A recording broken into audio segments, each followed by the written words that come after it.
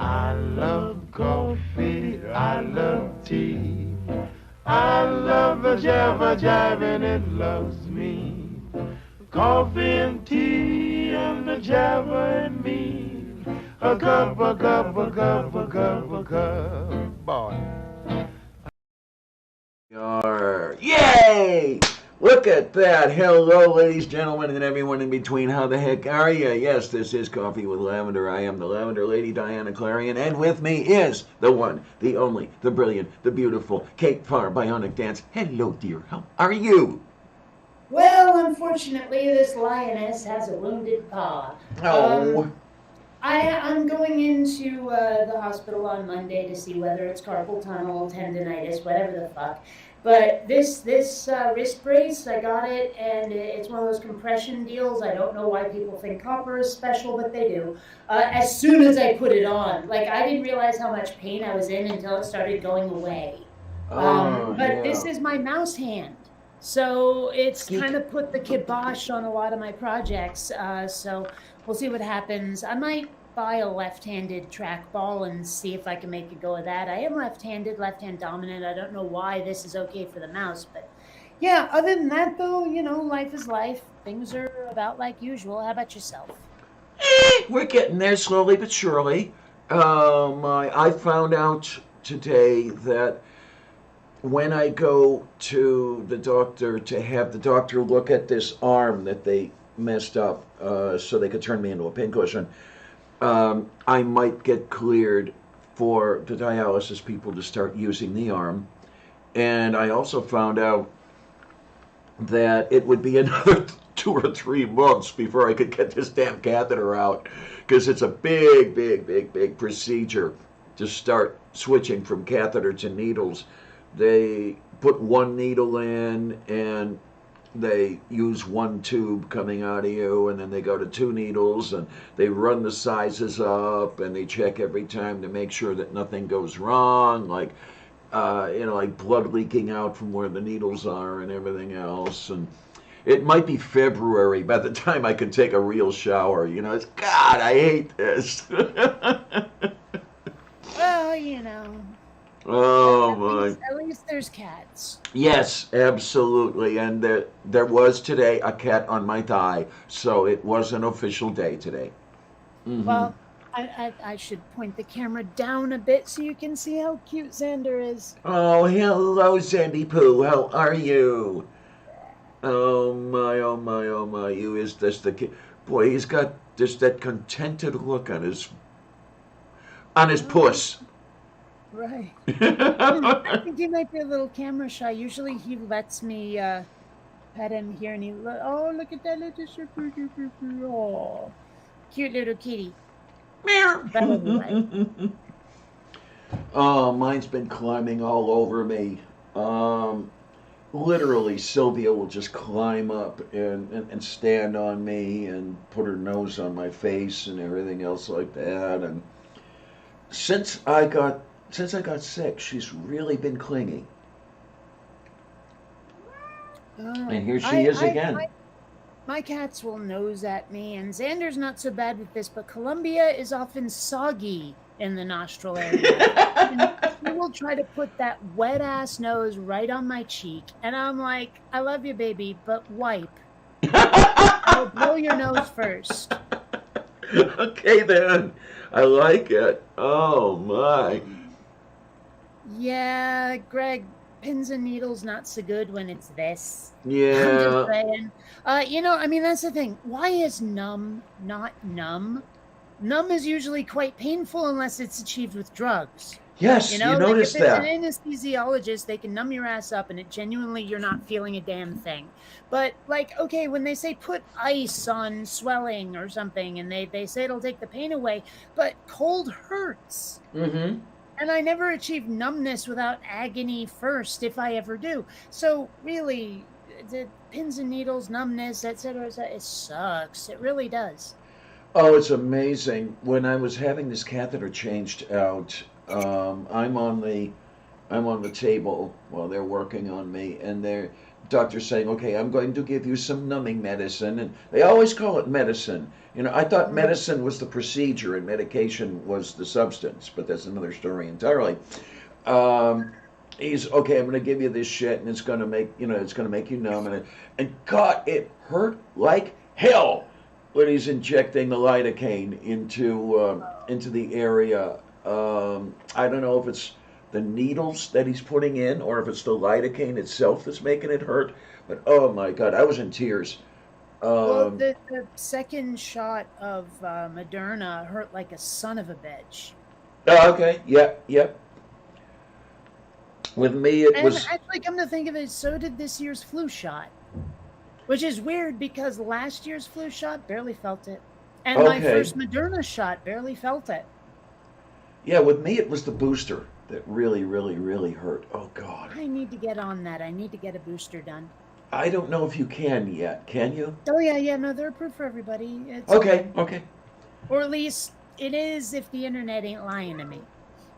When they gave it to us, they were still restricted to people with compromised immune systems and stuff like that, um, which includes me.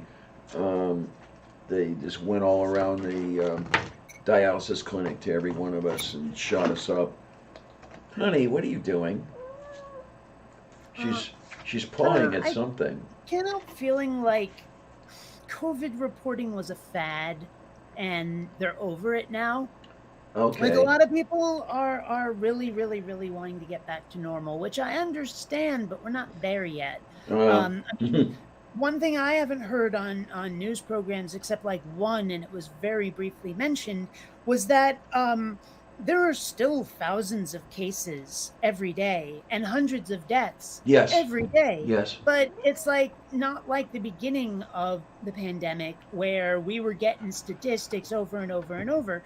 So there are a lot of people who are like, what? The plague is done. We can relax everything and go right back to normal. I'm like, that's how you get a spike. Uh-huh.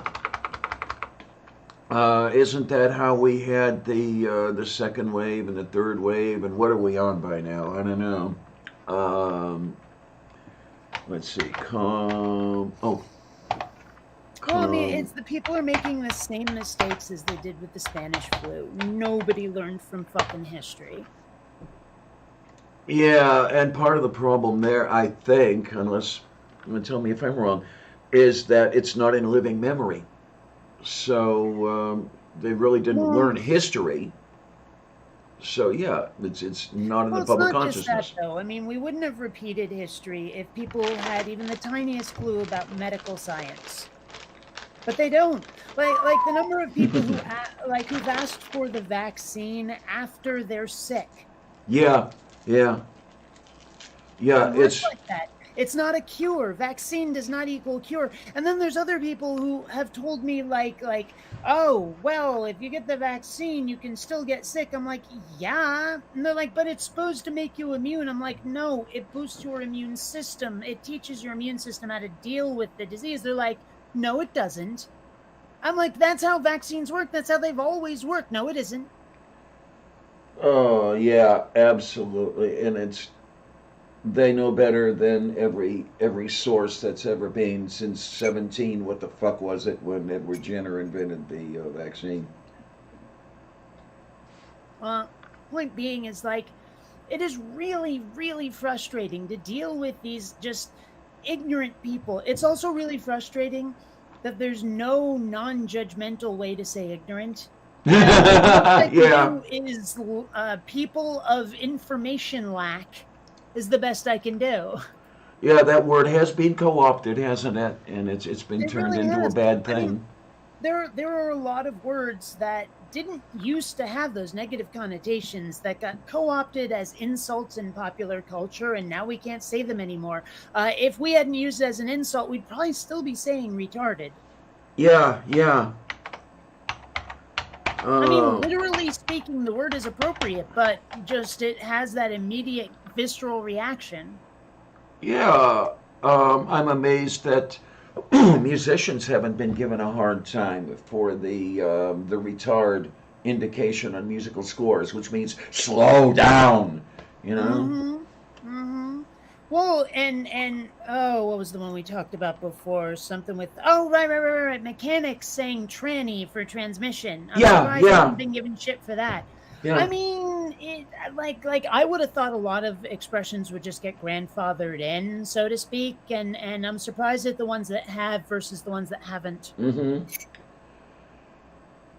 Yeah, and I realize My it's a. coffee's broken. Oh no, Nah, you're gonna have to fix it. I don't need more. Aw. I just made an entire pot, so hopefully I'll be good for a Hi. while. Mm-hmm. Oh my, that's. Oh, I do have to watch what I drink, uh, yeah. because since my kidneys are not working, I don't piss the extra fluid out as much as I used to, Hmm. and they have to take it out in dialysis. And if they have to take too much at once, it can have bad things. Um, I can start cramping, and well, yesterday I got all dizzy, and my blood pressure crashed. I almost passed out on them. Well, I've actually been watching what I drink because sometimes it does Oops, hang tricks. on, hon. Oh, damn it. That was funny, and you didn't have your freaking Oh, headphones on. And where now putting is? your headphones There it on and is. sticking them into the computer is going to break OBS. Oh no, unfortunately, when I moved, I pulled the cable out of my headphones because it got caught around the arm of my chair. Well, stop moving. Duh. Duh. Oh Um, my. what that was. Oh, yeah. I was saying, like, I've been watching what I drink too because sometimes it does tricks. Mm-hmm. Yep.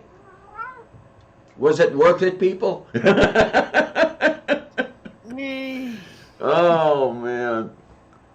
and Oh. that Oh note was given to me by Bing Crosby and was yeah. intended to get rid of it. Yeah. The minnow is here. The minnow's been here for a little while. Yeah, minnow Oh, yeah. says if your original shot was 6 months back or more, you can get a booster now. Okay. Yeah, I saw that. Well, one thing that's kind of bugging me though is that, like, for my like 2 flu shots ago, I just walk in and said I'd like a flu shot, and the pharmacist said okay. Like I didn't have to go to a hospital or anything. I just went to the pharmacy and the supermarket, and they gave me a flu shot, right? Um, but the reason I got a flu shot this year at the doctor's office was because they want me to make an appointment, and Uh I can't huh. just at the pharmacy, and I Mm-hmm. can't just make an appointment with them there. I have to do it online, and I'm like, this just sounds like a pain in the ass, you Yeah. know? Mm-hmm.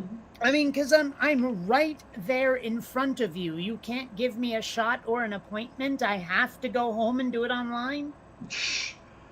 What would be nice would be if they would have a little kiosk there where they would have a laptop bolted down to it or something, and you could just go over there and make your appointment online and then come back to the counter, you know? I guess it's just, and I mean, I guess I could do it on my phone, but I have the worst time filling out forms on my phone because I'm like, select. Oh, Nope, not that one. jeez. Select. Yeah. No, that one. Like my phone and I disagree on where, like what, which part of the screen is indicated when I drop my finger in a certain Yes. place. You Yes. know, now one thing, I mean, like with the voice recognition, you can say your name a couple of times or say a couple of sentences. It remembers who you are, so no one else can activate your phone with their voice. Why can't it do that with your finger? You know, put your finger here, put your finger there. okay, now we know where you stab. Mm-hmm. I mean, hell, they do it with your headphones. If you hear that or that tone, press. If you hear that tone, press. And it builds a like a spectrum for you where you can hear the best. You Okay. know, Okay. why can't they do that with the touch screen? I don't know. I guess they got the junior software engineers just out of college for the touchscreens. I guess. One thing that I was thinking of, and maybe someone's done this, maybe they haven't, but you know how it's been really difficult to get people from the US to use the metric system? Well, I was thinking of a way to ease us into it, right? Because I mean, the big problem is just going, how do I translate all of those familiar like measurements in my head into a different system? Yes. Like if Yes. I'm driving 35 miles an hour, what the fuck is that in kph? If I'm trying to make this recipe, how do I adjust the proportions, the measurements to be metric, because I know it in cups and teaspoons, that kind of thing. I was thinking, like, we have phone apps where you can point the camera at a foreign language and it'll translate it for you, sometimes badly, but it'll still do it. Yeah. Why not have something where it can recognize numbers in kph or mm or whatever, or if they spell it out, and just do the math for you and show it on the screen? That would be really nice. I'd like something like that. I would, because And I mean, if I knew how to code, I could probably get rich off it. a lot of the recipes I encounter, more and more are coming in SI units, metric units, and Not yeah, freedom units. right. You have to sit there and you have to translate, and it's getting a little bit difficult. Well, one nice thing about my kidneys failing is that I'm getting used to SI now because they do everything in SI units. They do everything in metric units. So If you just said metric, you don't have to keep saying it twice. yeah, what the heck, you know me. Yeah, I know you, and I sometimes wish I didn't. No, but I mean, like, if these are new recipes, I can understand it. You know what I mean? Like Hmm. sure, put it in metric, but I'm talking about translating all of the familiar stuff in our head. Like if someone asks you for directions, okay, go 5 miles. Fuck, what is that in kilometers? Okay, five. Ah, damn it, that kind of thing. Or it's like, okay, I want to make, well, we've already covered the recipe. Maybe like, okay, social distancing, everyone stay 6 feet. Fuck, feet. Oh, how much is that in meter? Fuck, that kind of Yeah, thing. It's yeah. just all of those familiar things that we do almost automatically just because they're part of the culture will be difficult to change, and everything will be in decimals. I was actually thinking about the like that app idea I had, and I did the math on a couple of street signs, and it came out to like 0.49366725, kilometers, and I was like, well, that's useful, you know. It's just it was, yeah. Well, hello, Maya Atkinson is here with us, and I think you need to see an optometrist. Maya says you're looking lovely today, Diana, and it's like, oh, come on, give me a break. But oh, what the heck was I gonna? I forget what the fuck I was gonna say. No big deal. I always. Oh, what do we have here? Oh wow! Oh wow! Oh wow! Oh wow! Oh wow! Oh, what are you Manda doing, is here. Amanda? Hello, Manda. How are you, dear? Awful. It's fine. Mm. Oh, yay. All kinds of good. How's life treating you? Seriously, really, how are things going? Seriously bad. Like, we're seriously fucked, and I don't know what to do. Kind of Oh, like no. world on my shoulders crushing me down every fucking moment of the day. Kind of bullshit. I can't take this anymore. Is there But anything the Lavender Lady audience can do for you? Seriously. no. It's just Well, COVID fucked a lot of stuff up. There's nowhere to rent, nothing available. and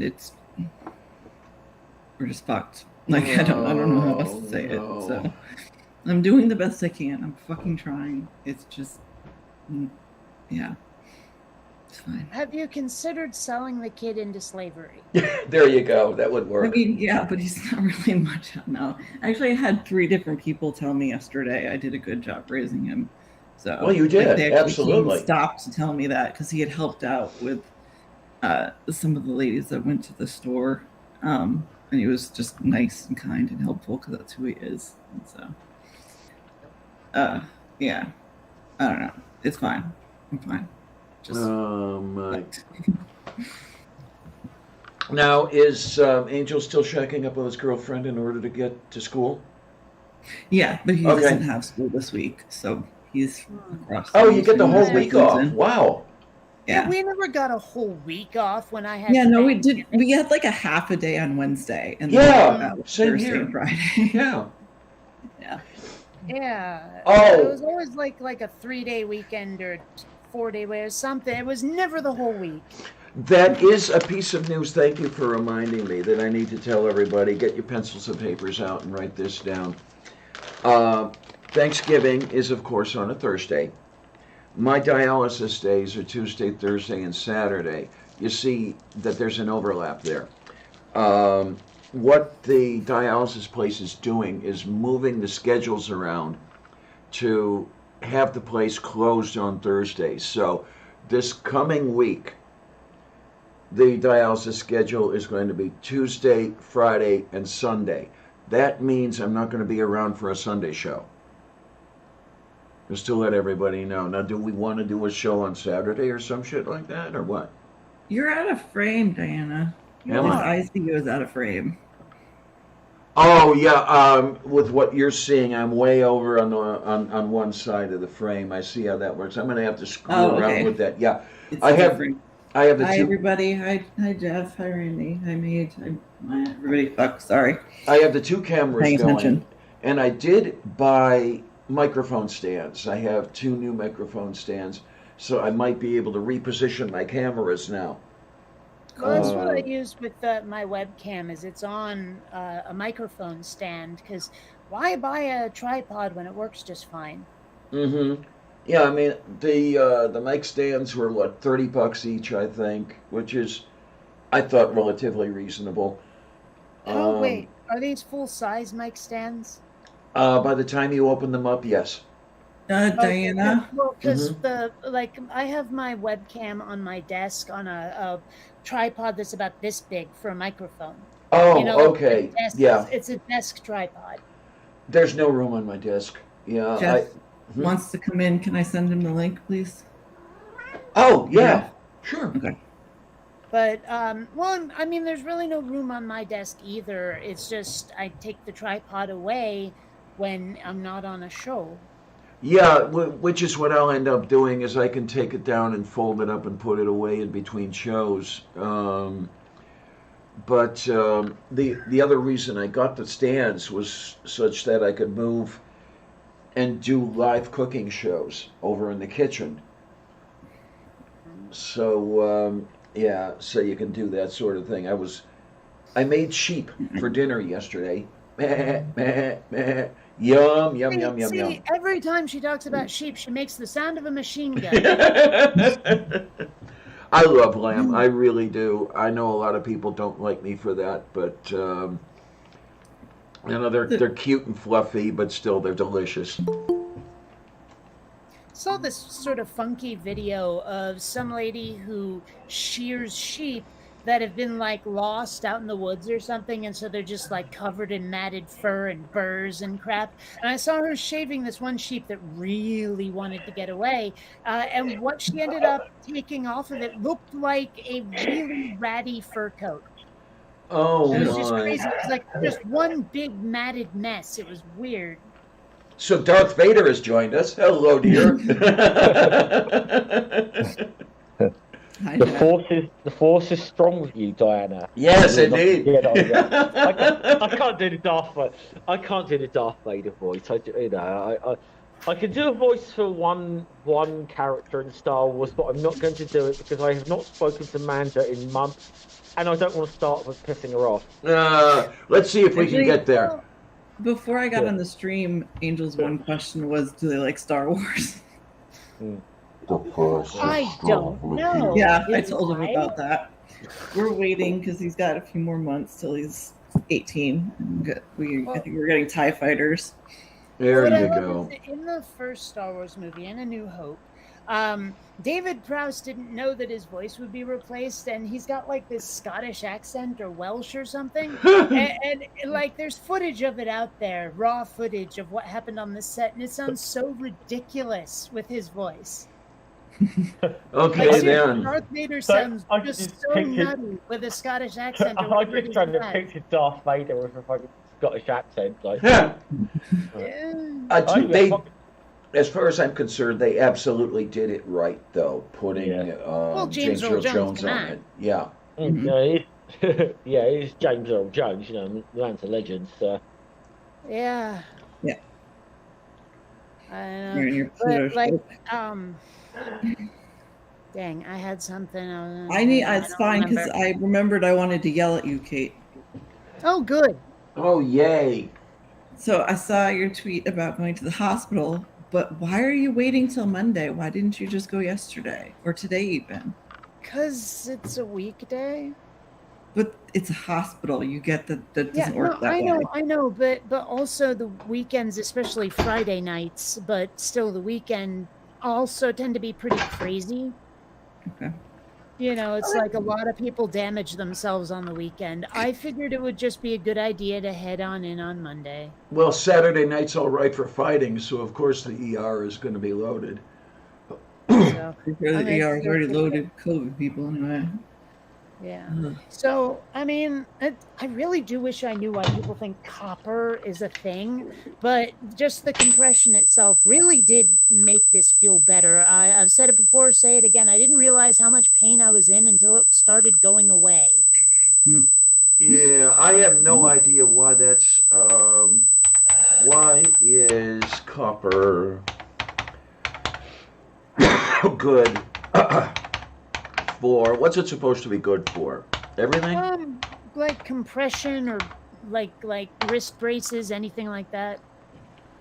Okay, what do we have here? Don't they claim it changes like the ions or some shit like that? Something crazy. I don't know. Okay, Well, from whether Healthline. it's superfluous or not, this thing helped. But how does Also, it kind copper? of makes me look a little badass. It does. Or like you're going bowling. Either way. Okay, but how does copper work? Sellers claim that tiny amounts of copper rub off the bracelet onto the skin, which absorbs it into the body.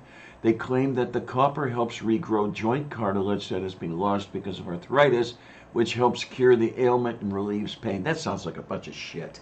Yeah. The thing that would really be kind of shitty is if it turned out like, oh no, that's not carpal tunnel or tendonitis, it's arthritis. I'd be like, fuck you, I'm not that old. A friend of mine had arthritis at Excuse 16. me. I Yes, know, dear. but we were talking though. I was saying this kind of makes me look badass. I took a picture, like, you know, I don't like a lot of pictures of me, but I took a picture that I'm like, okay, I like this one of me, and I swear the wrist brace helps sell it. You look Yeah, like man. you're about to execute a smiting upon somebody. I do kind of look aggressive, No. don't Can I? I just say, Kate, fuck Yeah. you. I was diagnosed with arthritis when I was 19. Did I? Oh, years I old. see what happened. There we Okay, go. but you know it's associated with old people. I know. I'm just saying, Small, is like I mean, this is the hand I use the most because it's my trackball hand. That's what I meant, and you know, it's necessary. I need to finish some projects. You know. Oh man. Why is it every picture I see of you recently, Kate, it's you looking like seriously metal? I'll take it. Yeah, I'm not. That's not a knock, because you know. Oh, of course Well. it's not. I know. Believe me, I know. Okay, there we go. Yeah, So, somebody was. I think Minnow was saying something. No, Mage was saying something about There's ear rape. squealing or something. Sorry. I hope that's fixed. I don't know That's if what it is. I don't know if I did it when my headphones accidentally unplugged or what happened. But I wasn't hearing any squealing. I wasn't either. But excuse me, I never do when people complain about it. Okay, but I had nothing to complain about, is what I'm saying. Moo. We didn't hear it. They This did. is, yeah. Oh, I see. Okay. Oh my. As always. Well, would it be a Lavender Lady show without technical difficulties? Really? I mean, It could be one. Theoretically, it can happen. mm-hmm. Let's see. Wait a minute. I'm going to take my headphones off for half a second here. Oh, Talk about man, I Diana. know, Kate. That's such a short period of time. There we go. There we go. Now, all I can say, people. Let's see if we can figure this out. There you go. You got it. Perfect. All I can say, kids, is don't get old. It's not worth it. Ugh, you have said that so many thousands of times. We understand. Oh my. Okay, there we go. Now I can turn this on and I can bake my neck. At 350 for 20 minutes. I remember watching Alf as a kid, and their next door neighbors were the Achmanics, which I don't even know what language that is, but it got translated at one point into "ouch my necks," like "ouch my neck." Okay then. Yeah. That sounds like what the heck is his name? The guy who played Serge in Beverly Hills Cop. That he would call. Bronson Pinchot. Thank you. And he called Axel Eichmann or whatever it is. Well. Yeah. Surge. Yeah, I remember that. Yeah, I remember that one. That's a great view of your chin there, Jeff. Yeah, I'm trying to get on camera, and I'm like, it's not really working for me right now. I don't really go off again. Yeah. There you go. You're smiling mug. Let me try and I am on my phone, so let me just try and readjust that. Okay. There you go. Achmonic sounds a little Greek to me. I'm not sure. Maybe I'm wrong. Sounds Greek. Wasn't he Balky? Yes. Yes. I fucking love that Bronson show. Pinchot was Balky. Loved that show growing up. No, It's kind of funny seeing him in roles that don't have the accent. There was something he was in, I can't remember what it was, some 80s movie where he was just like this guy in a polo shirt in some country club or something. And I was like, wait a minute. You know. Yeah, I remember that too. But I can't, I'm afraid of going back and watching TV shows from that I loved when I was a kid, because there's always a little bit not so great, and I would rather just remember them. You don't want to ruin your memory of it by watching it and thinking it doesn't stand up so well today. I get. Well, I was watching some of the old cartoons from when I was a kid, and I'm realizing that they're still pretty good, but there's one character that is in all of them that just makes it so hard to watch, and that's the bumbling dumbass who always goes like, "Duh, gee, boss, I don't know," like that. And I'm just like, oh my gosh. Either that or the really high-pitched, small sidekick. That kind of thing. It's like I love these shows, but those voices just go right up my spine. Oh, the one that really got me when I was, this tall. I really loved Fireball XL5. It was one of those Jerry and Sylvia Anderson puppet shows with an outer space theme on this one. But I went back and watched it as an adult, and it was like, yeah, I can see the appeal, but God, I would go nowhere near it now. It was so thin. The scripting was just so thin. Which series is that, Diana? Which show? Yeah. The show is called Fireball XL5. Okay. I don't think I've seen that one. So. By the same people that brought us Supercar and Stingray and all those. I was a little surprised. I got my hands on a Transformers box set, 80s G1 Transformers. And I was a little surprised by how much continuity there was from episode to episode, because I don't remember that being a thing in the 80s. I don't remember that really being a thing until like Babylon 5, you know? Okay. So I was surprised by that. But one memory I do have, I remember watching these shows with my friends, and every season finale would be like 5 days where it's just one long 5-day story. And that was always something we looked forward to, because it was more than just one episode. It was a really long thing. But I remember there was this one episode where they were going after this thing, like G.I. Joe and Cobra needed this thing called the MacGuffin device. And at the time, I didn't know what the fuck that meant. But now I'm like, oh, that was a little on the nose, wasn't it? Yeah, a little bit. Oh, and a little something that just came to my mind, with this thing on my neck here. At the dialysis center, they gave us neck pillows.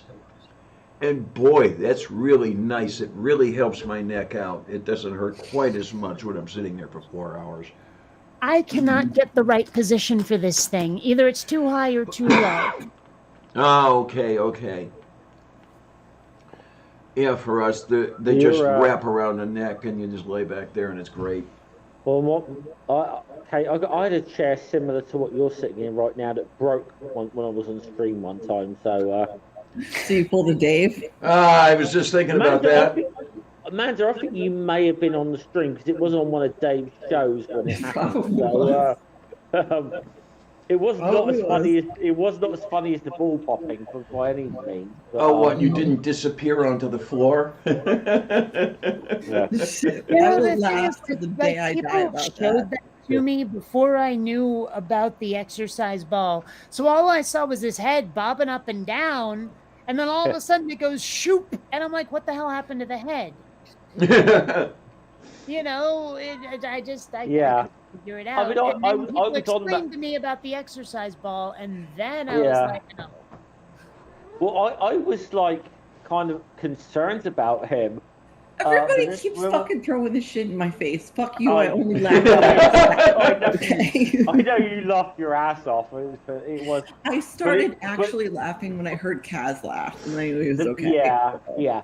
The bit that broke me is when Cripple got up and said, "It popped." That's the bit that just broke me, and I was.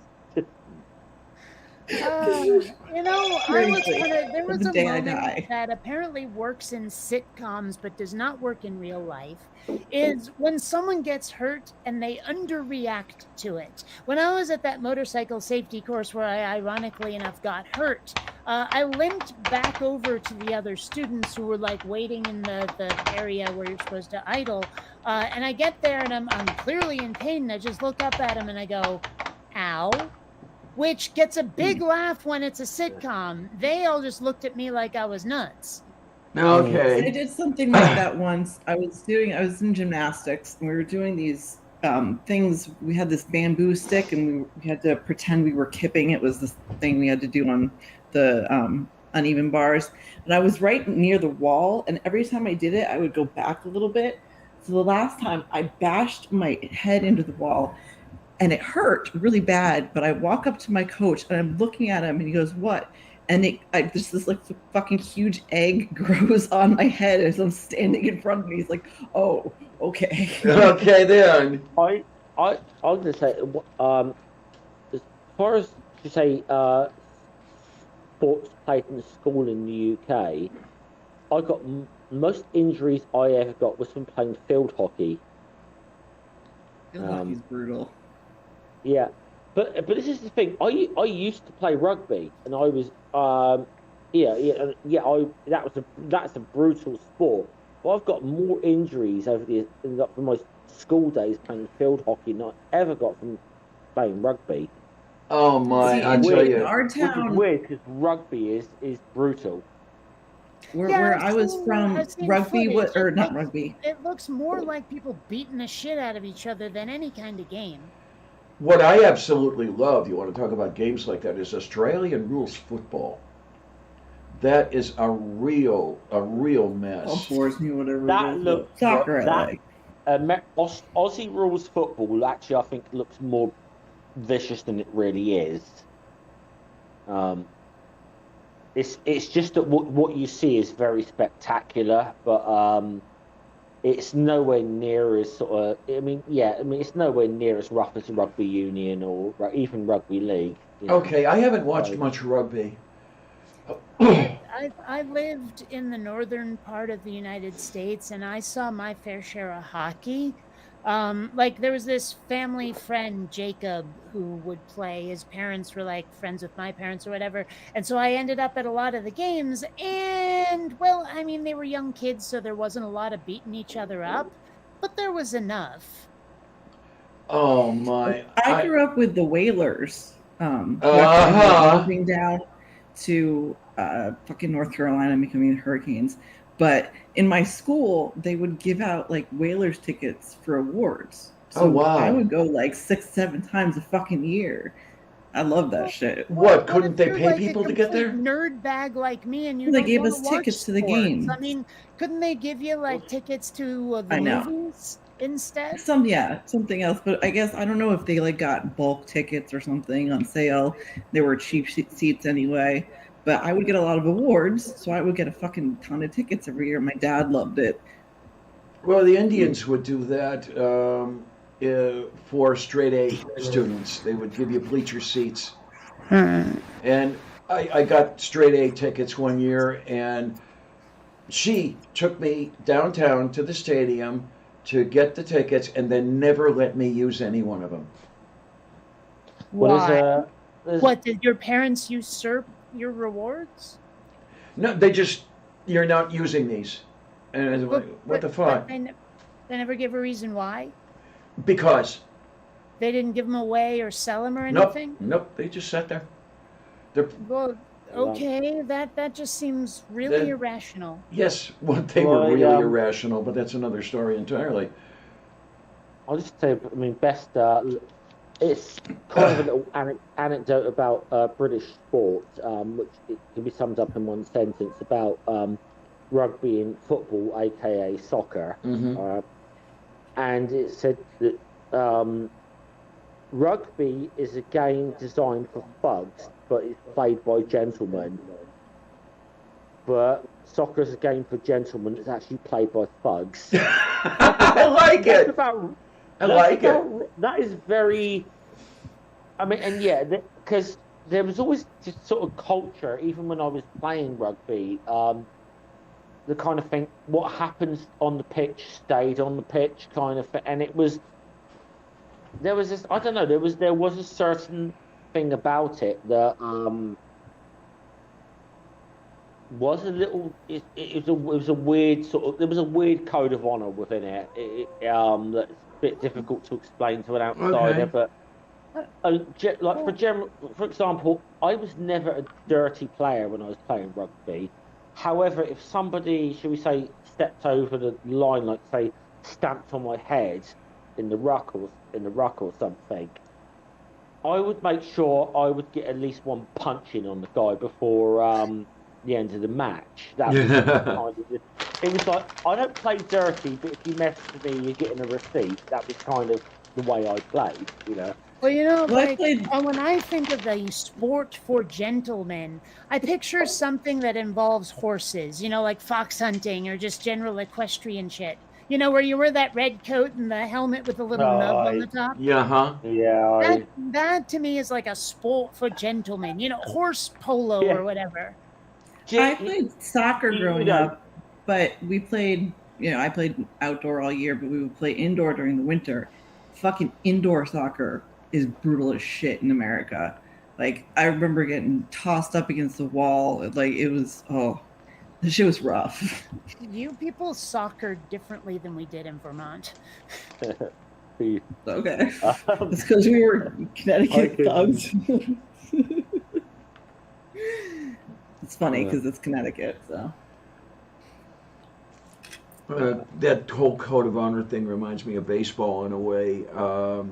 You throw inside on somebody, expect to get one aimed at your head the next time you're at bat. One of those deals. Like cricket, for example. Yeah. Yeah. Well, what the fuck is cricket anyway? I have looked and looked, and I haven't like actually looked up the rules or anything, but I do not understand what's trying to be accomplished in that game.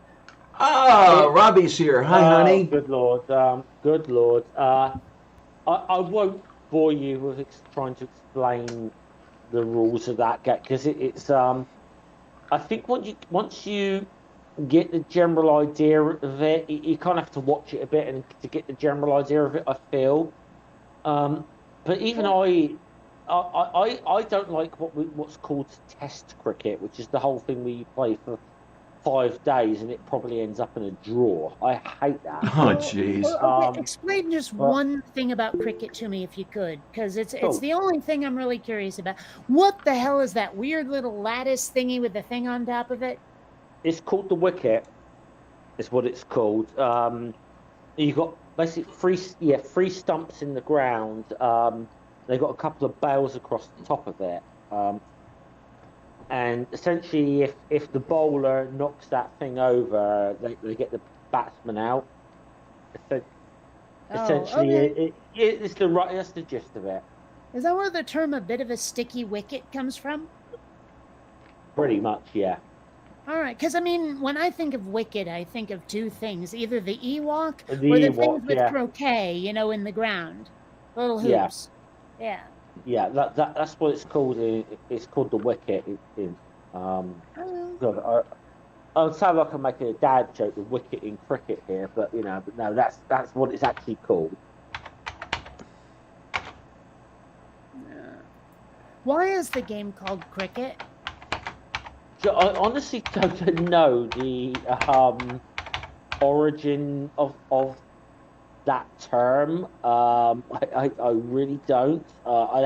Something I had to look into. But I mean, there's a village about 10 miles from my house where like the first ever international cricket game was ever played. England and I think that tell you a lie. Actually, no. First ever proper international cricket match was not played by like England or anything. It was played between the United States and Canada. Which is weird because two nations that are not exactly known for playing cricket. I don't know. It's weird. Like, the names of sports, some of them are quite obvious. Baseball. It's hard to misunderstand that one if you look at the game. But I don't really know where hockey comes from. That one's a little strange. Cricket doesn't make a lot of sense, obviously. And I mean, there's a few others like that where I just I don't even know where polo would have come from. Maybe Marco Polo. I don't know. I think if you get the concepts of baseball, you'll probably get the concepts of cricket. I mean, baseball. I'm talking about the name of it. I mean, but obviously, baseball is a somewhat of a couple of English games. Obviously, cricket and a game we play called rounders, which is a bit more similar to baseball. It's more of something that's played in English schools. And how did we end up calling that thing in hockey a puck? I have no idea. That's one thing I have no idea about. The only puck I know of is like some sort of sylvan creature. Yeah. Well, you know what I'm doing, right? Okay. According to this, it says late 19th century of unknown origin. But I want to know then where the name of the creature came from, because Shakespeare uses it in The Tempest. Mm-hmm. Puck is one of the characters. I'm sorry. Well, there's a lot of these magical creatures that just span time, get reused, reimagined constantly. I mean, how many different times has a gremlin been made different? Yeah, and it's. I'm sorry, it's not The Tempest. It's Midsummer Night's Dream, where Puck shows up. And like, I mean, how many different iterations of elves are there out there? I mean, between Santa, Keebler, and Lord of the Rings. Oh, Mino's got something for us. Cricket comes from the French word criquet, which means like a post or a stick standing upright. So is that where? So it's a derivative of croquet, I'm guessing. There's where I was headed. Yeah. Yeah, that's interesting. I didn't know that. So. Well, okay. I guess I'm glad to know that the game isn't named after the bug, because otherwise, like if it was, it wouldn't make a lick of sense. Right. Like seriously, none at all. So I'm glad to. I like knowing origins of words like that. Etymology is cool. It's like one of the few ways I'm like you, Diana, with the whole learning shit for no good reason. I love etymology. Yes, it's fascinating, isn't it? Yeah. I suppose that were I not to have been so hard into the sciences, I might have become a linguist. Well, I mean, I've tried many times to write a book, to write a novel, and I usually feel like I'm pretty bad at it. I don't have, like, maybe I should structure a plot and try to hang everything on top of it. I don't know, but I've started so many stories, and I really want to get better at it because I do love language. You know this about me. I mean, you've heard me go off on grammar and spelling and pronunciation and all that shit. You know, so you'd think I'd be really good at writing a book, but I really am not, apparently. Either that or every author goes through this very rough state that I've been doing, and then they refine it over time or something. I don't know. I mean, I don't know what the writing process is like, and I bet it's different for every author. Public service announcement. Well, to be honest, there goes the neighborhood. Stools here. Yeah, we know. Let's get Stool in there. Yeah. We'll make the neighborhood go. Yeah, I mean, I've got to be honest. There's definitely some books I've read, though, Kate, that we say. Hold on, Jeff. I can't understand a word you're saying. I can't understand you. There's something with your audio. You sound very, Hold on. I don't know, washed out or something. Well, I'm on my phone, so I don't know if my audio is. Oh, this is better. Much better. Yeah. Yeah. Is that better? Okay. Yep. Yes. What was I say? Yes, I mean, there's definitely some books I have read. Let's just say some of the worst books where, and I've heard that it took the author a week to write them, and I listen and I read it and think, yeah, it might have taken them a week to write it, but they still had writer's block. They were that bad, you know. So I cannot write a book to save my life. It's also kind of interesting when an author takes like a culture from Earth and sort of works it at least a little bit into their sci-fi or fantasy story, but not in a way where it's quite so obvious. You know, like necessarily. I mean, there's a lot of Dune. If you look at Dune, it's clearly like the Fremen are Muslims and all this shit. You know, based on. But they like, okay. Take for example the Vlad Tolstoy series by Stephen Bruce. Now, he's like Hungarian by ancestry, and so a lot of what goes into those books is just sort of Hungarian culture. Like, he talks about the relationship of the main character to his father and to his grandfather, and he talks about a lot of the cooking he learned from his father who ran a restaurant, and I mean, it's clearly based on Hungarian cuisine, you know, stuff like that. Yum. But I mean, it's so organic that it doesn't feel like, oh, hey, I can identify that shit. I mean, I wouldn't know if the author hadn't said in like a lot of afterwards, and also we're Facebook friends. So, you know, but I mean, it's, I love it when people manage to do that seamlessly, you know? Now, I cannot write a book to save my life. I have tried several, and I just can't keep my thoughts together. I end up getting sidetracked so easily. Well, you do that here as well. You notice that, yes. Yeah. Well, I mean, it's like, and I do it too. I've tried so hard to not go off on asides in the middle of a thought. Sometimes it means I'll lose my track of the original subject, but sometimes it's just me saying something that's completely unnecessary. You know, where it's like I'll be in the middle of an explanation, then I'll stop and go, well, you know, sometimes there's this exception or that exception, and then go back to the main point, or like you'll do sometimes where you'll say something that might possibly sound like a self-compliment, so you throw in something self-deprecating as an aside and then go back to the topic. You know what I'm talking about? So I mean, I try to be brief. I go for brevity. I go for being succinct, because if you go on too much like Frank Herbert or George R.R. Martin or fucking Lord of the Rings Tolkien, if you go on like that, you can bore the crap out of your audience, or if you get too repetitive like David Weber and say bomb pumped lasers like 80 times per book, or possibly per chapter. So, but because I get distracted on those asides, I tend to bog down in them. One thing I'm thinking is maybe if I really want to have those asides, footnotes. Okay, then. Yeah. I will always say, I think that the book that I tried to read, because it caused it was a bit of a big stir when it came out, and everyone was talking about it. So I wanted to see what all the fuss was about the Da Vinci Code by Dan Brown. Oh my, okay. And I'm like, and I just got like a few chapters into this, and I'm like, this is fucking awful. Bart Ehrman's favorite book, yeah. Awful. Well, Dune is just like, it's almost incomprehensible. Although I'm tempted to give the book another try now that I've enjoyed the new movie.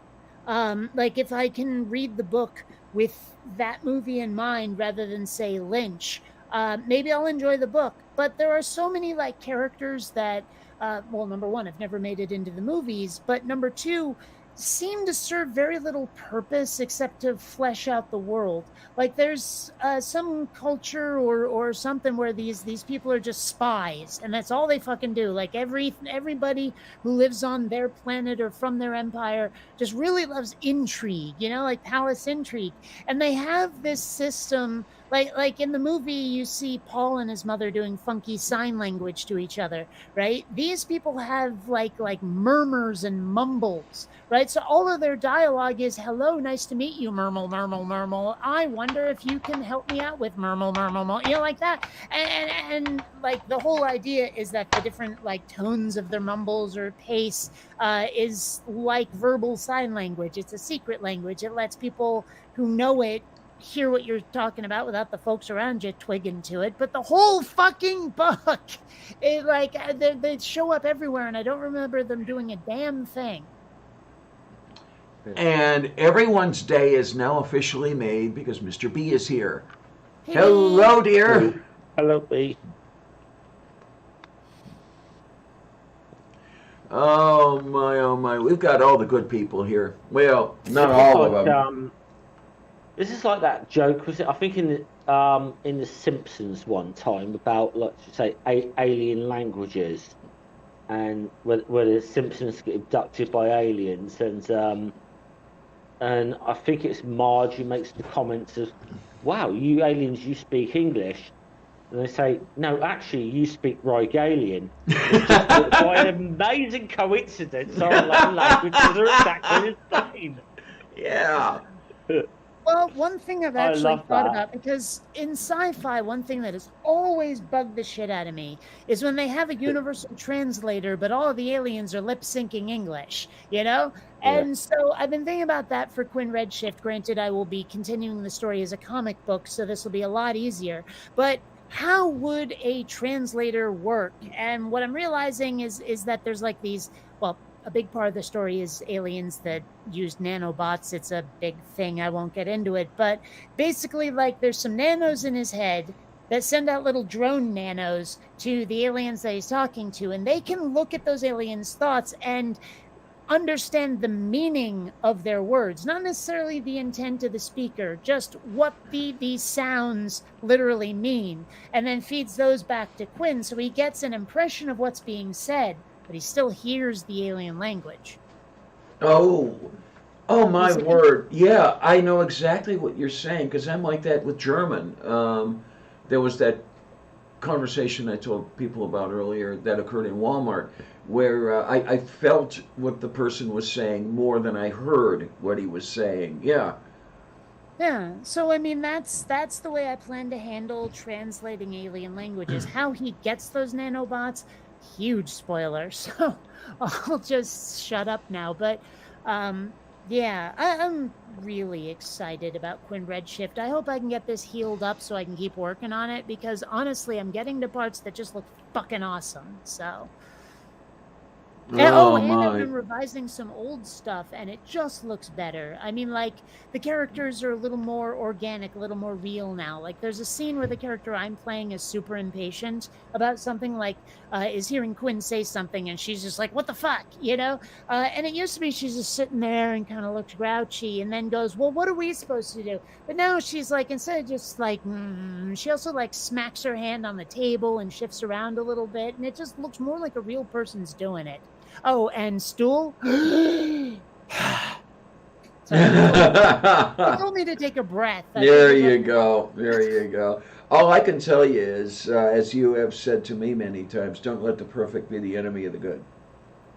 Oh, I'm not. Those scenes I've been revising, they look fucking awesome now. Okay. Like, seriously, I hadn't hit good yet was the problem. Okay. I mean, I want to make this something I'm proud of. And now I am of those shots I just fixed. I don't have to do them again. Kind of the way I'm pretty satisfied with the way the credits look, which I've revised like 10 times, and now they look awesome. So, I can stop fucking around with different parts of it because they're ready to show. Others, I'm going to go, like, I have a text file of the, like, dozen or so shots that still need revising. Now, this is interesting. Boltarian says, I went shopping yesterday and got some dope-ass clothes with the help of a wonderful personal shopper. That's an interesting concept there. What, does someone follow you around and show you what they think you really should be getting in clothes or something? Or what's up? Feel free to write it in. Okay, have you ever tried to talk to people about something and for frickin' sure they know what you're talking about, but they decide to get on your case either for whatever reason, just cause, or because of how you expressed yourself or something, where, like, I was saying it might be time to shake up my wardrobe a little more to make it just more explicitly let the world know I'm a lesbian, because as it is, jeans and t-shirt don't necessarily convey that. All by themselves. There are certain haircuts that are pretty common. There's, like, cargo pants everywhere, et cetera, et cetera. But I had some people, like, get on my case, including other lesbians, who were like, what's a lesbian look? And I'm like, dude, fucking, you know what I'm talking about. Half of you have photos of it on your pages. That's like it's just so frustrating. Basically, you're trying to go for, like, the ultimate stereotype look here. Yeah. What people think a lesbian is, Also what I see walking around here in town, where it's basically San Diego's neighborhood. Yeah. Okay. So it's not just a stereotype; it's real. Yeah. So. I don't know. I just it would help, I think, because as it is, I'm not sure if people get the impression, if they figure it out. Maybe I should, like, it seems a little on the nose to wear a demisexual lesbian flag on a t-shirt, but I may have to, at this point. I'm just saying, like the only way anyone seems to know I'm a lesbian is if I tell them or go to a dyke bar. Okay. Well, it's frustrating, Moo. I mean, between that and the number of people who think I'm scary for some reason and don't approach me, I need all the help I can get. Who would ever get that idea? Stool is suggesting a milkmaid uniform. Yeah, I can't do the braids is the problem, Stool. My hair's not long enough for the braids. Plus, I'm not blonde. See, Maybe my it hair doesn't have to be one of those, like, Dutch milkmaids. I don't know. my hair might be long enough for the braids. I don't know. Yeah.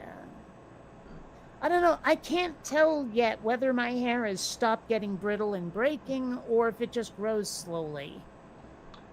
Well, I hate to say it, but as the numbers increase, your hair growth might be slowing. I know mine has. Yeah, but it's been like this since my 20s. Oh, okay. Oh, absolutely not, B. I will not wear collared shirts. Absolutely nothing with a fucking collar. I don't know how to explain it. Maybe it's an autism thing, but there's something about that folding over I can't stand. It drives me up the wall. And plus, I don't wear buttons. Compoundophobic over here. I was going to say, yeah. pretty much I everything. do have a couple of vests I really freaking like, but they have, well, number one, a stand-up collar, but also it just looks like something out of sci-fi, right? I was a little surprised when my dad bought it for me because it's like $100. My parents support me financially, but not emotionally, and so I wear it everywhere. I've had it for like a decade. I love the shit out of that vest. Moo, Just saying. moo. Like, did you know there's actually a thing? I started calling it space station lesbians to go with log cabin lesbians to contrast, but apparently laser lesbians is a thing. Sci-fi nerd bag lesbians is a thing. Yes. Rule 34. You know. Well, I mean, for a while there, I thought I was the only one. So many of my fellow lesbians are like, let's live off the grid in a cabin out in the mountains somewhere with all of our German shepherds. You know, and I'm like, are there no urban lesbians? Are there no futurist lesbians? Where the hell are they? Am I the only one? So it's good to know I'm not alone. And I don't mean you're not alone. Moo. I always feel weird on these conversations because there's so many streams I jump into where I am like the token cis het white guy. So you know. Well, yeah, it's kind of weird being the token of the community for a change. B says, I'm technically challenged. Clothes have to be comfortable or I can't wear them. Well, with me, it's amazing what I find comfortable. I find comfortable things that nobody else in the entire world would find comfortable. Put me in a 3-piece suit. I did that all the time because I liked it. It was comfortable to me. Okay, Poindexter. Well, I mean, here's the thing. You actually have said that what you really wanted was to fit in, but I get the impression you didn't want to fit in so much as be accepted as is. And that's never going to happen in a 3-piece suit. Well, yeah, you might be right there with the accepted as is sort of thing. And I mean, that's not a bad thing. People should be accepted as is, but still, fucking 3-piece suit, you were asking for it. But I like it. I do. Yeah, but you were still asking for it. I mean, maybe if you had gone to like one of those sort of private boarding schools, you might have got away with it. But in like a public school, nah, it's not going to happen. I mean, I wish I could. Well, I can, but there's nowhere I can wear it. Adapt that to the feminine gender because I've got a blazer and pencil skirt, that whole bit. I wish I could do that now. I could, but there's nowhere I could wear it. I just don't get around the way I used to. Don't get around much anymore. But what are you doing? I'm trying to get at something that's on that, and it won't come on. All right, there we go. Get the cat to help. What do you have, a vest over there? Yeah, this is the vest I was talking about. I mean, you could see a sci-fi character wearing this, huh? Yeah, I could. I like this a lot. I really do. It's very me. Oh my, okay. It honestly just needs some patches on there and it'd be complete. I could see like Han Solo's sister wearing this. Yeah. Now Mage says... He has one, at least I don't think, but still. Mage says the way climate change is going, we might have to go back to a medieval technology with some things as a matter of survival. Okay. Moo. What I saw not too long ago that I thought had died was a guy with his pants down around the middle of his thighs. Oh, Jesus, like, yeah. I thought that was over. No, up here you see it quite a bit. Well, of course, Pittsburgh is about 20 years behind the rest of the world when it comes to that shit. Well, I'm just saying, though, is like, I was so shocked because I hadn't seen it in at least a decade. Yeah, huh?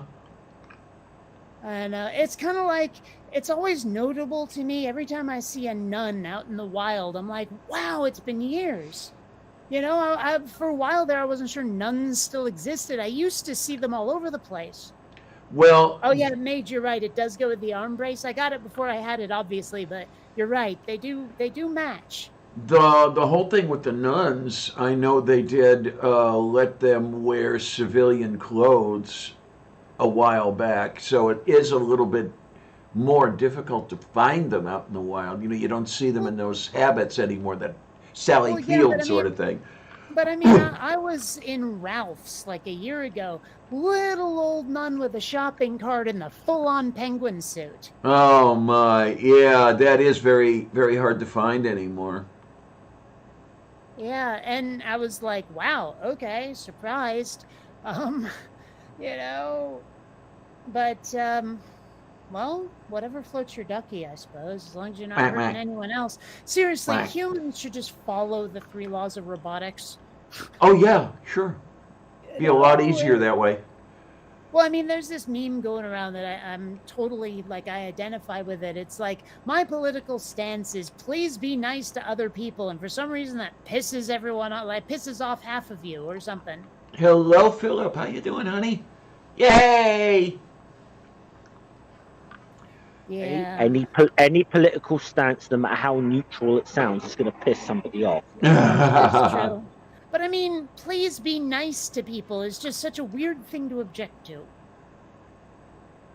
Yeah, well, I guess it all depends what you mean by nice. I mean, what some fundamentalist Christians would call nice, we call torturous. Well, let's put it this way.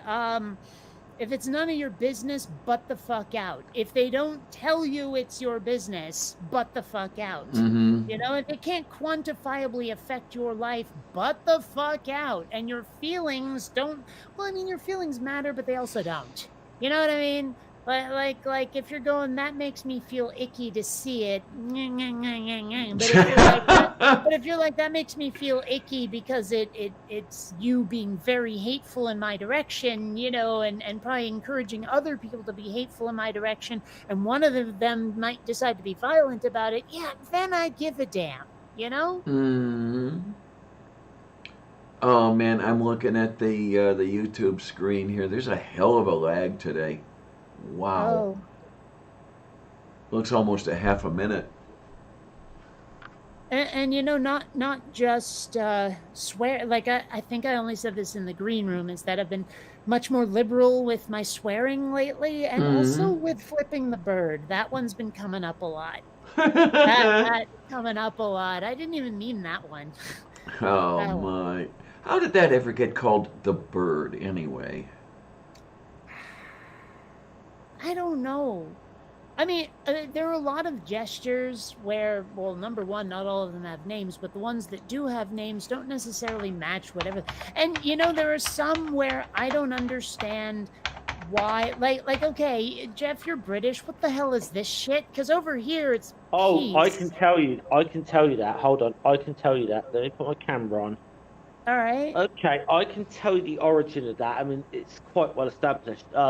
The 2-finger thing, to sort of like say fuck you or whatever, goes back to Wait, is this about archery? The 100, yes. Okay. The 100 Years' War. English longbowmen were kind of, should we say, they're kind of feared around Europe during the time. So when we were at war with France, so if they captured the English archers, they would cut off these 2 fingers, so they could never fire a bow again. So it was kind of a taunt that English archers started doing this to people. I mean, I don't know. I'm going to be honest. I don't know. That's kind of the story of it. Now, historical accuracy wise, I'm not 100% sure of that, but that's kind of the accepted story of where that came from. Now, here's one that I'm not sure about, and I think it might be different from culture to culture, is this. Where you get that, like, that. Oh, I've yeah. seen it used in British comedy to mean, like, sex. You know, but Even I I'm not just sure of the like over origin of here that in the one. United States, we just seem to use it more as like an exclamation point to the middle finger. You know, where we're like, this, you know, this is worse than this. You know, Okay, okay. Yeah, that's the way I've seen it used, I but with prefer no explanation for you what it know. means. Yeah. And Yeah, then, that's kind of the, but the two things, that's kind of the accepted story of that is to do with longbow men, but that's kind of the accepted story. And again, I always take some of these, sort of say, historical kind of stories like that with a pinch of salt.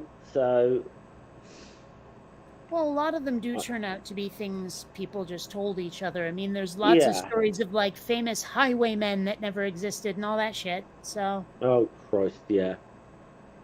Well, there's the classic one in English history is the Luddites, you know, the people sort of like when in the early days of the industrial yeah, yeah. revolution in sort of sabotaged the early factories and so on. And they were supposedly founded by a guy called Ned Ludd, and there's no historical evidence this man ever even existed. So you know, but it just sort of became, it was one of those myths that took on a life of its own. I'll give you an example. It's a little, should we say, a little closer to home for me.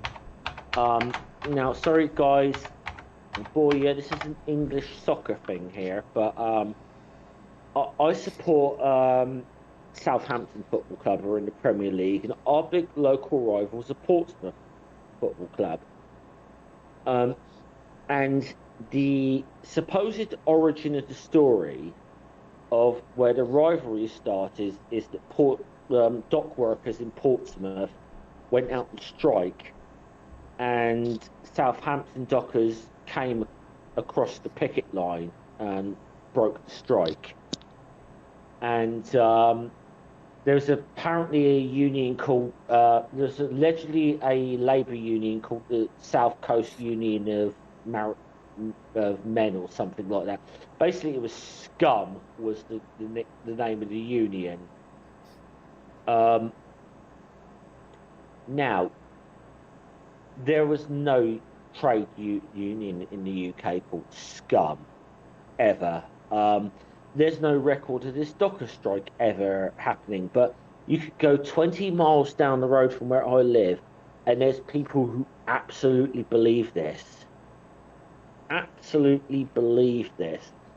And the big jeer that fans of Portsmouth Football Club give to fans of Southampton Football Club is scummer, as a reference to that this. explains your username. Yes, hence my username is a take on that. Okay. Then. All right. Yeah. Gotcha. Huh.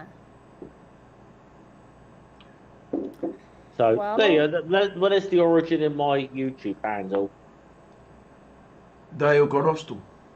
so one thing about this, I mean, it is supposed to be compression, right? Which I don't know why that helps, but it does. The thing is, there's a fine line between compression and cutting off your circulation, and I'm never sure which one I've done until it starts to tingle or doesn't. Yeah. And I'm really not sure what the proper procedure is. I mean, I suppose I could look it up. This thing came with a manual, but it was mostly an advertisement for their website. Maybe I should go there. Maybe they have a tutorial. Yeah, that's the weird thing about compression. I mean, when you see me with my hand behind my neck all the time, I am practicing compression. If I press on the area of the neck back here, that seems to help me. And I don't know why that does that. I really don't. Well, if my shoulders are ever like super stiff, I desperately need a shoulder massage, and there's no one around, you know, except the cats, and they have claws. So if I try to do it myself, though, I always end up pressing too hard. I always end up making it worse. So it's really only okay if someone else does it. That's weird. I would think personally that you would be a better judge of how hard to push Well, than someone else would, but I guess not, huh? Well, no, I mean, I'm a little too close to it, I guess. I don't know, like, Okay. or maybe I have to hitch up one of my arms, so I just end up making myself more tense. Or maybe I'm like, this isn't working. This isn't working. Press harder. Press hard. Oop, too hard. Or something like that. I don't know, but for whatever reason, I cannot rub my own neck. Like even right Okay now, I then. didn't press down that hard. That hurt like a son of a bitch. Someone else has to do it. That's weird. Well, anyway. Anyway. Yeah. Not a lot else going on here. I mean, I just want to get back to my projects. I've been revamping some of the sound effects that were just not conveying like what I was trying to do. Like there's these like just gigantic capital ship like cannons on one of the on the pirate vessel, right? And getting the sound effect of one of those firing right is a task unto itself, because it's like, what do you do? I took like the sound of a really powerful sniper rifle and like my friend Erica saying pew, because that's in every weapon. But also that, oh gosh, but what else did I have? Like I slowed her voice way down because I knew the cannon needed to be deep. It needed to have a bass resonance that really got into the gut, because these cannons are gigantic, and so I really wasn't sure what to do. And like I said, I combined those two things, and then I had to re-add the sniper shot because like I'd mechanized the first one to make it sound like a sci-fi sound, like I hit it with a flange or something. And then so I had to add the original sniper shot back in there because now it was just sounding like someone had opened a can of soda, so I still needed the kabang in there, for emphasis, for more of the high tones rather than the deep bass visceral thing that you were getting before. And I mean, the first time I did this, it sounded like shit, and I had to revamp it, and so it's just, yeah, I need to get back to work on all of these things. You wouldn't believe what's involved in making an animation. You've got a point there because just some of the stuff that you've talked about and put up on the YouTube as a backstory. It's I never realized how much. I mean, I knew that there was work involved, but not how much. Wow. Yeah, and the fact that I'm a team of one makes Yeah. it just, I mean I'm hoping people are impressed with what I managed to accomplish, even if they don't like the animation itself, like the story. If people are just like, holy crap, I can't believe one person did this, I'll be like, oh. I mean, because you see stories like that from time to time where it's like someone worked for ages and produced this thing and everyone like watches it and it goes viral and shit. I mean, it's almost like the story writes itself, working on pirated software and out-of-date machines and all of this stuff, enduring crashes all the time, blah, blah, blah, plus this now, all to finish Quinn Redshift. That sounds like the kind of thing that makes the news.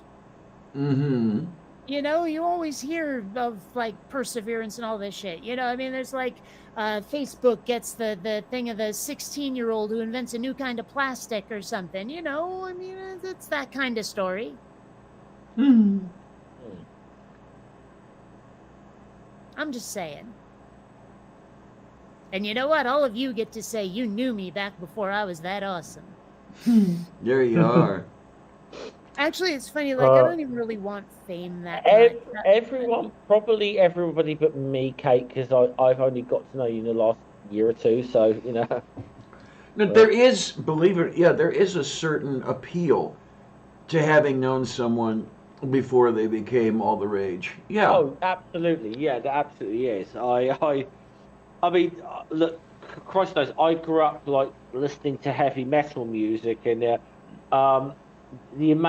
was kind of, should we say hardcore metal purists who kind of accused any band of selling out if they got more than 50 followers, Yeah. But yeah. I mean, I saw some bands like While She Sleeps and Silosis that I saw them in like tiny little like almost pubs kind of thing. Okay then. Yeah. And it 2 years later, they were playing in festivals in front of 40,000 people. Mm-hmm. There's a pub in my my hometown called the Joiners. It's a famous little pub, and you see all the names of acts that have played in there, and it's almost like a who's who of like music over the last 25 years. It's like people like Oasis, Green Day, Katie Tunstall. Just keep going, you know. It's just yeah, they all started off playing tiny little venues like that, you know. But the Joiners is a plug list that keeps a very good record, shall we say, of the bands it's had in there. So when they do get famous, they make sure they got the pictures up on the wall, kind of thing. Mm-hmm. Yeah, a lot of people I knew way back in the day would go to a club in Cleveland called the Agora, and you got to see a lot of people there who later became super. For example, Rush got a good bit of their start at the Agora. I like some Rush. Mm-hmm. Yeah. And yeah, these kids can say they knew who Rush was in 1973. You know, one of these deals. But I don't know, it's weird. Like, they don't have a lot of songs I like, but the ones I do like, I really like. Actually, it's the same with One Direction. okay. Actually. I for some reason I happen to like Roll the Bones. That's the one I like. Mm-hmm. That's like a really, really, really good song. The rest of that album, I mean, I can listen to it, but I take that back. I really hate Tom Sawyer. Cannot stand that song. I liked the musical album they did. Oh goddamn, what's it? Why was that? I don't know what it is. Why is that escaping my name? It's gonna piss me off. But why am I having? I'm having a mental blank. That it was like a musical album they did, and I can almost I know the like mainly because I know the riffs and all that from it, and I just struggle with the words of it sometimes. Really frustrating me, but it was a really good album of Rush.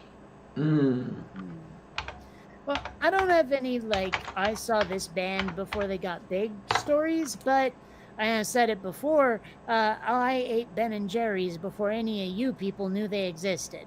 Right. Yeah, well, I'll say Ben & Jerry's has been in the UK for maybe 10, possibly 15 years, but, you know, 10, no more than 15 years. So, you know, yeah, so definitely you would have done. Well, I mean, I remember though when they were local and they had just that shop in like a garage, you know, it was literally like where you would take your car to get it fixed and crap. But then they like sold that and there's just a plaque there, and they got this other like place. It's so hard to describe, but I remember it distinctly what it was like going in there. And then I found out that they were starting to expand past Vermont, and I was like, huh. And then somehow they exploded. The whole country loved the crap out of them, and I was like, wow, I was there at the beginning. Mm-hmm. I mean, when like Ben & Jerry's kind of came into the UK, it was like it sort of changed the ice cream market in the UK. We had all the British brands and whatever, and then we had, I think, Haagen-Dazs, we had that, but Ben & Jerry's sort of changed the whole market of that particular industry. So, well, you know all those movies that Simon Pegg and Nick Frost were in together with What's-His-Face directing? I didn't know why they were calling that the Cornetto trilogy for the longest time. I had to look it up, and I was like, fucking ice cream? What? The Wolves Cornetto, yes. I loved those ice creams. And they were supposed to be this is the thing, Kate. The Cornetto was supposed to be like the upmarket ice cream of British ice cream. It just seems so cheap now because of that trilogy, but that was sort of marketed as that was the upmarket kind of ice cream at one time. Well, I got the impression the only reason they named the movie that was because like the covers of the boxes or the posters or whatever were the same colors as certain Cornetto flavors or something? Well, it was the joke in Shaun of the Dead, wasn't it? With the old zombie apocalypse going out and Simon Pegg sort of going, Nick Frost, like, can you get me a Cornetto? You know? Well, but I remember seeing an interview or reading an article or something, and like, okay, that was the first movie, but the next couple of movies, and it had something to do with color, like the color of the wrapper on the different flavors and the color palette they used. Yeah, there was because I'm trying to remember, there was 3 flavors of Cornetto. There was a sort of strawberry flavor one, which was sort of like vanilla mixed with a bit of strawberry and chocolate, and then there was a like a mint chocolate flavor, which was obviously green. I forget, and damn it, I'm forgetting what the third flavor was, but I think it had like chocolate and nuts or something. I can't quite remember what the third one was. I do remember like chocolate with nuts stuck in it in one of the pictures I saw. Yeah. So, yeah, well, I anyway, yeah, so Cornetto. Yeah. Which is kind of weird to how that trilogy got named off of that, essentially. Really. And I've got to be honest, I've only seen the first. I've never seen the World's End movie. I've seen Shaun of the Dead. Love that one. That's my favorite of them, actually. Yeah, I've seen Hot Fuzz. Which I both enjoyed. I've not gotten around to seeing World's End yet, which I must make a point of watching. Well, it's so worth it. I love the crap out of it. But here's the thing, is one of the characters in Quinn Redshift is a little bit based on Simon Pegg's character, Gary King, from World's End. And, but I like to say he's like a little bit Gary King, a little bit Willy Wonka, and a little bit Ted Theodore Logan, this character. And Diana, that's the character that Truth Surge voices. To be honest. Okay then. Okay. You sold me on Willy Wonka and Ted Theodore Logan, honestly, Kate. So. Yeah, well, I mean, there's one scene where he no shit does the be excellent to each other and then starts air guitaring. Well, funny enough, that meme, that infamous meme has been going round again in the last few days. I remember the first ever TED Talk. It was most excellent. Yeah.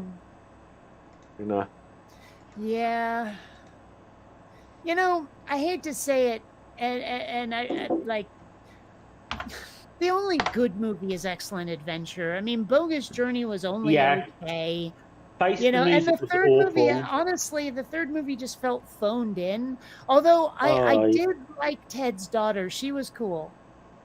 She was cool. Yeah, I watched that and I was really looking forward to that movie because it was partially crowdfunded, wasn't it? I mean, it was a big sort of thing to get that to be made. But I really thought of all the effort they were supposed to put into this to be a much better movie than it was. And I just thought, I kind of felt like everything that made Bill and Ted kind of good was just ignored in that movie. Yeah. Well, and I mean, even in the second one, it just felt like they had lost the plot. Because the first movie was just a bit of fluffy fun, and the second movie seemed, I don't know, forced. You know what? It felt like watching Ghostbusters 2. I enjoyed the second movie, but I could definitely see that it was definitely something. It was, you could never quite get the feel of the original. I get them what they were trying to do, but there were bits of Bogus Journey I thought were really good, and then there's a lot of it. Yeah, I see where you're coming from, and it wasn't so good. It feels like it was written by the studio that wanted to cash in rather than like the writer of the first movie who really wanted to keep the story going. Again, sort of like Ghostbusters 2, where by comparison, The Empire Strikes Back was a worthy sequel. You know what I mean? God. It's one of the best. It's one of probably, arguably, the best sequel in movie history. I mean, that's an arguable. But you can make an argument for The Empire Strikes Back being like the best sequel in movie history. I mean, Well, I mean, if we're going to talk about sequels and have like a spectrum of best to worst, I mean, I think we're both agreed that best is Empire Strikes Back. Now, on worst sequel, I'm torn because, like, Ghostbusters 2 is pretty shitty, but I mean, and Tron 2 is pretty shitty, but Indy 4 comes to mind. No, hold on. I got that all trumped up. Jaws: The Revenge. I've never seen that one, so I can't comment. Well, I just take my word on that. That was a bad movie. Yeah. I don't know. It's just there are so many bad sequels out there. I think Indy 4 is just bad because of how much it offended the fans. Really? Yeah. I mean, I wonder if we would have considered it a decent movie if it hadn't been an Indiana Jones movie, but it had been otherwise the same. You know, just rename all the characters but keep the plot. I wonder if we would have enjoyed it. Yeah, maybe if there was a different lore to it than Indiana Jones, it may actually have possibly worked. I think. Well, it's funny how many scripts like didn't start out as the movies they became. Like Die Hard 2 no. was originally like I think it was a Tom Clancy, what the hell's the character, Jack Ryan story Jack that Ryan. got adapted and became Die Hard 2. Yes, I have heard that story. I mean, now I'm trying to remember. I mean, technically, Die Hard. I mean, technically, I forget what the name of like the original novel or something, but I think technically Die Hard was a sequel to something that had already been made. Dirty Harry, I think. It was something like that, or Towering Inferno. It was one of those films of that era. Well, as I recall, Dirty Harry was then like there was an unofficial sequel. It was based on the same character, but they changed everything, his name and et cetera, et cetera. And I think that was Manhunter was the one that was sort of that. And then yeah, there's a TV movie called Manhunter, which is based off the novel Red Dragon, you know, the Hannibal Lecter thing. But maybe that's what I'm thinking of. I don't know, but there was something where Dirty Harry had like it was part of a series, but the next movie didn't involve. Yeah, like they changed the lore a bit. I'd have to look it up again. Yeah, because it's a little bit of like trivia. The first person to ever bring the character Hannibal Lecter to TV was the actor Brian Cox. It wasn't Anthony Hopkins. It was in a TV movie. It was a TV film called Manhunter, where Brian Cox played Hannibal Lecter, and which Manhunter was based off the novel Red Dragon. Mm-hmm. But then obviously they did the whole thing. So they did the Silence of the Lambs movie with Hopkins and Jodie Foster, which was probably a lot of people's first exposure to that whole particular franchise or whatever. And people thought Silence of the Lambs was the first book when it really wasn't. It seems like the one you're talking about was from the 70s. What I'm talking about is a standalone movie, like a theatrical movie from 1986. And it says the plot is former FBI profiler Will Graham returns to service to pursue a deranged serial killer dubbed the Tooth Fairy by the media. Okay. Yeah, and the Tooth Fairy is called Francis Dolarhyde. That is Red Dragon. Okay. All right. I mean, I promise you this because I've read that novel. Oh, let's see. It says right here because I'm looking at connections on IMDb. It says version of Red Dragon and Hannibal. Let's see, remade as an episode of Miami Vice. There's a bunch of references, whatever, and then referenced in blah blah blah. Holy shit, it was referenced in a lot. Yeah. So it's a Thomas Harris novel. Yeah. All right. Well, I don't know what I was thinking of, but I swear there was something where Tom Clancy's Jack Ryan character was reworked for another movie. I forget what it is. Well,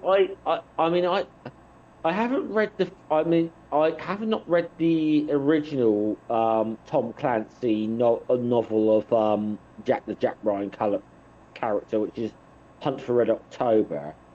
I did read Patriot Games, and that's got to be one of those examples of how can I say the film was actually better than the book.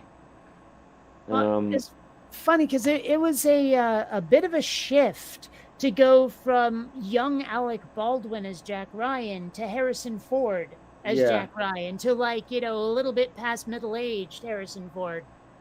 Well, to be honest, the guy that sort of won me over in the movie Patriot Games was Sean Bean, who played the villain. He was awesome in that movie. And I do like me some Sean Bean anyway from the Sharp TV series. I don't know if you're familiar with that at all, but I'm trying to find like was this actually I'm looking at Die Hard 2's trivia. I swear there's something about how it wasn't originally a script, like a Die Hard script, a John McClane script, something. I swear there was a thing. Ah, well, whatever. It's not important. Yeah.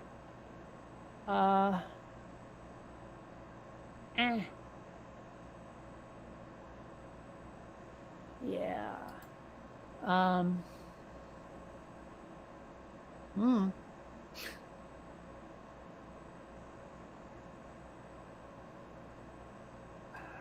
Yay.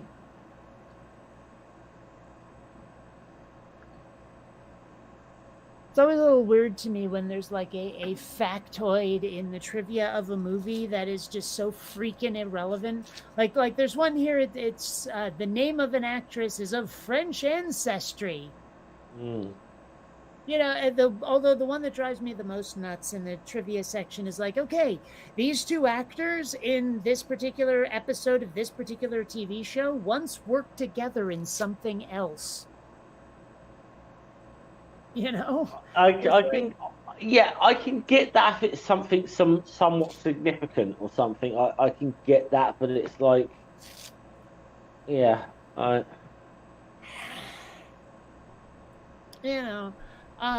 mean, and sometimes it's even like, okay, these two characters once played other characters with the names reversed, that kind of thing. And I'm like, well it's kind of funny, but it's like saying sort of like, obviously Patrick Stewart and Ian McKellen worked on stage and God knows how many times before the movie X-Men was released, So it's not that big of a deal because we all know they did. Yeah, we kind of know that, Never did get into the X-Men. I don't know. I suppose it's really difficult to get into the Marvel Cinematic Universe when you haven't been reading the comic books. Or if you haven't been watching the movies for the last decade or three, where it's like there's so much continuity now, you have to go back and watch every movie to understand what the hell's going on. Oh, yeah. I mean, I will say if there's one movie that I will say in the whole the X-Men franchise which is a masterpiece is Logan. I think that's an absolutely brilliant movie. Well, I just rewatched Deadpool, and I love that movie so freaking much. And I didn't like Deadpool 2 the first time I watched it, but I rewatched it, and I was like, I don't know what the hell I was thinking, because this is awesome. Well, I'll tell you, there's a trailer for Deadpool 2, which is set as a sort of it's set as a post-credit scene for the movie Logan, where I'm going to give a spoiler away here. Logan, they kill Wolverine off, okay? And there's kind of a spoiler for this where Deadpool is going up to Logan's grave and he's got this like Hello Kitty backpack on and then takes it off and it's like, Deadpool, and he's got this little drawing in his hand that says Deadpool 2 plus Love Machine Logan equals cash kind of thing. And he's getting ready to inject him with some serum that's going to bring him back to life or something. And then Deadpool sort of stops and is like, I can't do it. It's really funny. It is so funny. Well, it's kind of like, I forget if it was 1 or 2. I think it might have been 2, where he goes back and like kills the Green Lantern, or the weird version of Deadpool where his mouth was like skinned shut somehow. Yeah. You know that? Yeah, Yeah, and just that like was rewrites all that bit of trailers. history. Yeah, there's all trailers that they did, like, it was playing on that stuff. I mean, one of my favourite ones was they did a parody. It was a trailer for Deadpool 2. It was a parody of Superman. I don't remember that trailer. Yeah, oh, that's hilarious. It's like Deadpool's walking around without his mask on or whatever, and sees like a mugging going on in an alley, and it's like kind of like not on my watch, and runs to the phone booth, and it's taking for fucking ever to get his suit on, with the Superman music going in the background, and then finally gets his suit on, and you hear bang, and then it kind of runs out. It's like, oh shit! I should have just called the cops. Well, you know the thing is, like, okay, with the first Deadpool movie, if they had only shown me the opening credits and that was the end of the movie, I would have felt it was money well spent. The opening credits to so Deadpool funny. is fucking brilliant. I love it. Oh, it was so funny. Yeah, that was. And just when I saw even just the text, never mind the visuals, I was like, oh, we are in good hands here. I love And that, then the the whole thing. visuals start going, and I'm like dying of laughter on the floor. Yeah, I mean, the text going across the screen, like a British villain. A CGI character, a movie teen. A shameless Stan Lee cameo kind. Yeah. And then written by the real heroes here, directed by an overpaid tool. I love that shit. Like there was no self-aggrandizement. There was no shame. It was just, we don't care. We're gonna make fun of ourselves. We don't need the fame of our names on screen. It was brilliant. I loved it. Oh yeah. Well, I normally, because I'm not on this week, but I normally do this time of the week doing a show on Wandering 42's channel called Media Musings, where we take a different film or a book or TV series, whatever it may be, and kind of do a breakdown of like the themes of it and so on. We've done Deadpool. We have done Deadpool, so and I'm just gonna do a shameless plug here on Lavender Ladies channel. Please go and subscribe to Wandering 42. Get them 200 subscribers. They've been like hanging at like this 180, 190 mark for ages, and we want to get them to 200.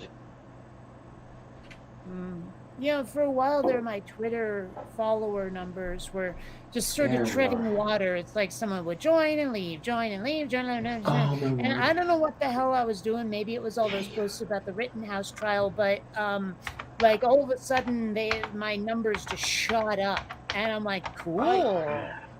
I mean, I think you need to get the check mark. You need 10,000 followers. I'm gonna say, okay, I've very much stayed away from the Rittenhouse trial, or even I just had a bit of a thing over the last few weeks where I've been zoning out on news,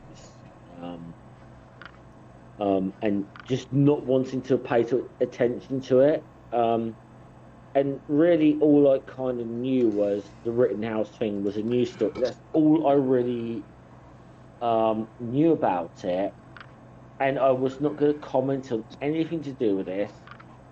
And then David Silverman decided to take to Twitter. Oh, Lord. I am ashamed I ever called that man a friend. Yeah.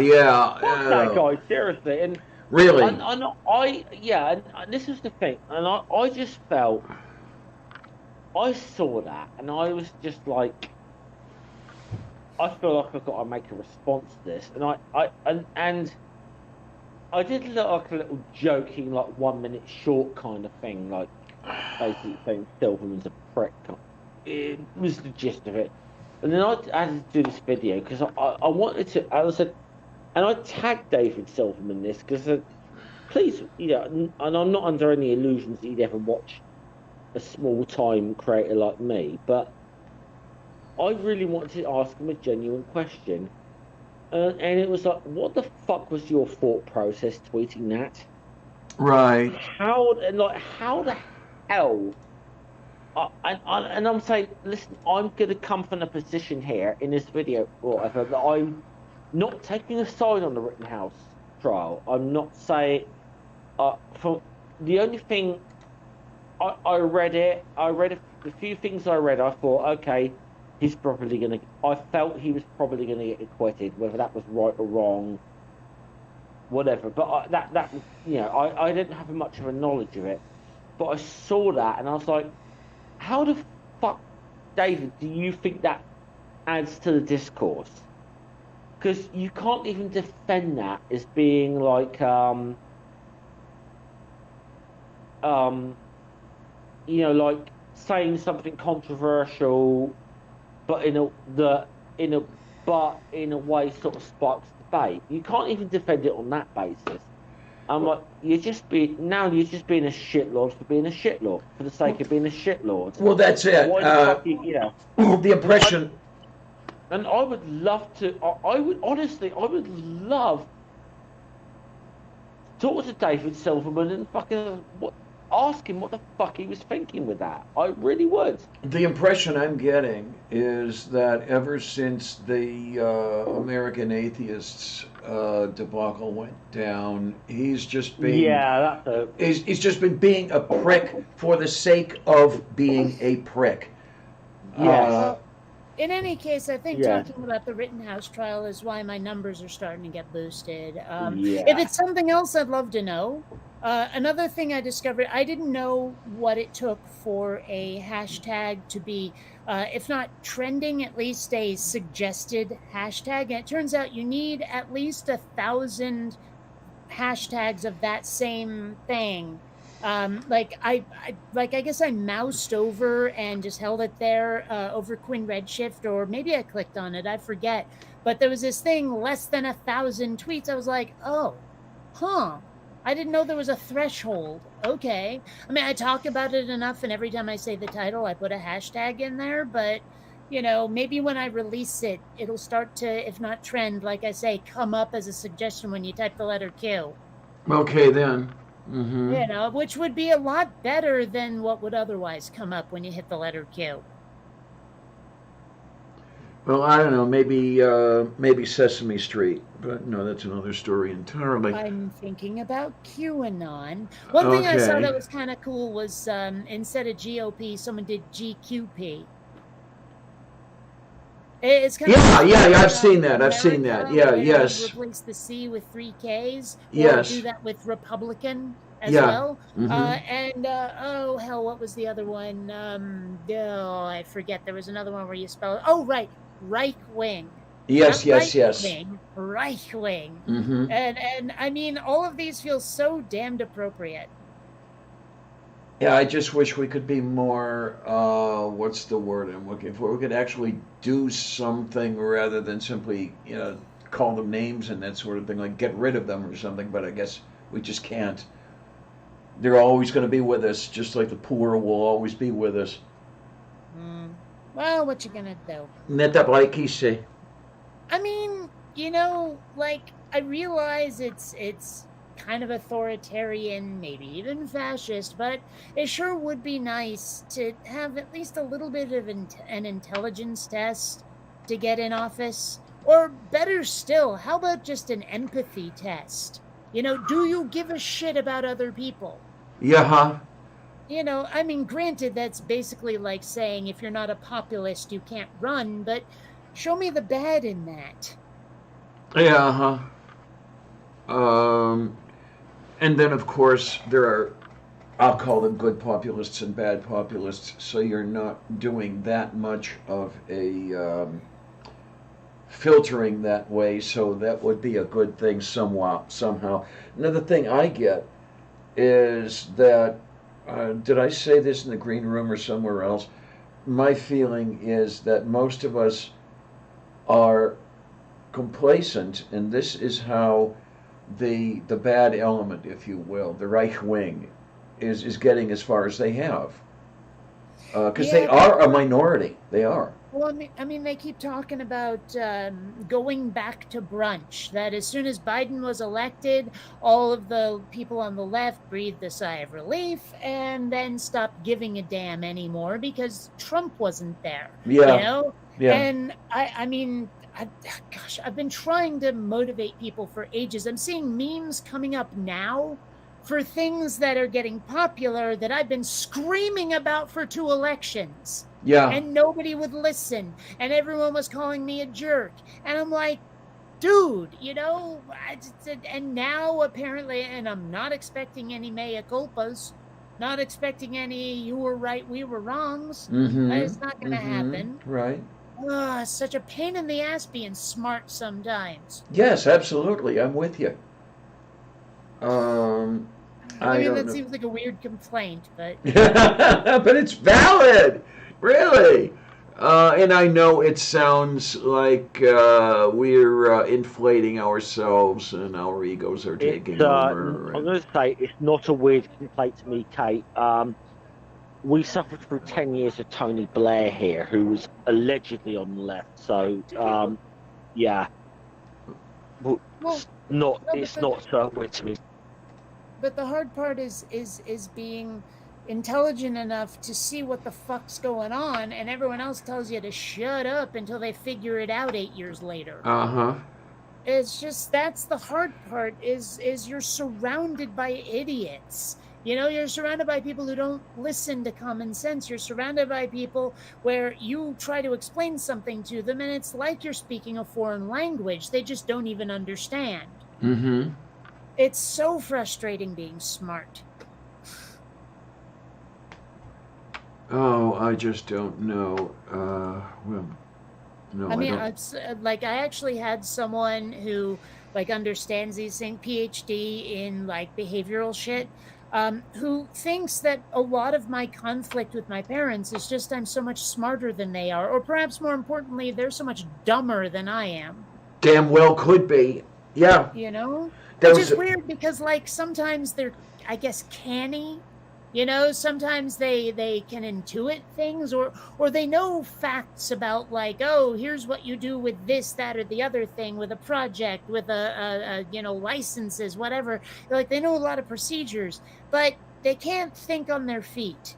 Right, you know? right. And they can't understand anything technical. It's so frustrating. We're like, you know, you try to talk to them about stuff and they're just like, duh, you know, and I'm like, damn it. I don't know. Yeah, I had a real major problem with a lot of that stuff. He had a little something going on, not much, but a little bit.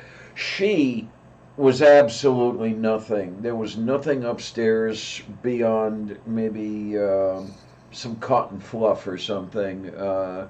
And that really got in the way. Anytime I would think beyond what she could see, I was always a horrible person because I was, you know, doing the logics, as she called them, and the whole thing like this. And I will never understand that whole, like, looking down on understanding something. Right. You know, like I mean, I know I get down on you sometimes for just having random facts in your head because you're not doing anything with them. You're not applying them in any practical way. Right. You know, that's where I start to get frustrated. But it's these other people who go, I don't need no book learning. Oh, you shit. know, that Yeah. kind of stuff. Where you know, like I mean, nobody likes a know-it-all when they spew stuff that nobody asked for. But when people know something useful, you know, it's great to have them around. But there's these other folks who are like, you know, oh, you know things, you're an intellectual, that makes you evil, or that makes you, well, probably a communist in their heads. You know, it's just fucked up. This anti-intellectualism that pervades. I don't get it. I really don't. Yeah, absolutely. That's something. It's kind of something that frustrates me, and I see it. Should we say on both sides? at times. Yeah. Really, it just frustrates me. And I've got very frustrated with people, shall we say, who are on my side of the fence recently. And I mean, I know, Kate, you and I. Okay, let's not get into it, but you and I have a philosophical difference on something that we've talked about recently. But you know, it's a philosophical difference, and it's not personal. And you've kind of accepted that. That's not true, though. It's not a philosophical difference. It's a practical difference. For me, it's being able to communicate and be understood. Yeah, and for other people, it seems to be more of a thesis statement at the beginning of a debate, and that's the problem. I guess, but the point being, it's not been. We've had some disagreements on some issues, but it's not gotten personal ever with us. Well, that's only because the assassins haven't reached you yet. Yeah, true. But also the fact that I did kind of say to you, "Hey, I was just making a joke. Can I step away from this?" And you said, "Okay." Actually, I said, "Sure." Sure. Yeah, but the basic point that. But I just had one today with and I didn't engage nastily or snarkily with this person, but it was some atheist who's got a little bit of a following shouting the whole religion is a mental illness thing. Oh, Lord, that. I really fucking hate that. I really fucking hate that argument. I might be willing to say for some people, like religion. Oh, never mind. I don't know. I can get the, shall we say, being brought up in that thing, brought up in a lot of hardcore, and I do know people that obviously have been brought up in a hardcore religious environment where it has affected their mental health.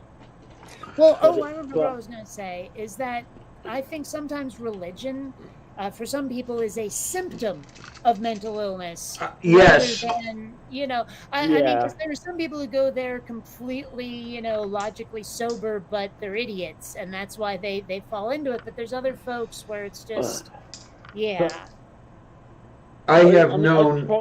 just say, I tried to be nice to this guy because I thought, okay, maybe this is a guy who's going through the kind of angry atheist stage kind of thing, which we, a lot of us have gone through. Sure. But so I tried to be as charitable as I could be with this, but it was just,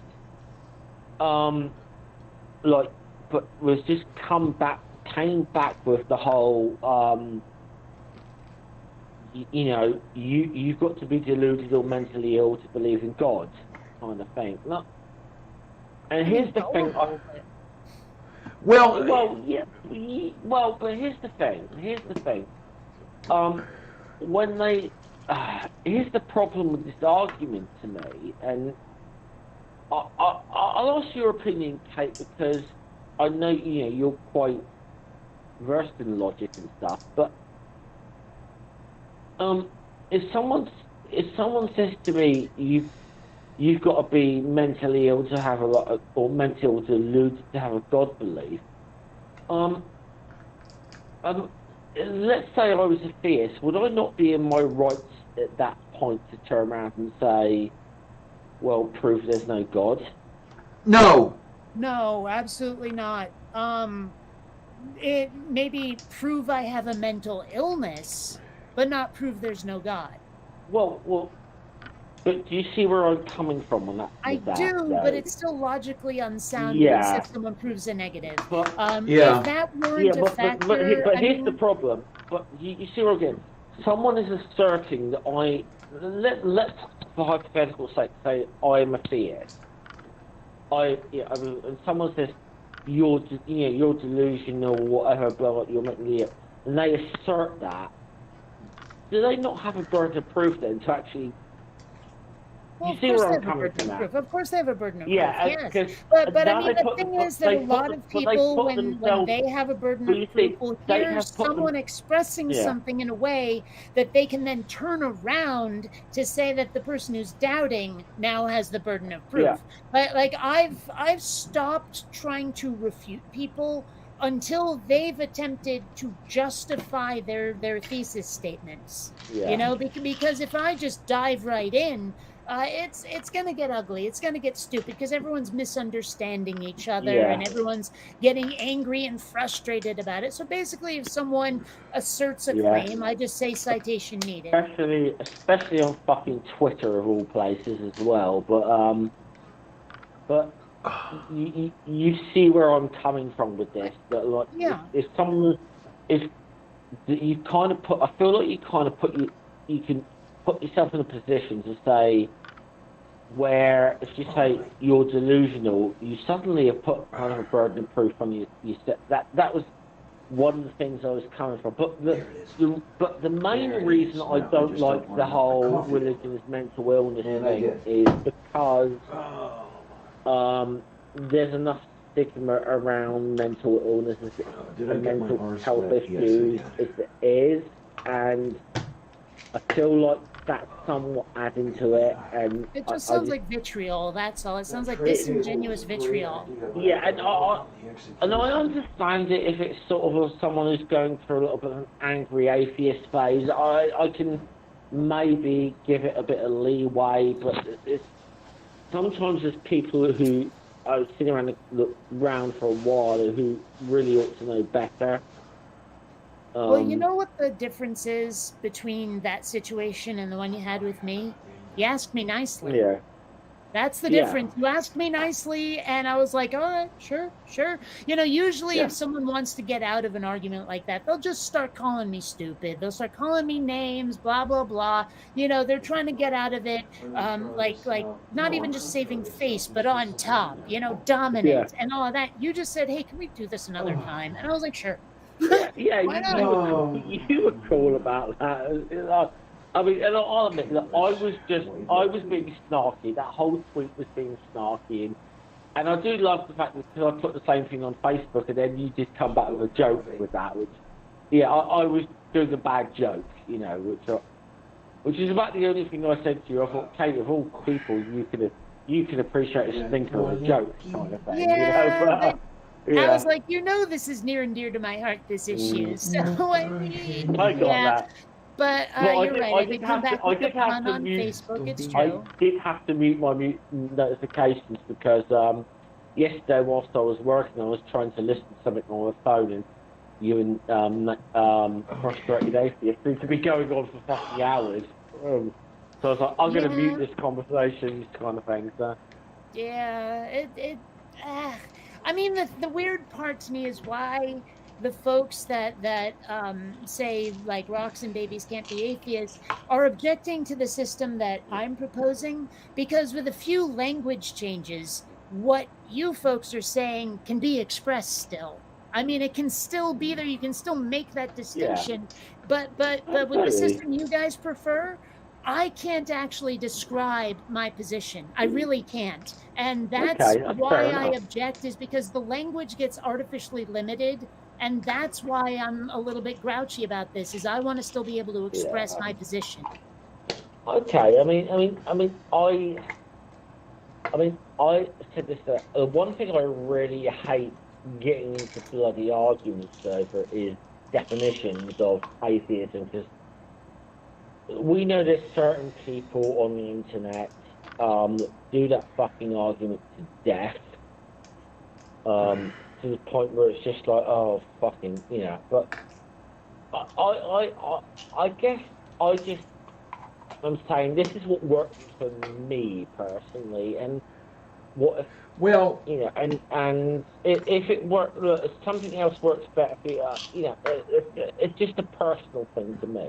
Now, I do see a problem. I do see a problem with that. That being in communication.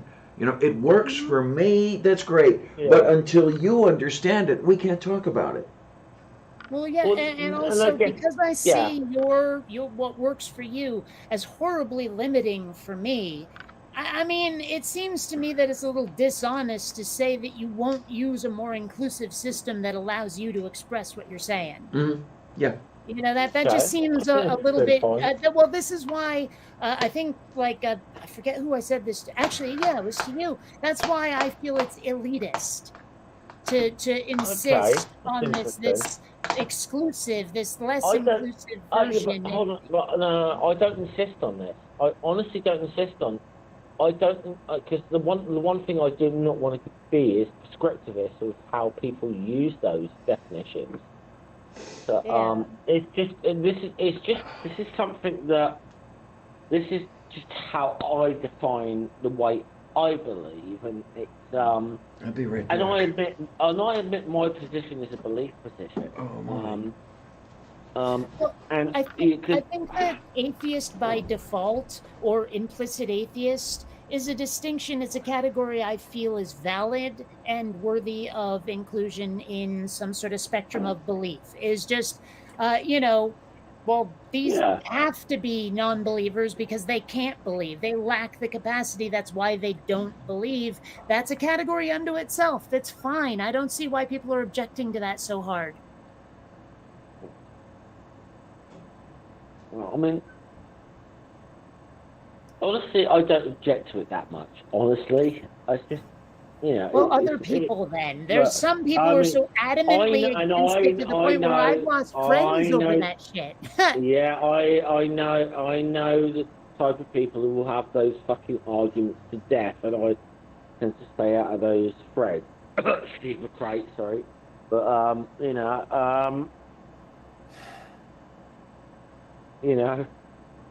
I just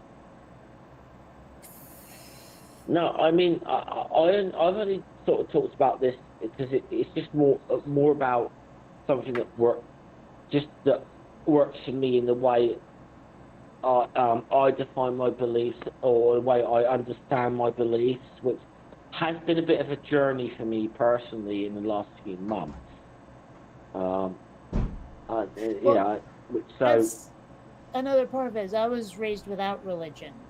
So, I mean, I'm looking at it from the outside. I think that's why when I argue with theists, I try to explain to them, look, you're God's PR team. You're selling me a product, and right now you're doing a shitty job of telling me it's worth the price I'll pay. That's You much know, but better. they look at it more as like that debate Good between enough. atheists and Much theists. And I'm better. like, no, no, no. I'm sitting here not believing in something you haven't told me about yet. Tell me about what you believe and I'll evaluate it. And they hate it when I Okay. approach it like that. In fact, they find it Yeah, I so spilled alien, shit I all don't over think the they place again. understand it. I've got to yeah, come up with yeah. a better. Well, I've had arguments Solution like to the that as well. problem. I've had very similar arguments, but it's Oh my. yeah. I guess I spin it a little bit thing though. When I see the whole things like we were talking earlier, like atheists sort You. of calling religion a mental illness. I just think it's a fucking meme that needs to die big Yeah, time. it doesn't It advance the really, conversation at yeah, all. it doesn't. But my main issue with it is more that I feel that it adds. I feel like it adds Okay, let's do that. stigma around mental illness, and there's too much stigma around that already, and that's what I guess that's where my big frustration with it is, and I just think it's Sit almost back a down. lazy way of. It's also a very, very Wow. lazy way of dismissing theists. There we go. It's not helpful. So you're okay there, Dan? Sorry, I could hear you in the background. So What? Something about no, I cheese, wanted I'm to. not sure. I wanted you to try to say that something. So, but yeah, I just. I don't like that art. I don't like that particular thing that a lot of atheists say about religion, and I can kind of hand wave it to a degree when it is someone who's maybe just come out and is in the angry atheist stage. but there's people who, to me, should know better that they're saying that kind of really just horrible. It's just horrible rhetoric to me that I think is awful. Yeah, well, I mean, I get where it's coming from because religion does seem really frickin' delusional and stupid. It really does. But the one that drives me up the wall are the theists that think atheists are an organized, cohesive group the way their religion is. If we're anything but. Atheist says any damn thing that we all believe that's fucking gospel, that Richard Dawkins is our Jesus and all of that stuff. It drives me right the hell up the wall because at that point you can't even talk to them because you can't say I'm my own person. I have my own ideas. They won't believe you. They won't accept it. That's the part that's so horrible. And it's one of the reasons why I cut some people out of my life like that is when they start saying that they know my mind better than I do. Fuck that shit. Okay, I'll say this. And I'm sure you've heard atheism equated with communism before. I'm sure you've heard that argument. Here's the thing. I have been on the very kind of far left political. I've been involved in, should we say, the far left politically. I said atheism is like communism in one respect only, and that's the whole thing. That one communist is a communist, two communists is a party, three communists is a split. You can apply that to atheism. That's about the only two things that really has in common. Well, but see, the thing is that they're not saying atheism is communism so much as they're saying that, they're part and parcel with each other. And it's true that communism had an atheistic element, but that doesn't mean that it is atheism. And that's the part you cannot get them to engage on because they already have what they think is a silver bullet against your argument. They can go, oh yeah, well, Mao and Pol Pot, and they'll include Hitler even though he wasn't. And I'll also say but hold on, dude. And so they, see, and I lost my train of thought. Stop that. You cannot explain to them that religion, that atheism is not part and part. Nobody has ever cut someone's head off in the name of atheism. No one's ever held up a head and said, in the name of not believing. That doesn't exist. That's not a thing. But to them, because there was an atheist element, then it's atheism that we all agree with the things this atheist did. And you cannot disabuse them of that notion because they're so used to prophets, they're so used to messiahs, they're so used to this clan loyalty that they can't imagine anyone else living their lives any other way. And it's frustrating beyond belief.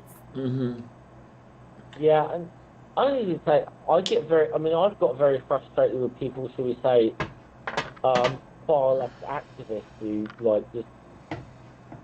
should we say, bash religion in a certain way, but and they cite Marx, and I'm like, and I listen to them often a lot of time. They will always cite the quote by Marx of religion being the opium of the people, and they don't read the full context in which that was written. Yeah, I've heard Hitchens talk about that. Yeah, and if anything, if you read that, actually Karl Marx has been somewhat sympathetic to religion. If anything, he's trying. Essentially, what he was trying to do was analyse why ordinary people turn to something like religion. And trying to understand, this is something like.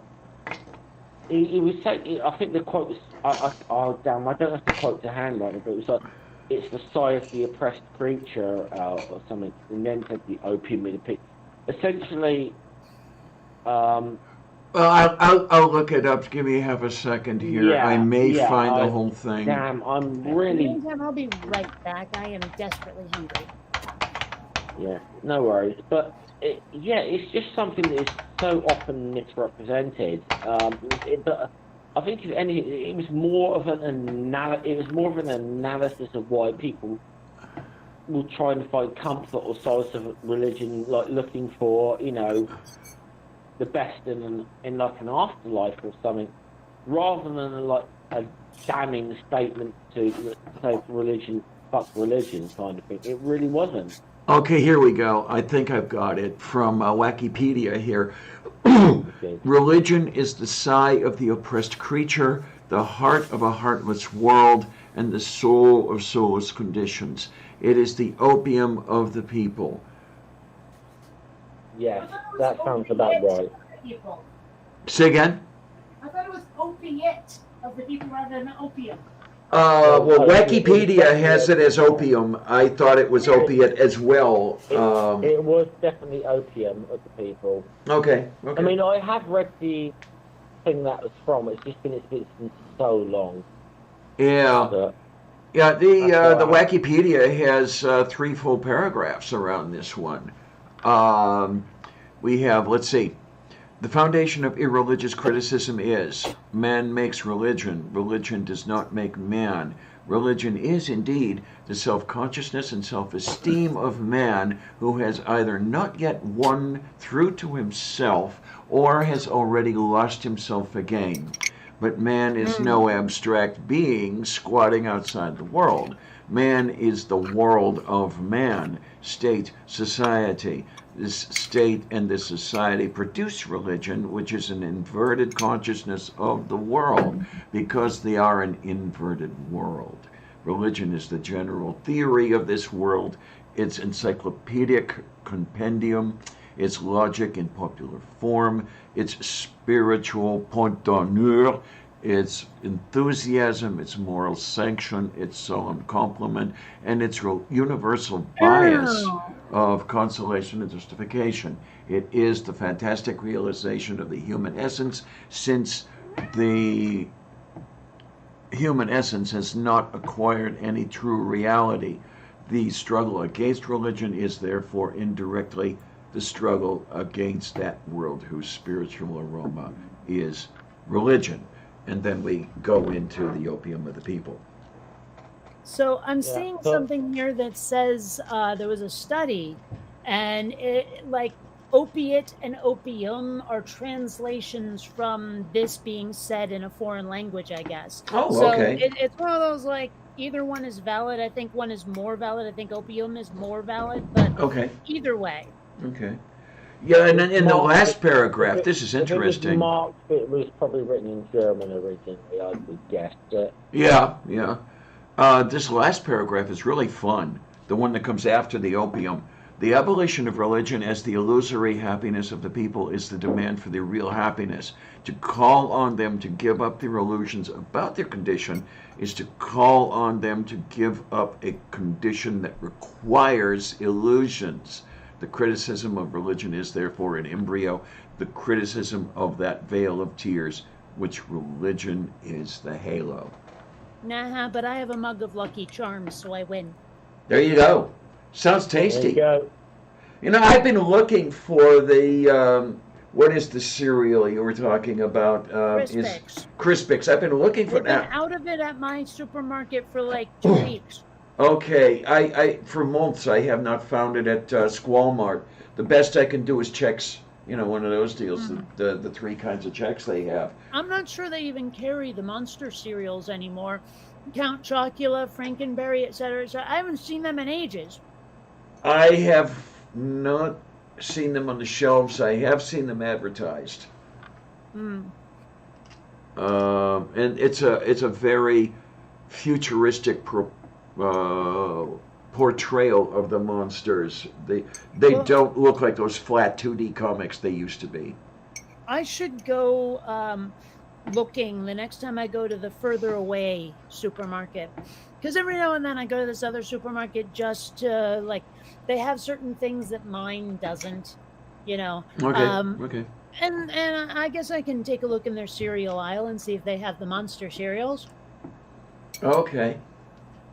I don't know if I would even go for those anymore, because oh, even a while back, the marshmallow stuff that they added to those cereals tasted like expanded polystyrene. Oh, sorry guys, I'm gonna have to jump off right now. So, Diana, thanks for having me in. Oh, well, thanks Kate, for coming by, sincerely. yeah, cool. Kate, always lovely to talk to you. I'm gonna have to jump off now though and make a move. So I shall see you guys later. Okay, honey, you take care. Thank you. And everybody in the side chat, please express your love of Jeff.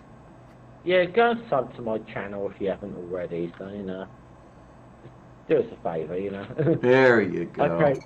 Cheers. See you guys later. All right. Bye. There is a kitty pawing at my face as she does all the time. I like the marshmallows, but then again, I've also been sucking down pot all day, so I have to admit, there have been times when I got the munchies where I'll take any of the cereal I have that has marshmallows in it and just start picking out the marshmallows. Okay, then. I like that freeze-dried thing, like the astronaut ice cream. I don't know why. Okay. Oh, my. It's been so long since I've had any of that astronaut ice cream. Yeah. I have some on my wish list. Okay.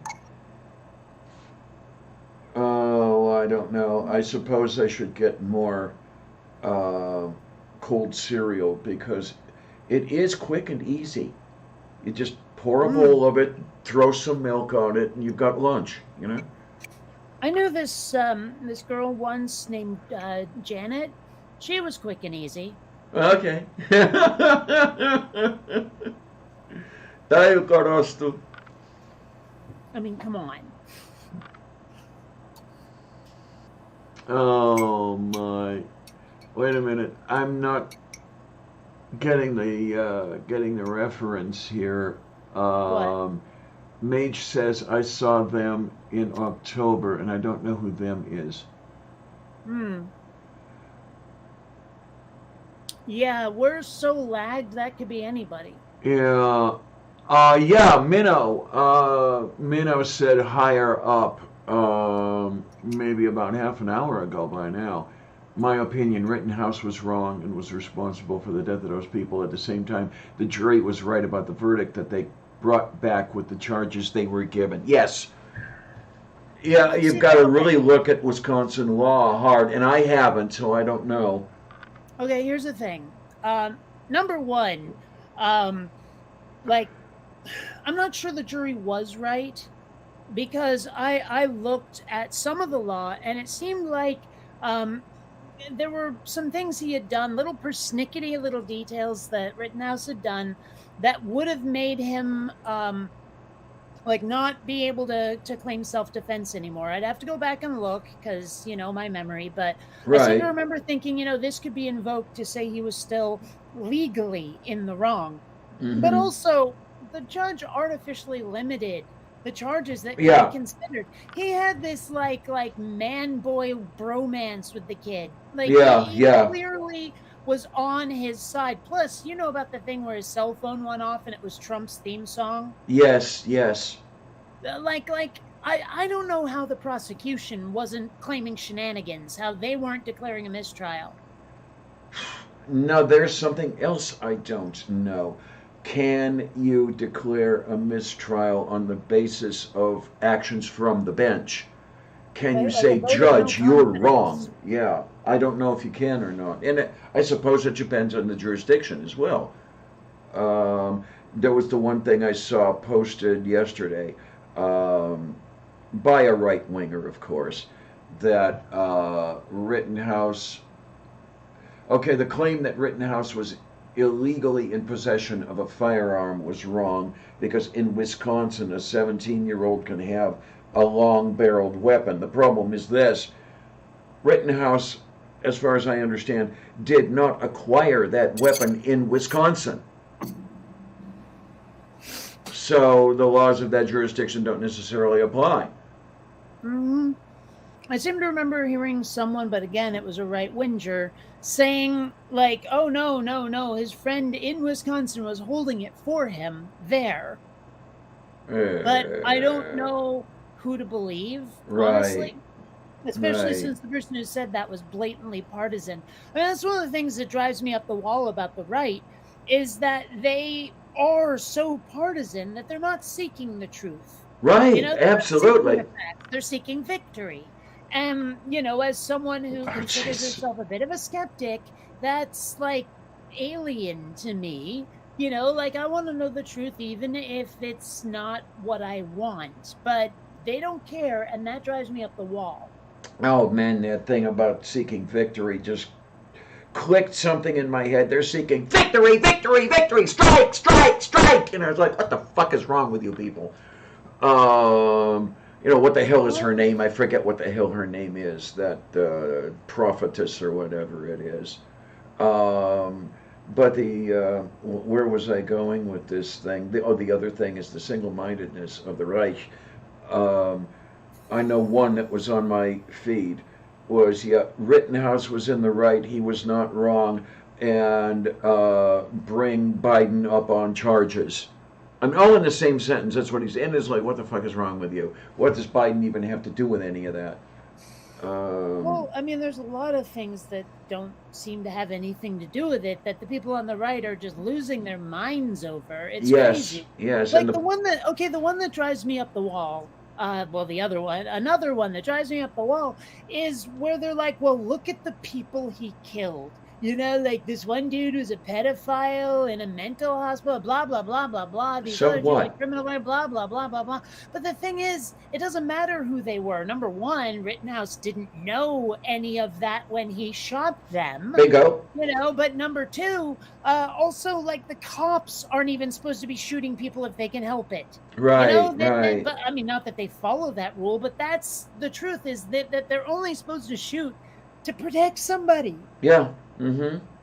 And I, like, seriously, like, whatever the law says, if you go to a riot with a gun, you've made yourself a target, you are in combat, you can't claim self-defense. Right. I mean, I know, like, the law may say otherwise, but, you know, common sense would say that he put himself in danger, he found danger, you can't claim self-defense at that point.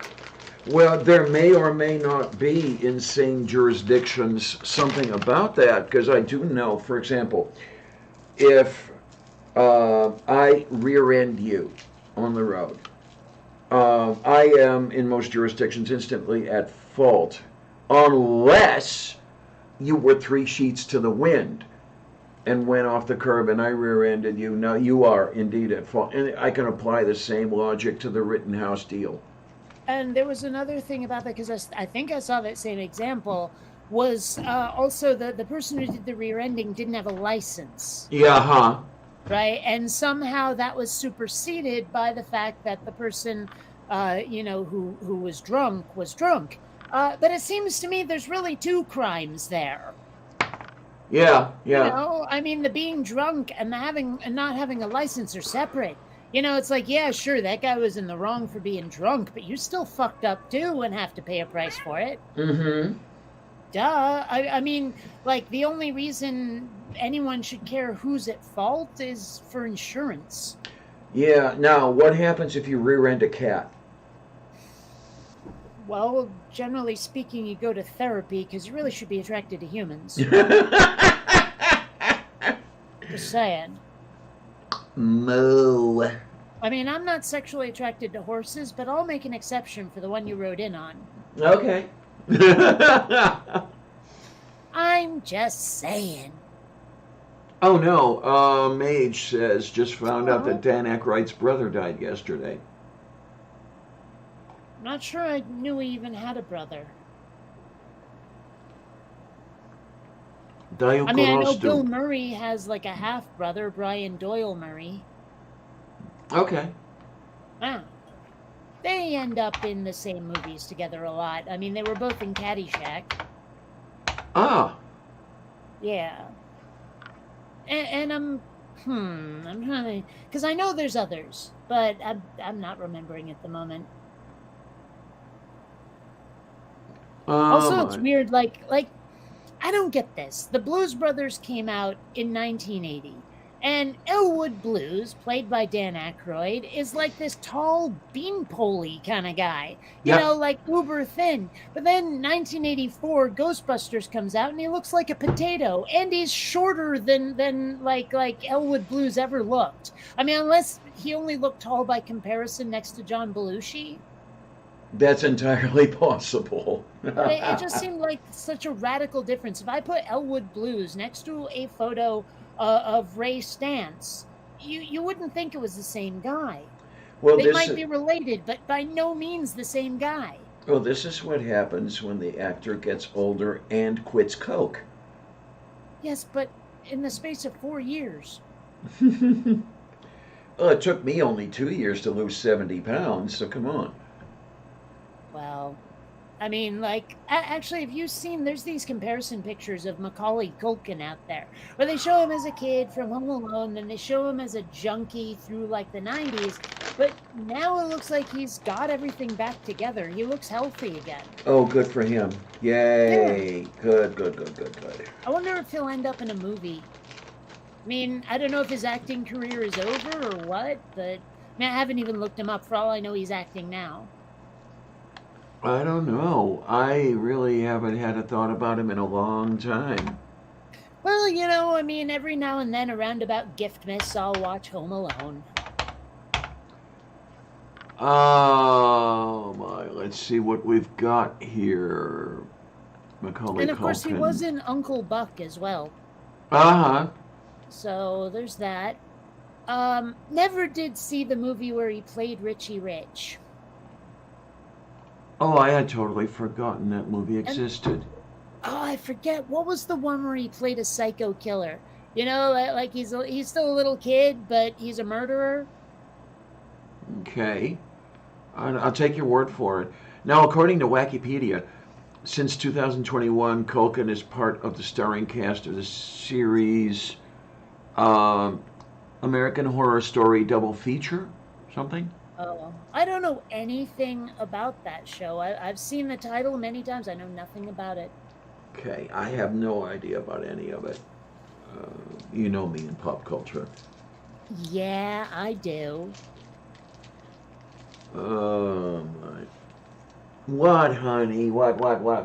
She's pawing at everything.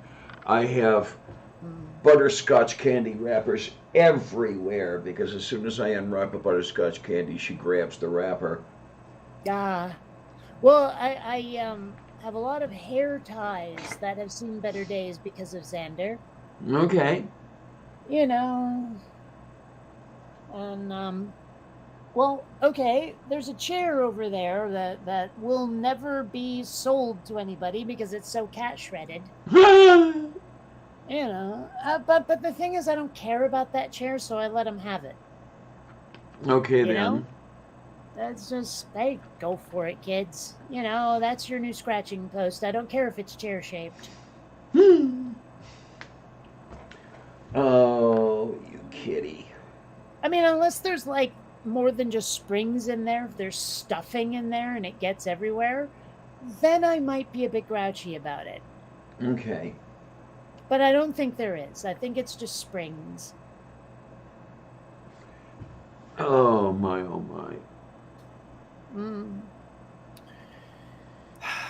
Actually, one thing that is good, one extra perk of being on these streams is I'm really not using the mouse much at all. And so I'm giving the wrist a break. The real problem has been here and here. There are times where it feels like this bone on my thumb is disconnected at that joint. It's a very strange sensation, but I don't like it. Okay, then. Oh, wow. Up here, it just starts to hurt. So. I hadn't seen this because I was looking at another window, but Minnow says that she lost 60 pounds in 9 months. Wow. Well, one thing I've found, I've mentioned it before, weed revs your metabolism. If you can resist the munchies or only munch on like healthy shit like vegetables, you can lose a shit ton of weight on weed. Just saying. Okay. Yeah, I'm getting a little frightened. I'm starting to put the weight back on, and I don't like it. So I've really got to look at that. You might have to accept that the ship has sailed on weight loss. I mean, you have kidney disease. You're not going to be running a marathon. Well, no, but I want to be comfortable, and when I'm heavy, I'm not comfortable. Yeah, but it may still be that the ship has sailed. It may be that you can't do that. In your present circumstances, it may just simply be precluded. I hope not, but you may be right. I don't know. Well, I mean, let's put it this way. Since you started this whole kidney disease journey, even before you decided to go to the let them do dialysis, it seems like you've been the living embodiment of the denial stage of grief. Well, no, I'm not denying that I have kidney disease. I don't like it. Oh, God, yes, I hate but it. But a lot of what you've been doing, a lot of your behaviors have been what you shouldn't be doing if you have kidney disease. I guess some habits are hard to break. Still, I mean, I remember when I started having the seizures, it was strangely easy to give up caffeine.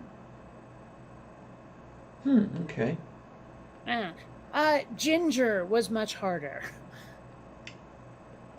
What I'm finding... seriously, I love ginger, and it was so hard to give it up. Plus, it's in everything I like. I couldn't eat Asian food for 8 years. Yeah, huh? So... No, Robert X.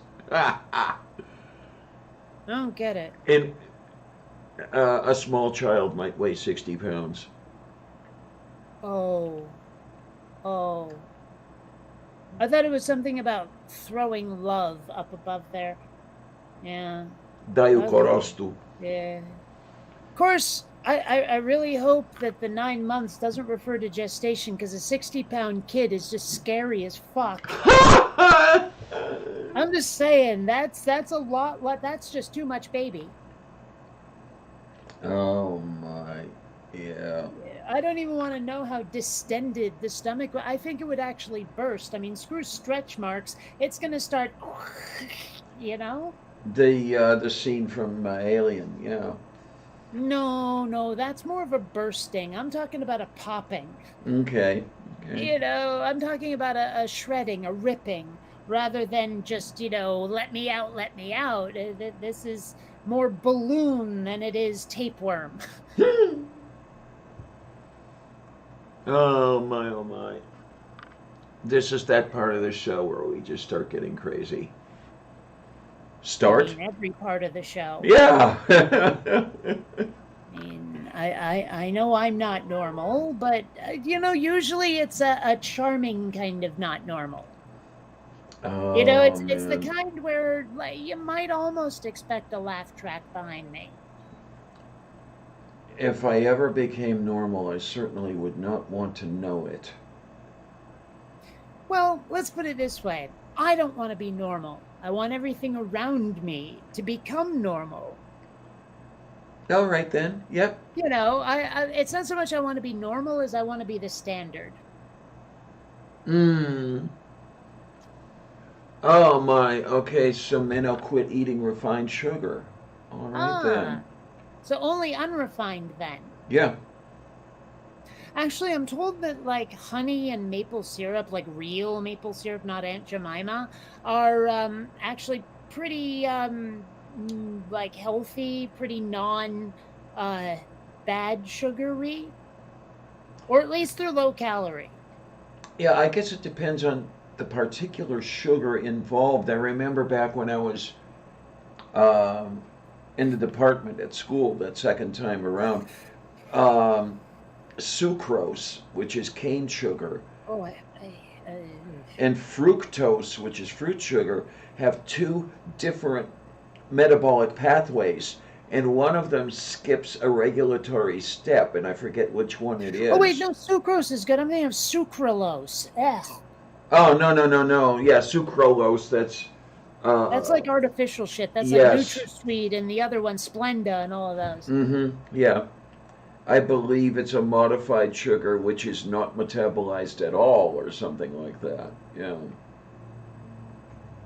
But Yeah. I mean, I don't know. Like, I do like going and getting the Mexican Coca-Cola with the cane sugar in it because it's not high fructose corn syrup. I could not define why it's better, but it fucking is.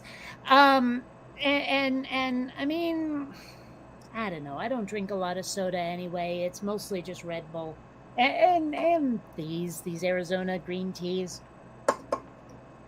I don't. So you drink sodium carbonate? You talking about the carbonation? No, the soda.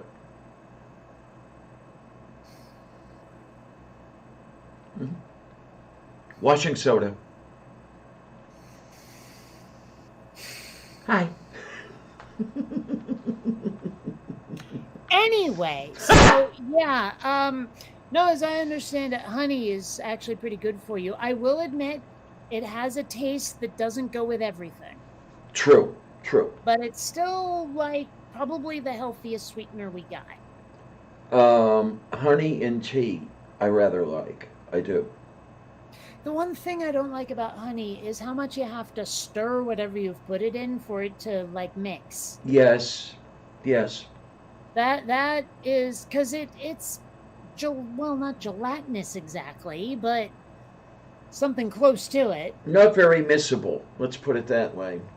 Well, it doesn't pour so much as sludge. I mean, it's not like you can just douse something in honey. You go like this, and it goes. Okay, Oh wow! Minnow says I had syrup on my toast this morning. That sounds interesting.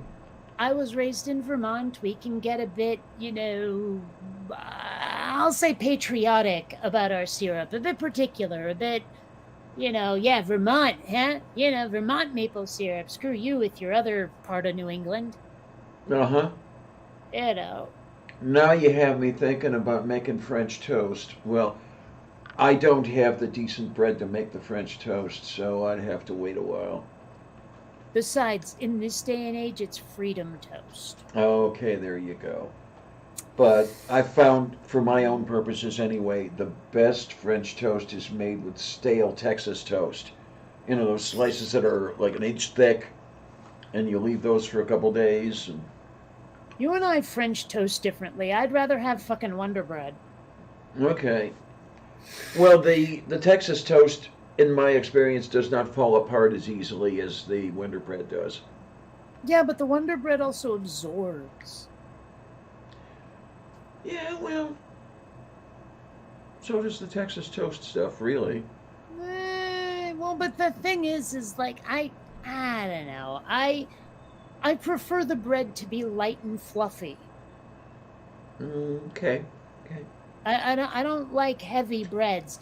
Brown breads, whole wheat breads, all of that stuff. It's just too thick. It's like a mattress. Darn it. I would rather eat something Wonder Bready where it doesn't feel like it's hard to breathe while I'm eating it.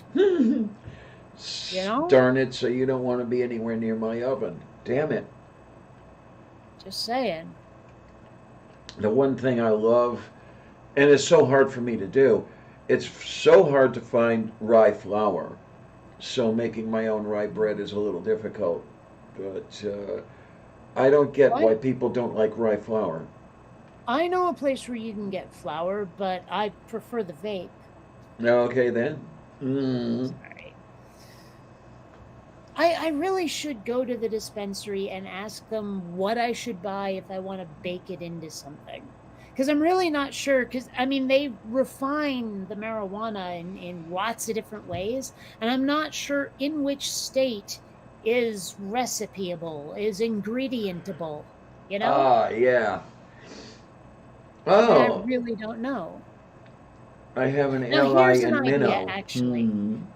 Have you ever had like one of those? It's not a sloppy Joe because they're using gravy, but it's basically Wonder Bread sliced about this thick, and it's 2 slices of it, and it's got like some sludgy thing in the middle that's like really sort of tan gravy on it.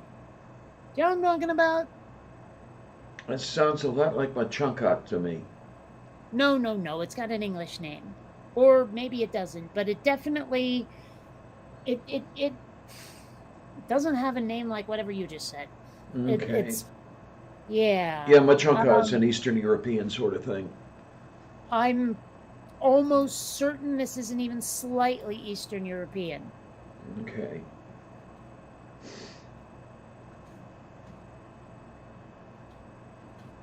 Let me type in gravy.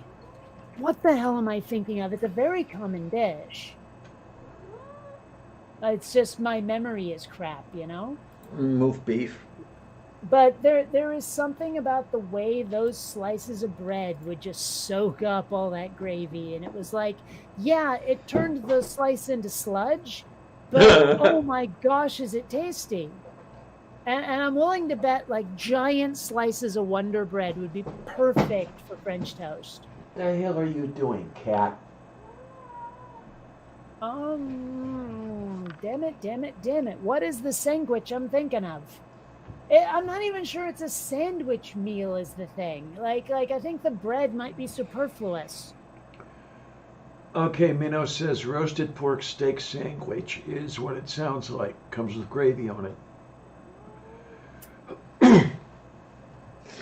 Yeah, I know about those. Doesn't sound right. I don't know about cones. No, she meant combs. She corrected it. Oh, you know what? I should type. I know what I did wrong. Let's try thick instead of big. Tayo Corasto. No, that's just turkey. Oh yeah, thank you for reminding me. I gotta go shopping tomorrow. But well, you know what? It looks like that thick cut is Texas toast. The problem is that you said stale, and that sounds awful. Oh, okay. I like it when it's still light and fluffy like a biscuit. Okay, now, I've had it both ways, but one of the ways I first discovered French toast was a way to use the bread that went stale in your bread box. No, I always just want French toast because I want French toast. Okay. Yeah, what the hell is the sandwich I'm thinking of? Cat? No. Bad Diana. Wait a minute. Oh, well, that's just a recipe for gravy, damn it. Yeah, see, I can see toasted for French toast, but actually there's this other, like they call it different things in different places. I learned it as egg in the hole. Some people have toad in the hole for whatever the fuck reason. You know, I mean, that one, you kind of got to toast the bread. Yeah. Mm-hmm.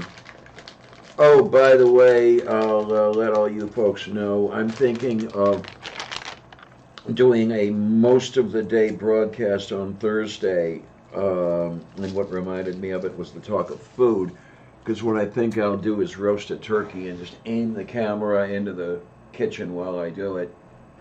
I wonder if anyone's ever done like a time lapse of, I'm sure they must have, of a turkey cooking. The only thing is that like the turkey would at one point probably shift positions if you're basting. You know, because like I've never prepared a turkey myself, but don't you have to like spoon up the juices in the pan over it for whatever reason? Some do, and then some of the turkeys that you get now are the so-called self-basting. They have a layer of fat, butter or other thing like that under the skin, between the skin and the flesh. And that sort of does the job of basting, kind of. You know, maybe what I'm thinking of is this sausage gravy stuff. Oh, I love that stuff. let me see here. It's not the color I recall, and I don't know what this gunk is in the middle, but in spirit, this is basically what I'm thinking of right here. Oh, that looks a whole lot like biscuits and gravy. Yeah. Well, but I'm used to biscuits and gravy with the crumbly ass biscuits. You know, the ones that sort of look like English muffins but aren't. Yes. But I mean, still, this up here is only kind of sort of what I'm thinking of. Plus, that bread looks toasted, and the stuff I had, the bread just is bread, untouched bread. It's just sliced like this stuff, and then they pour the gloppy stuff, whatever it is. I'm assuming gravy on top of it. Yeah. In fact, it might be something like this, because I don't remember it necessarily being a sandwich. It might just be open faced. Yeah. I mean, that looks pretty similar. Wrong bread, but yeah. I'm kind of pissed. I used to be able to get cans of sausage gravy at Squall Mart, and they haven't had them for the longest time anymore. How on earth did that get you drunk? Indeed. Oh, man, I haven't been pissed in a long time, and well, that's okay because I really don't like being pissed. Yeah, I mean, don't get me wrong. I'm sure I'd enjoy being drunk again if I ever did it, but you know me, I don't feel the need to pursue it. I don't even care. I have zero desire for booze in Mahal. And let's face it, this is all I need, and it's probably healthier for me. So. And I don't know how many of you have seen it, but at the dialysis center, the social worker there is one of these fluff balls that likes to decorate everything, and she put up a whole bunch of stickers on a Thanksgiving theme, you know, like be thankful and turkey time and everything. And one of the stickers reads, "Get stuffed." Nah. And I just had to sit there and burst into laughter. And I have a feeling she has no idea. I used to use that all the time. If I wanted someone to fuck off, I would tell them to get stuffed. At one point, I replaced it with get plugged, which just sounds weirdly worse, you know? Okay. But I don't know. These days, I've just said fuck off. You know? I've stopped trying to be clever about it. I don't know. I mean, it is fun to have a clever turn of phrase like that, but I mean, well, number one, after a while it gets stale, but number two, sometimes it's so out there that if like you're not in the scene, whatever the scene is that I'm in and using these terms, you won't understand it at all. You won't have the context for it. You know, Minnow, you remind me, and I know I've been remiss on all this, I've got to really start looking into your channel with the cooking show that you and your mom have. You know, if they have Texas toast in the bread aisle at the store, gosh, I wonder what that would do to expand my meal possibilities. Is Texas toast as squishy as it looks? When it's new, when it's fresh? Well, it's about as squishy as Wonder Bread. Okay. I mean, those thick slices, there's something about pouring gravy on those. Yeah, that's perfect. It really is. But not stale. I like it fluffy. Well, the stale bit was the way I grew up. You know, it was a matter of... Not stale, not toasted, not made, like, more solid in any way. I like the fluffiness. No, it was just a matter of that's the way you used up your stale bread. That's the way people from the 1840s used up their stale bread. But here in civilization... Okay, let's see, the 1840s, that's about when I came of drinking age. Yeah, okay. Yeah, it's when you got your riding a horse license. Yes. Your buggy license.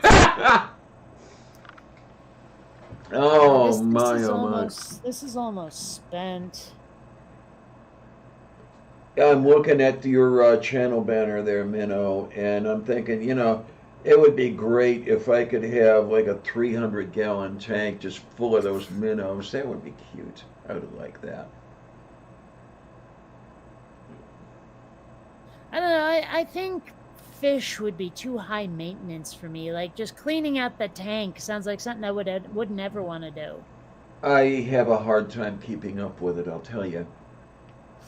I prefer the cats. If there's ever anything wrong, they let me know. Yeah, And my also, I mean, let's face it, as house pets go, cats are probably the most low maintenance short of a gerbil. pretty much, yeah. You've got to be seriously remiss if you don't take care of a cat correctly. I just make sure they're fed and the litter box is clean. And, if they want to spend time, I spend time. Well, this one Uh, over here makes sure I spend time. Well, I mean, I don't know. I just. Xander has almost never been without me, short of like trips to visit friends, like here in town or the supermarket. I'm always here. I don't know what he would know, like how he would cope with being alone. Even alone with Columbia, who really shows him no affection at all. Mm, I think he would feel very lonely and isolated. So, I don't know. I mean, in December, I am taking a very, very brief trip, just really overnight. But I'm not sure what he's gonna think. oh my. But I don't know. I mean, I love my kitties. Oh I my don't know God. if I was. No, I don't think I did show you the actual pictures. I think we just talked about it in the green room. Is that like I have all those pictures my parents sent me. Oh yeah, And yeah. And like there are pictures of that childhood cat I'm always talking about. Every last one of them is blurry except for two of them. And in one of those, she's like on a couch and there is a guitar case just sort of diagonally on there. She's under it. And you can see like this much of her. Mm-hmm. Yeah, You you know? So described that one, but didn't show it at me. yeah, and I'm really disappointed. She was like my constant companion through childhood, and I have no good pictures of her. Mm-hmm. Oh well, what you gonna do? That really pisses me off. That sort of thing when you don't have photographs that existed at one time, but you were never able to have them with you for whatever reason. Some ex kept them all, or they were destroyed or lost or whatever. Well, one of the things that really bothers me is okay, there were a couple of pictures that like I remember very distinctly, and to which my parents had decades worth of access. But when I tried to describe these photos to them, they were like, hmm. I mean, yes, they were very old photos. It was still the 1970s. I was in a diaper. We were at the beach. I remember I was bending over and like I think I had a cup, and I was like with the water and the sand and stuff, putting it in the cup. I was very young. I was like 3-ish, maybe 2, right? And no, I guess I would have to be 2 if I was still in a diaper, and I was pretty small. Anyway, point being, and my dad's in the picture. I tried to describe this to my parents, and they were like, Now, I hadn't seen the photo in at least a decade, but my parents had access to it constantly, like I said. I found that photo in the box of photos they sent me, and I'm like, there it is. What the hell? It's one of the reasons why I'm not sure how much I mattered to them, is because they don't remember any of this shit, you know? Okay. It's like they forget everything as soon as it's over, and it's like they don't really get sentimental about the past at all. It's I don't know. I don't know if I can fault them for not being sentimental. What I can fault them for is not recognizing your tendency to be sentimental. well, I mean that too, but like if No. they're not sentimental about the past, means the past doesn't mean that much to them, and I'm in their past. You see. Okay, I can see where you're coming from with that. And the least they could do is play some Tommy Dorsey, but that's another story entirely. Whatever. Okay, sure, fine. But it's just yeah, so photos. Eh. There were a few in there of people I had forgotten even existed, and a few that I remember existed, but seriously haven't seen since like 1978. You know? Oh my word, that's ages ago. Literally. In fact, anything more than a year is clearly ages ago. Yep. Or at least an age ago. Isn't that weird? You can say ages ago and it doesn't seem quite as long as an age ago. Is that weird?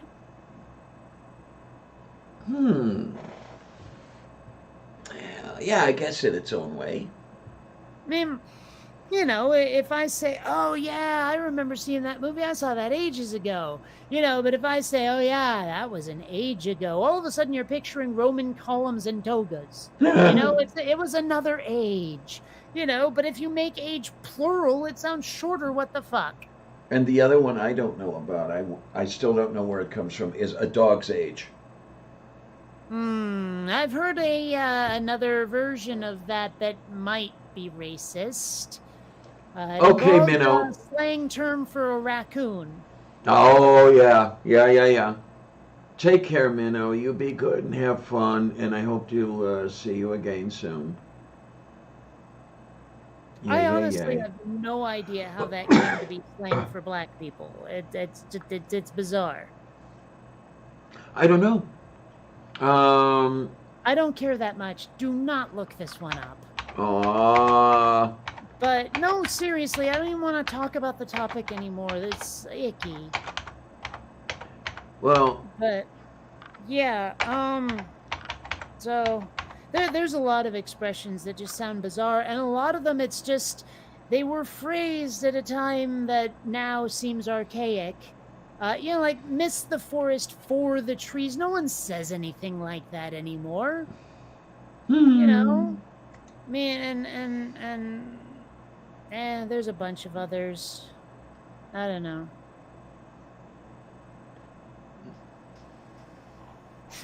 Is a not to knowing on the thing. I don't know. I keep thinking I'm craving something and I don't know what. Don't you hate that? Oh yeah, absolutely. Because everything you try doesn't quite make the mark.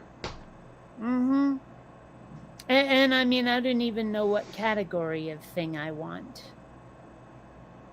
Like, it could be fruit, could be meat, could be candy, could be the flesh of my neighbors, just like their brains and all of that, you know, because I'm hungry. Well, but, you know, maybe not. Got to be careful with the brains, though. You know, prions, you know. Well, I mean, as long as they haven't been, like, to some foreign country where they might get the brain disease, you know, where Kuru or whatever. Yeah.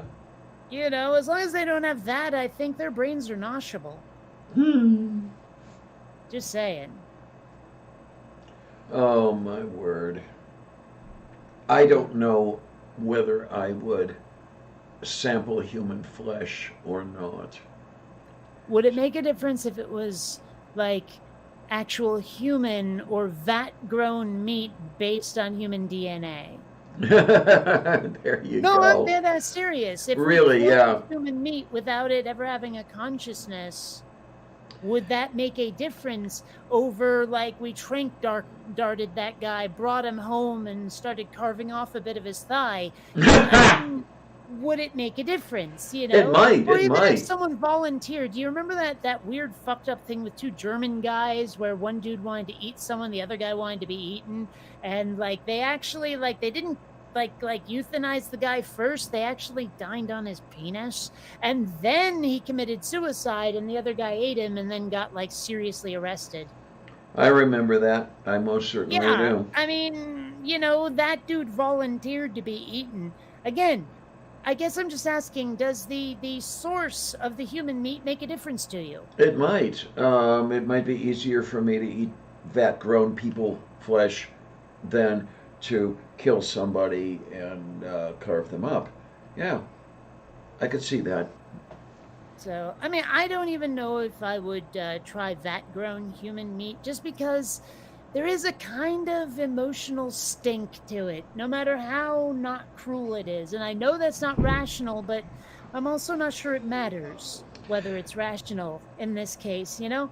Also, well, I mean, humans are omnivores, and I know predators are alleged to taste nasty. I don't know if human meat would taste particularly good. They say it's like ham, but what do I know? I don't know. I don't know if I would try it. I really don't. And then, of course, you do know about the vegans. You know, many have said that they would eat vat-grown animal flesh. Hmm. Yeah. I was a little surprised when I heard them admit that, but I was like, hey, that's that. I can respect that position. I mean, you're still a bunch of dicks, but I can respect that position.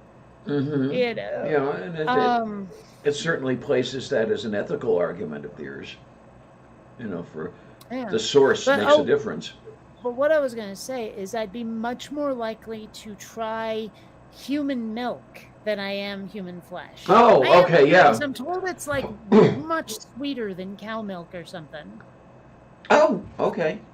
I mean I don't know. I've not tried it. I'm told it's fairly thick too, which makes sense. I mean it's not low fat or nothing. It's just straight from the source. Let's Yeah, say. I believe that human milk is one of the higher fat milks out there. Yeah. Okay, I'm sure someone's done this and made human cheese Mm-hmm. or human yogurt. You know, I'd be more willing to try that than I would the flesh, just because nothing has to die to do it. You know what I mean? Yeah, huh? It's actually like meant to be eaten or consumed rather.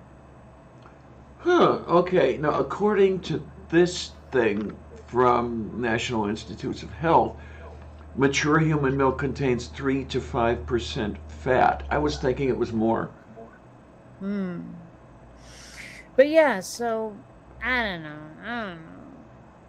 It Now, does seem like vat grown meat would open up like so many things for people to try. I mean, I'm sure like when humans were new and going around, a lot of experimentation with what might taste good was done. I mean, what do they eat in foreign countries that we never even would have thought of? Like, you know, antelope steak or something. I mean, whatever else is out there that people kill. Does anyone make a giraffe burger or giraffe bacon? I mean, I I don't don't know. know. Was like what I know zebras are consumed by lions. Do humans ever do that?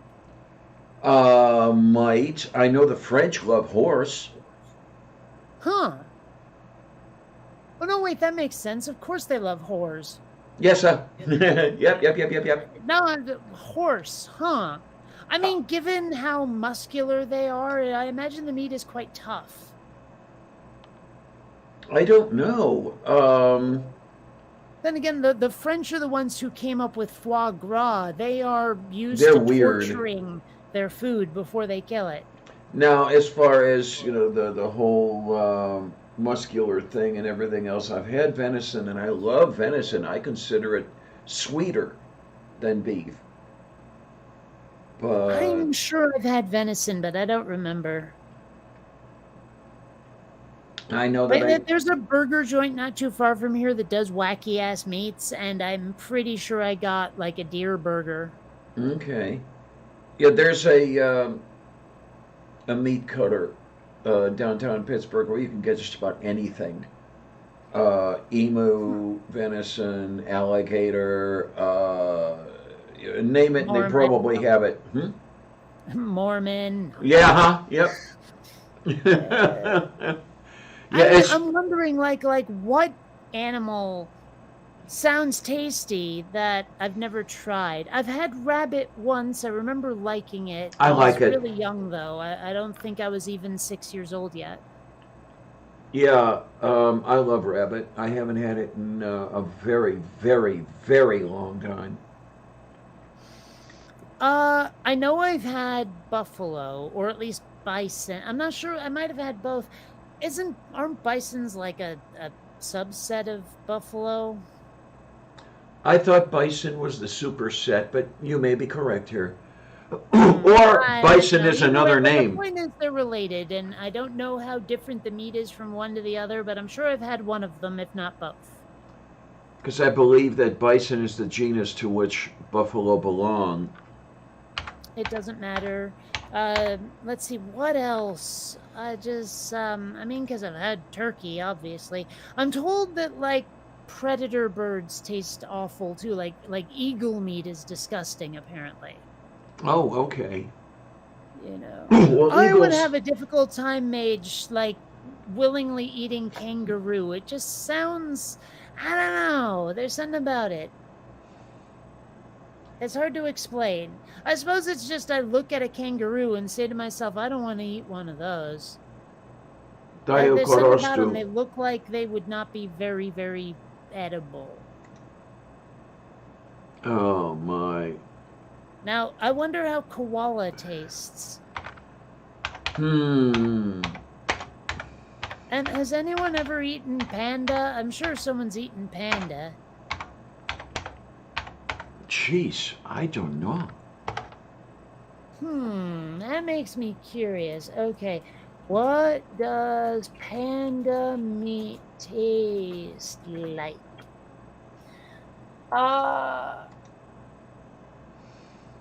Okay, it says here it's very unlikely that its flesh tastes anything like that of other bears. Okay, but, here we go. What does a panda bear taste like? They say it tastes almost like koala. That doesn't help. I'm hoping that was a joke and not a serious reply. Oh, God. Oh, these my. people are all just being stupid about it. They're being goofy about it. They're not answering with real answers. Now, Oh, well. that meat cutter I really like has kangaroo. They have ground kangaroo, kangaroo burgers, loin fillets, sausage. You know, ground kangaroo implies the existence of air kangaroo. Mm-hmm. Yep.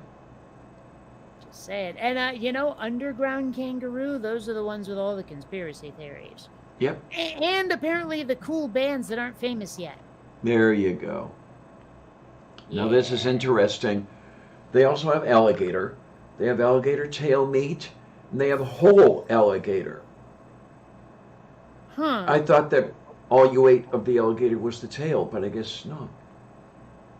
Yeah, emu does sort of taste like beef. I mean, honestly, the different specialty burgers I tried were not that different from each other. They weren't that impressive. It's better to just buy beef burgers. I did not mean to make that alliterative. Thank you. I need to put my burgers away. I bought some burgers a couple days ago. They've been sitting in the defriginator. I need to package and freeze them. You know what I would really like to know, just from a consumption perspective and not the behind the scenes shit, is what the big deal is about Kobe beef. Like, why is it better? Is it just more tender? Does it taste better? I mean, what makes it so special? I sometimes wonder if the whole appeal isn't the rarity. But I don't know. Well, then it's clearly a manufactured pursuit. It was done deliberately, I guess. Yeah. That's annoying. Like diamonds. I guess. Because diamonds are a lot more common than most people think. But you had the diamond sellers restricting the supply to build an artificial rarity. Which is kind of annoying given how useful they can be in things like construction. Yes.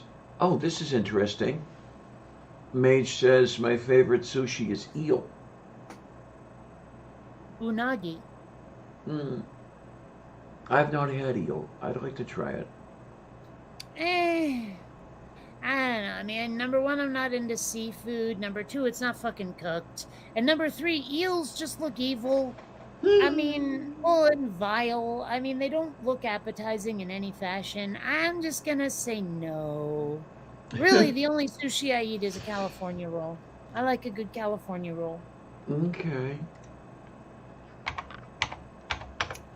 I haven't had one in a very long time, actually. It's weird. You wouldn't think it, but the ones they make at the supermarket are pretty good. Okay. Like they have a guy. I'm assuming he's Japanese, making sushi in the mornings. He'll slice them up and stick them in those little plastic containers, and bada bing, bada boom, Bob's your uncle.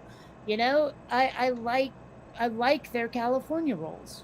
Okay then. Yeah.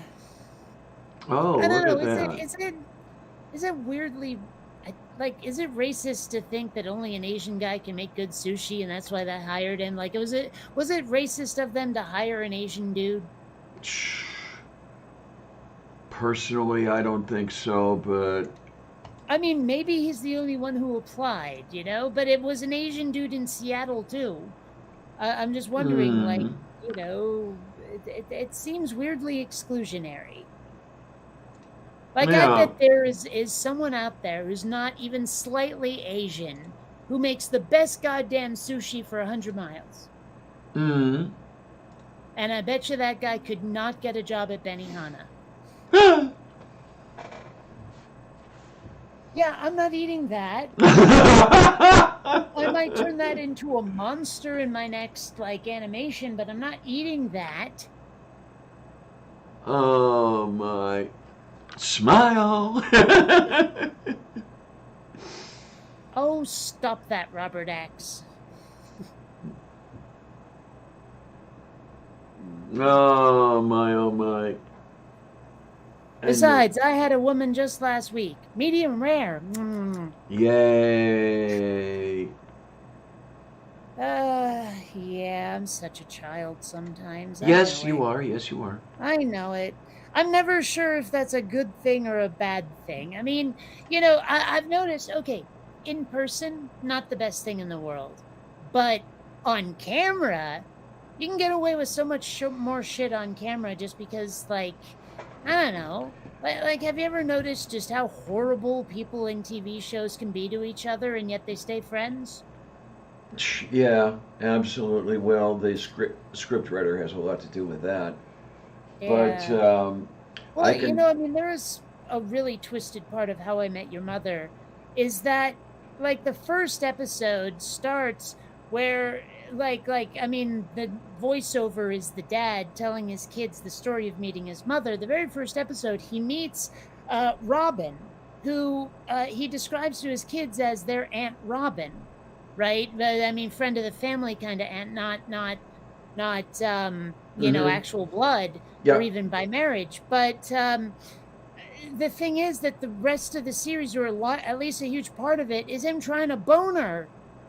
It's like him trying to have sex with their Aunt Robin, and he's telling them this story for literally years.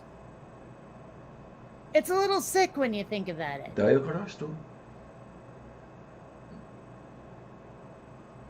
don't know. Yeah. Well, there are things you can joke about, were joked about in How I Met Your Mother, that will get you banned or even your account destroyed by Facebook. Yeah, well, the Facebook and Twitter, and I don't know which one is worse anymore, have really gone. Facebook. They are so fucking fascist about it. Seriously, so goddamn strict. I'm afraid to post pictures of Indiana Jones movies because they'll have a swastika on the Nazis beating up. Yeah. They'll interpret that the wrong way. They will. Whereas Twitter, it takes a lot to make the Twitter gods aggro when compared to Facebook. Yeah, I suppose so, because they haven't thrown Silverman off yet. Well, even just beyond that, I've posted some pretty, I won't say raunchy necessarily. I don't have a word for it. Let's say risque. No, not even that. Controversial, fraught images on Twitter, and nobody gave a shit. The Twitter gods did not care. They care if I say fuck too many times in a row, but they don't care if the image is sick and twisted. I don't know. I'm just saying their algorithm is more permissive. I suppose they're just trying, let's see, the Kiowa, CYOA. What?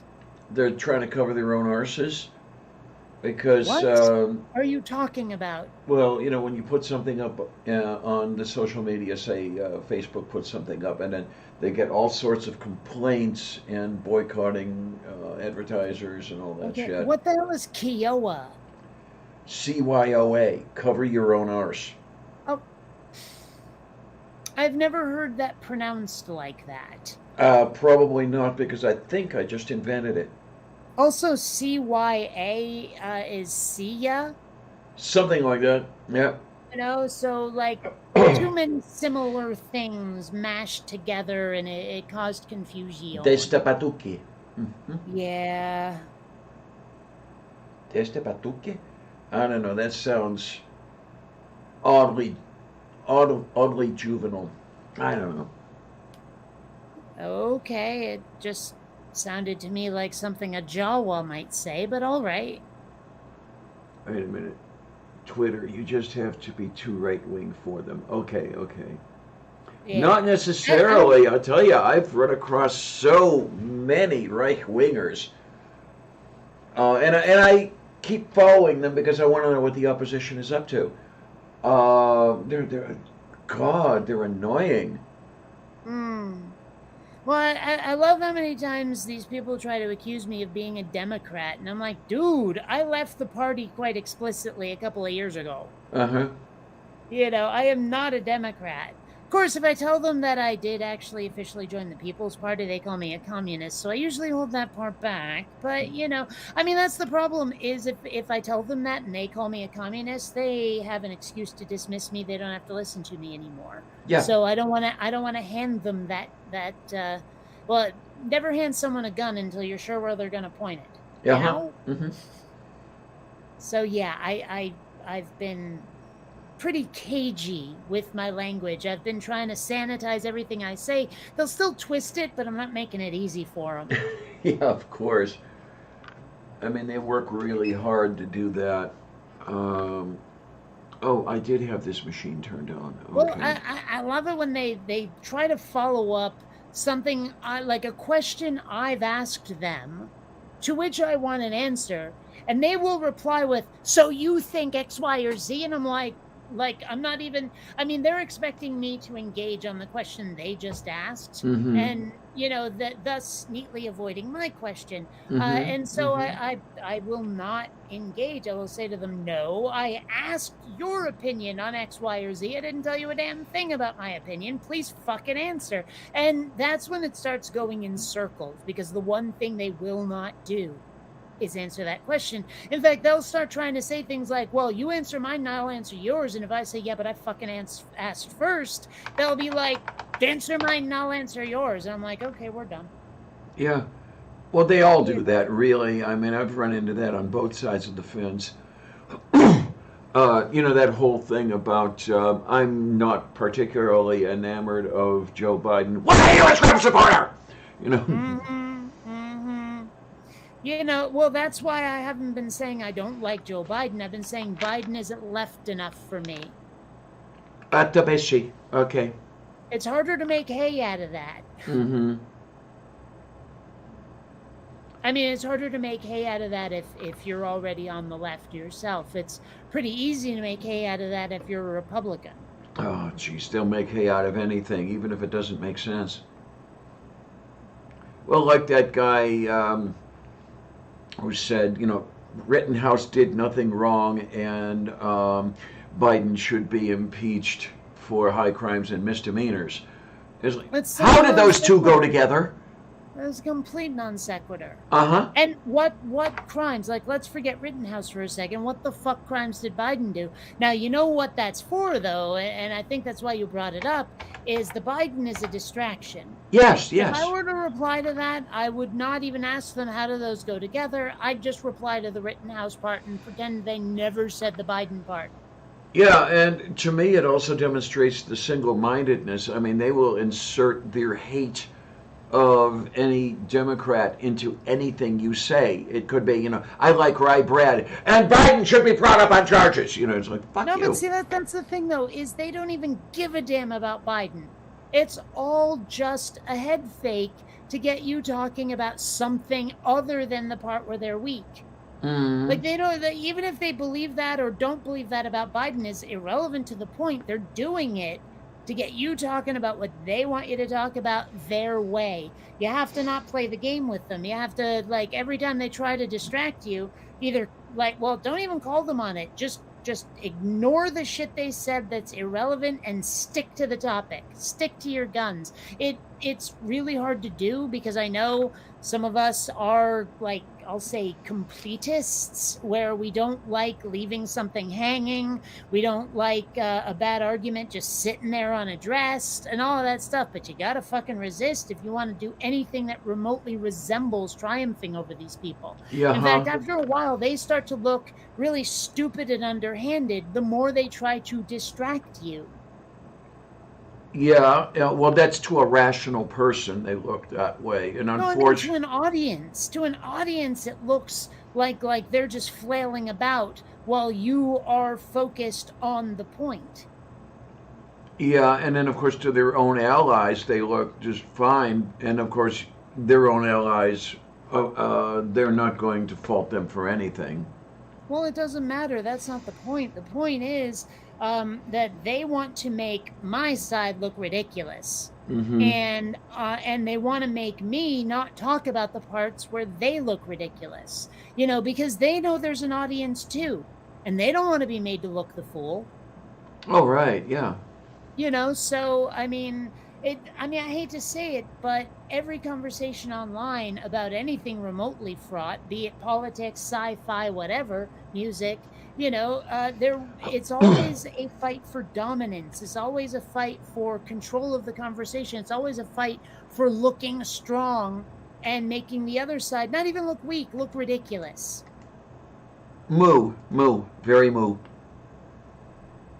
So, I mean, like once you learn their motives and their end game, their goals, you can subvert it pretty hard. You can basically say, I'm not playing your game.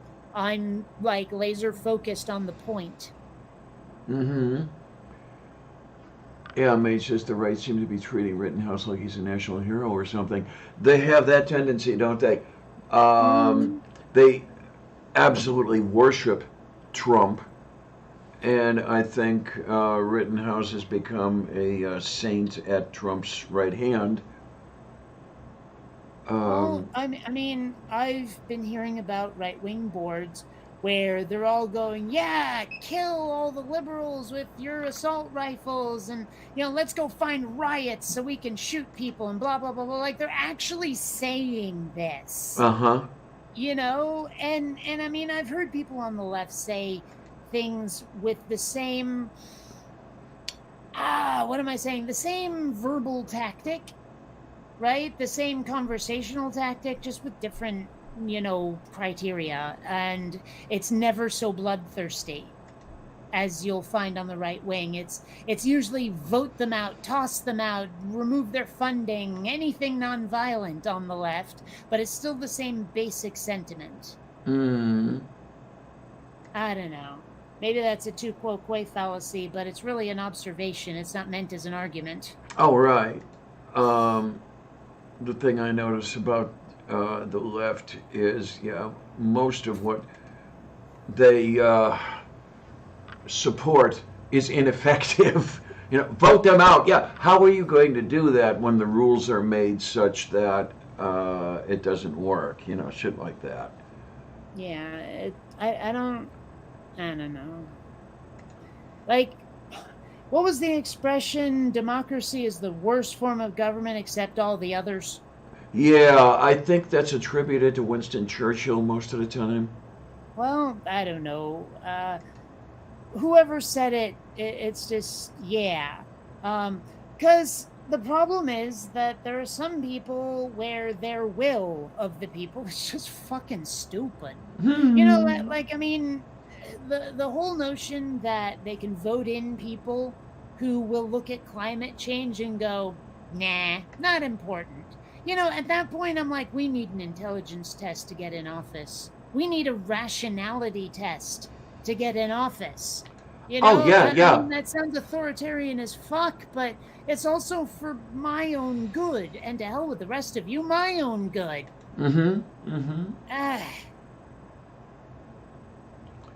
Yeah, this is why I say that the best form of government is an autocracy with me as the autocrat.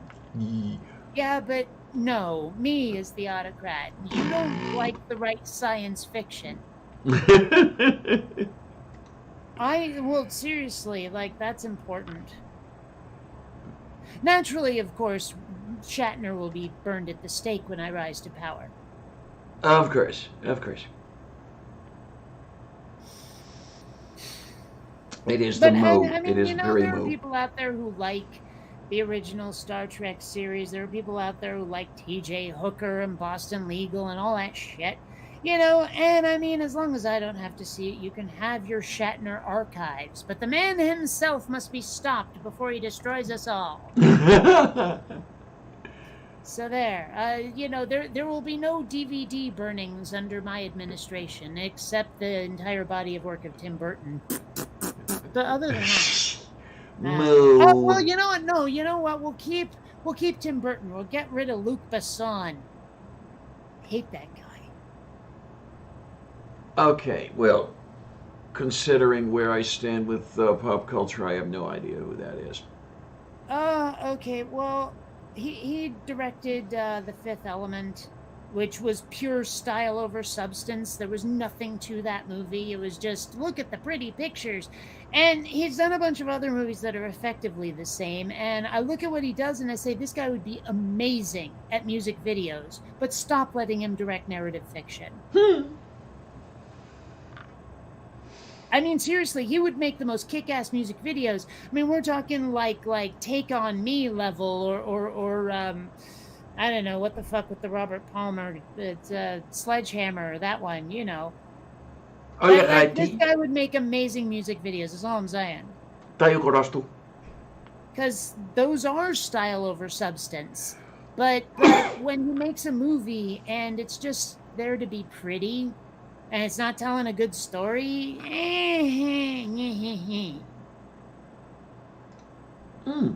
Moo. I like that description. What? Yeah. Okay. That's probably even better than Moo. Well, you're like, I haven't said it in a while, but if you ever say something and I think it's goofy and I want to sort of roll my eyes at it, there's always, and I haven't done it for a while, that one. Nah. I haven't done that for a while. I don't know why I fell out of habit. You ever notice that sometimes an expression you've used for ages just sort of falls out of use and you didn't do it on purpose? Maybe it got replaced by something that was useful in the same circumstances and, you kept with it because it was shiny and new? I don't know, but it's weird how that can happen, isn't it? It happens with most of the things I say. No, it doesn't. You repeat yourself constantly. Oh, where are we over here? There we are. Hey, Rome, I didn't see you come in. I was looking at a different screen. How you doing, honey? Oh, my, Luciano is here. I didn't see you come in. Oh, the great people. Yay. Wonder if Stu left. He's been pretty silent. Yeah, he tends to do that from time to time, so I don't know. Mage says, wait a minute. If he was around, he probably would have said something about mermaids by now. By now. Mage says an example. I saw a picture of a BLM marching with a NABLA banner, and the argument was the left supports pedophilia. Okay. What, because that one guy had a sign? We all think that. See, that's the thing, is they are so hive-minded that we assume we all are, whereas we all pride ourselves on being like independent thinkers. It's just so weird, like the mental image they have of us is so like off kilter from reality. Now I wonder what it is that they look at our descriptions of them and go, that's not accurate, the way I just did. I wonder what they think we get wrong about them, and whether it's actually wrong or they're just, like feeling embarrassed like they are about critical race theory. But let's not start talking about that one. But you see what I'm saying? Oh, Like, yeah. I wonder what perceptions we have of them that they think are bullshit. Pretty much all of them, I'm thinking, because they don't see how. I hate to sound like a Hillary Clinton here, but they don't see how deplorable they are. They don't see how horrible the stuff. Specific things. Not their general attitude. I mean, like item A, item B, item C. What did we get wrong about that specific thing? Because there are a lot of stuff where they're like, oh, you all just want to kill babies. No, we fucking don't. That kind of thing. Is like, what do we think about them? What little thing, detail about them that's not true or they don't think is true? Oh, let me see. I'm going to start guessing here. I think that they might think that we are wrong thinking that queers are people. No, about them. Well, that's something about them. That's their perception. Them. Okay, with something like that, I don't know. Yeah. Well, I'm not sure we can know unless one of them tells us. But I mean, I'm sure we have stereotypes in our heads of them.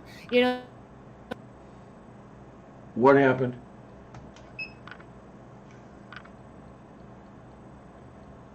You disappeared. Something got nudged again. Oh, okay. Oh, not again. God damn it, it changed my speakers on me. Give me a sec. Oh, my. I hate it when it does that. And she gets on my arse for... Yeah, there we go. No, actually, it might be you. I've got this going on. I don't know what's up. Let me look. I want to look at what's going on over here. Hang on. Sure. Yeah, my speakers are working. Okay. So it's on your end.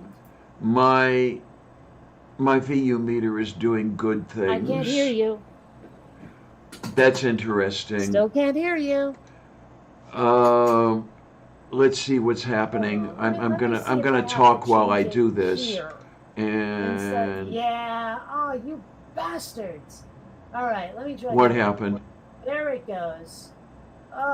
Well, Meet changed as well as Windows. Oh, okay, It changed okay. both of them on me. Yeah. All right. Well, anyway, what the hell were? Oh yeah. Like we are probably. They probably think we all think you're all evangelical Christians and you're psychopathic, like this, that, and the other thing. Like, you're so far deep into it that you're, I don't know, like you're Matt Powell types, that. And I'm sure that there are like completely secular, completely even atheist right-wingers, I'm sure. I mean, probably one of the ones who are on the financial right, on financial conservatives rather than social ones, Yeah, well, that's what Silverman claimed to be when he was trying to make sense.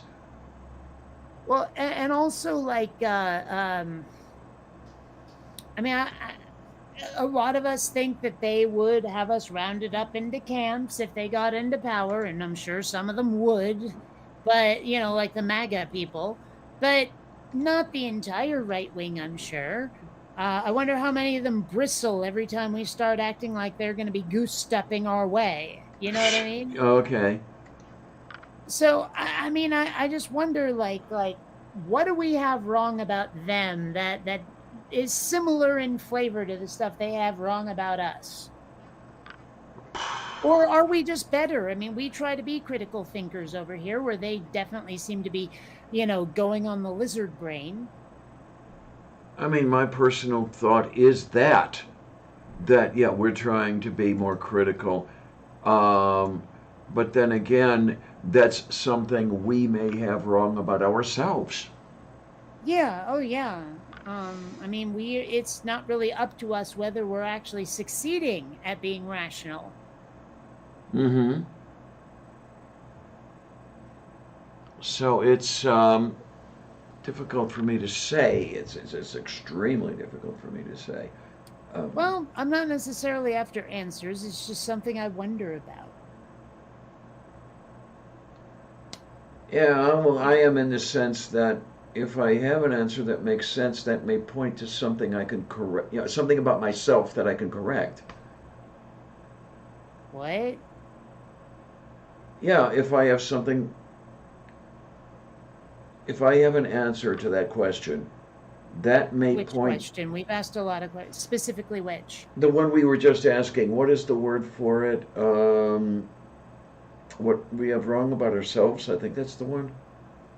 Oh, all right, go on. Yeah, I mean, if there's something that I have wrong about myself, that's something I can correct. Well, not necessarily. I mean, I can't do anything about what's wrong with my head meats, you know? I mean, Yeah. whether it's ADHD or autism or whatever the fuck. Hey, can you have both at once? I bet you can. That is not something about myself I can correct. It is something I've tried to mitigate a bit. I've mentioned it before. There were times I used to communicate, I mean, a little bit less so, but very similar in flavor to Tornado. Uh-huh. You know? Yeah. And you know how, like, when he's debunking something, he just gets angrier and angrier and angrier? Yeah. And I have to admit, I get exasperated after a while if it's like if someone is being a brick wall. If the logic and the evidence is on my side and they're just going, nah. After a while I'll start calling them names because I need to blow off steam and I'm sick and tired of their shit. Mm-hmm. But they always use that as like, you're calling me names, that means I win because you don't have a real argument. But the truth is, like you can say, here's all the facts and here's all the logic, you fucker, and you haven't lost the argument. You made an argument. And that's another thing. You know what? Just because someone used an ad hominem doesn't mean it's an ad hominem fallacy. If fuck you is the entirety of your reply, fallacy. But if here's the facts and the evidence and also fuck you, that you're not using that as in place of an argument, you're using it as the accent at the end of an argument. And that means it was only an ad hominem attack, not an ad hominem fallacy. There you go. And then, of course, if you say, let's see now, you are wrong and that makes you an idiot, that's not the same as you are an idiot, therefore you're wrong. Well, I mean, you came to the wrong answer as a result of being an idiot is valid. Yeah. You lack the cognitive capacity to reach the correct answer. Oh, this is interesting, which I was just looking at this page again about vaccinations. Luciano's saying they, right-wingers, may not tell their constituents to get vaccinated, but they will personally get the vaccine. It's really cynical. Well, it's really hypocritical. Yeah, well, I mean, that's the thing is the defining characteristic of the right wing is basically, I got mine, fuck you. Yes. I mean, it's a very selfish way to live. It's a very selfish mindset. And so I got the vaccine, but I'm telling all of you not to. I mean, like when you realize that the truth is not anything they're pursuing, but rather victory, everything they do that makes no sense makes sense. Sure. Because it's all in service of their own ends, regardless of facts or truth or anything. Yeah. And, in a way, I mean, we on the left have kneecapped ourselves by trying to not play dirty like they do. And there are times I think, you know what? In the name of a better end, we need to play fucking dirty. And none of them will do it. Bernie wouldn't go for the jugular, and I was so pissed off and frustrated at him. Mm-hmm. Yes. And don't get me started on the paper tiger that is AOC.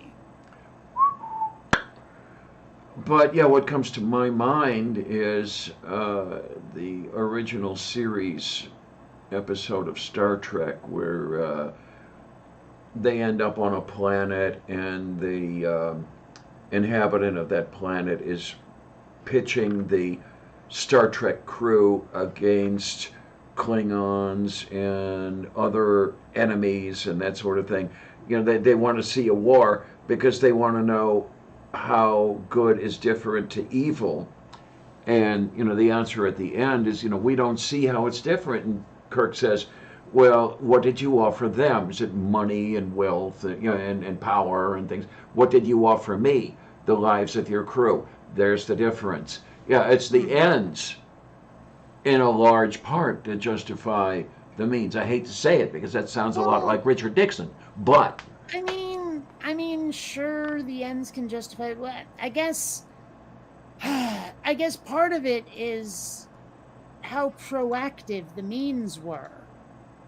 You know, I mean,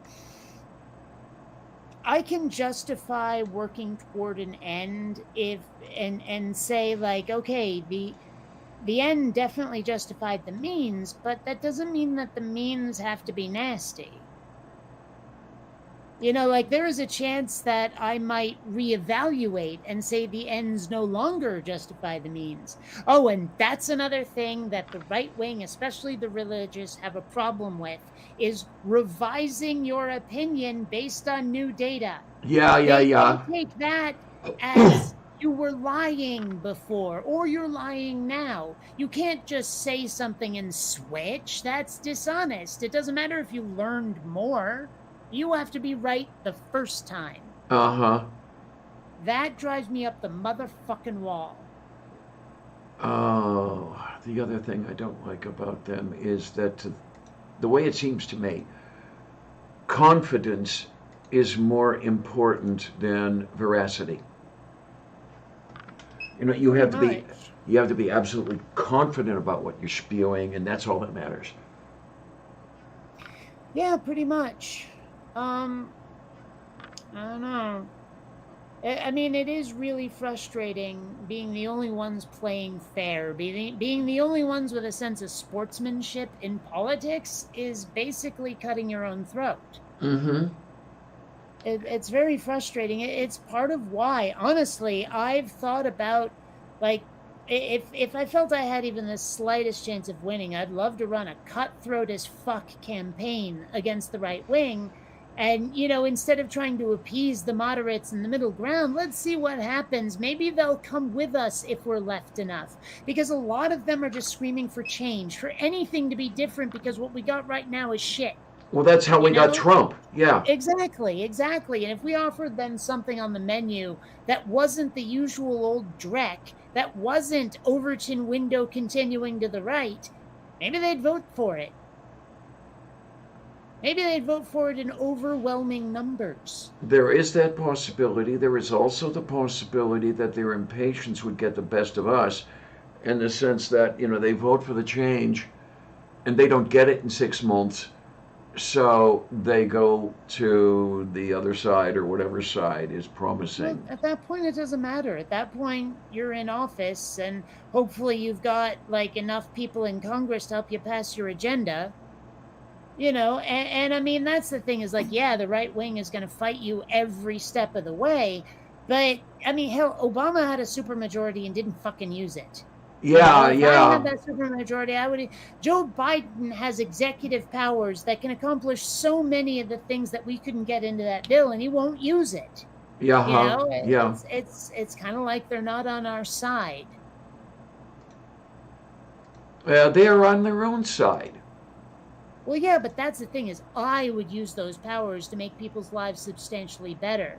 You know, I would basically start ramming things down people's throat, whether they wanted it or not. And when they realize their life improved because of it, they go, oh, well, some was good, more must be better. Keep doing that. I mean, I think that's part of what they're afraid of with someone like Bernie or Andrew Yang is if we get a taste of UBI, they'll be like, we can't take this back. UBI will be forever if we have UBI, and I think that's what they're terrified of. Free college will be free college forever. Medicare for all will be Medicare for all forever, because you couldn't take that away from people without a rebellion. Oh, sure. Yeah. So,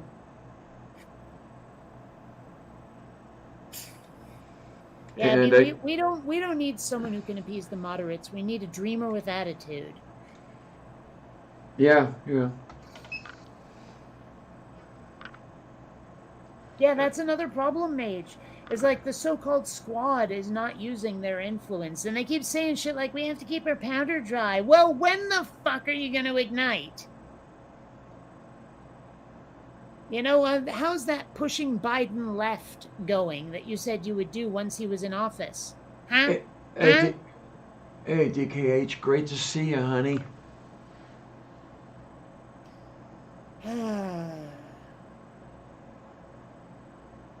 You know, cod liver oil seems so specific. Like, okay, we could take the liver from anything, but let's go with cod. This one specific fish, cod. And then, we're not just going to take the liver.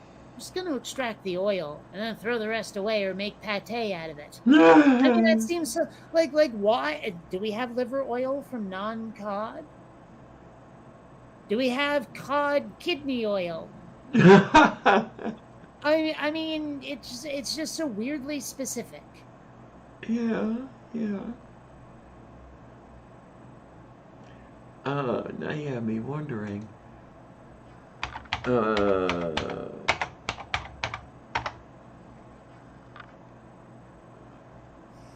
Okay, so what we have here, well, we have grass-fed beef liver capsules. What? Yeah. From beef liver capsules. Mm-hmm. Does it say what they're supposed to do? I is going to find out. Probably not. Highest quality desiccated beef liver, pasture raised in New Zealand, grass fed and grass finished. What the fuck is grass finished? Nutritionally dense superfood, very high in preformed vitamin A. What the fuck is that? B12 for energy, proteins, peptides, CoQ10, that's a bunch of shit, choline, folate, hyaluronic acid. I have no idea what some of these things are, but I really only asked what it was supposed to do. I think they're stepping all the way around it to avoid making any claims such as that. Okay, wait. But then why would anyone take it? Why would anyone think they needed it? Okay, this one. For healthy teeth, gums, skin, and hair. Supports energy, mood, metabolism, and methylation. What the fuck? For strong joints, connective tissue, rewind. Methylation? Methylation. Oh. Yeah. Well, it's something to do with methyl alcohol or some shit, doesn't it? It's the way I know methylation is adding methyl groups to something. I wasn't asking about what the action was. I was asking about the nature of the substance. Methyl refers to CH3. At least in chemistry. At least in chemistry, it does. And that is. That's a functional group. So that doesn't help. What is it? Methyl. That is what it is. Now, for example, methyl alcohol is an alcohol. In other words, it contains an OH group that is also containing a methyl group, CH3. Yeah, but what is it? There's no answer to that question. Yes, there is. You know, I mean, like, if you can point at something, you go, okay, that's oil, that's alcohol, that's acid, that's a base. What the fuck is it? Let me look up and see what they say. Wiki methyl group, Wikipedia. A methyl group is an alkyl derived from methane containing one carbon atom bonded to 3 hydrogen atoms, CH3. So what is it for alkalining things? I Um, thought I heard alkali in there. Alkyl. Oh. Yeah, that refers, an alkyl substituent is an alkane missing one hydrogen. And an alkane is a saturated hydrocarbon. In other words, there are no double bonds in it. So what does all that do to the alcohol to which it's been added? Any number of things. I mean, a methyl alcohol, for example, will kill you. And it does so because the body metabolizes it to formaldehyde. Oh, fun. Just the way ethyl alcohol is metabolized to, acetaldehyde, which is poisonous in its own right, but not as bad. I thought that ethyl alcohol was why we're so embarrassed of Aunt Ethel. Yep. Well, okay. Yeah, they'll sell all kinds of things for all kinds of reasons that don't make any sense. This grass-fed beef liver, it's like, what the hell? For some reason I keep mistaking homeopathy for something else. Or rather, when I try to remember the name for homeopathy, I keep thinking it's something other than homeopathy. Are you thinking homeopathic? Well, they're the same thing, aren't they? Wait a minute. I'm sorry. If you're engaged in homeopathy. You're right. No, I was thinking, are you thinking holistic?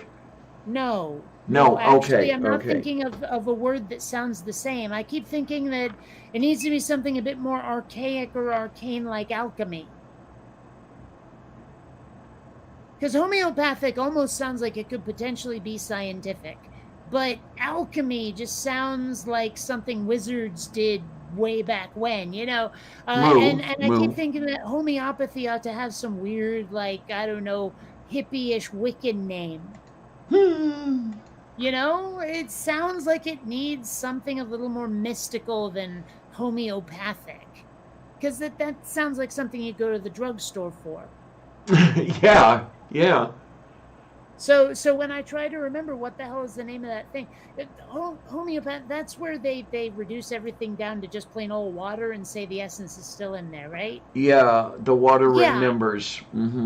I mean, that's just, well, if the water remembers, why not just take the stuff instead of the water?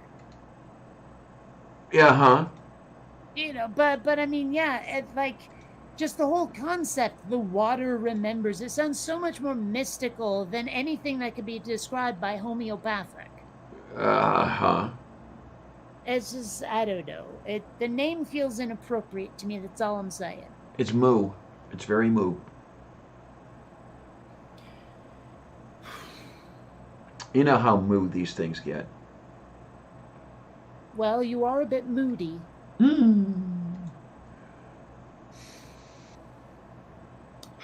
I keep feeling like I'm craving something and I don't know what. Oh, my. You want a new drug, right? One that does what it should? Only if it does what it should, yeah. No, I mean, seriously, like, I don't know if it's just some sort of food or dessert or an ingredient that goes in certain kinds of food.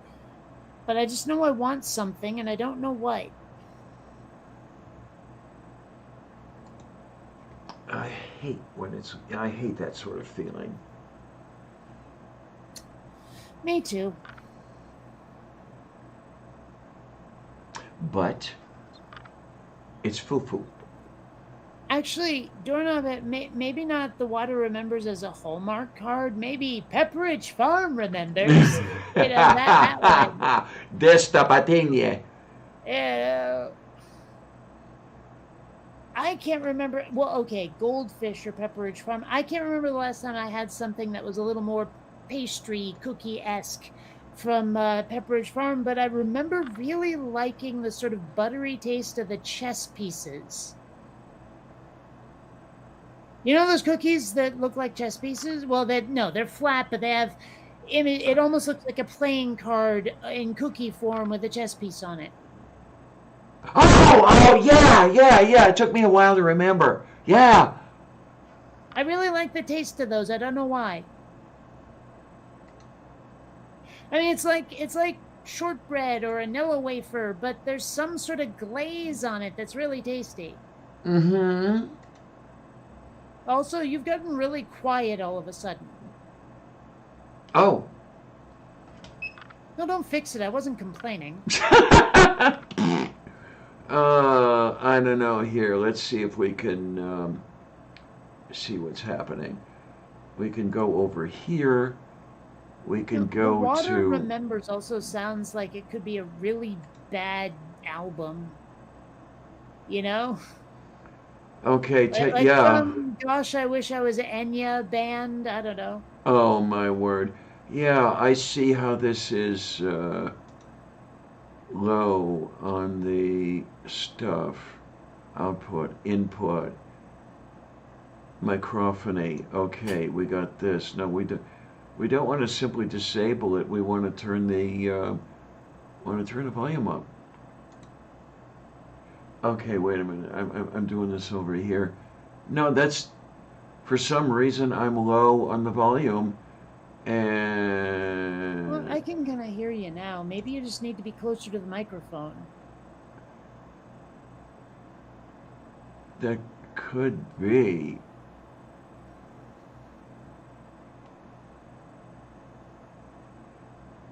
Wait a minute. This thing's doing all sorts of strange things. Huh. Buttery chess pieces. Yeah, there's something like, okay, my memory is usually pretty good. My parents' memory is shite. Before I stopped talking to them, I was trying to ask them about a place that I swear I remember where it was like a building. I don't know if it was a business or someone's home. It could have been either, honestly, because in Vermont, half the businesses look like a house. But I swear there were like 2 chess pieces, really large, like size of a toddler chess pieces outside. My Okay. parents don't remember that at all, but I swear I saw that. I think it was 2 pawns, a black one and a white one. Okay. That's moo. Ah, well. It is very moo. You know that, right? I guess.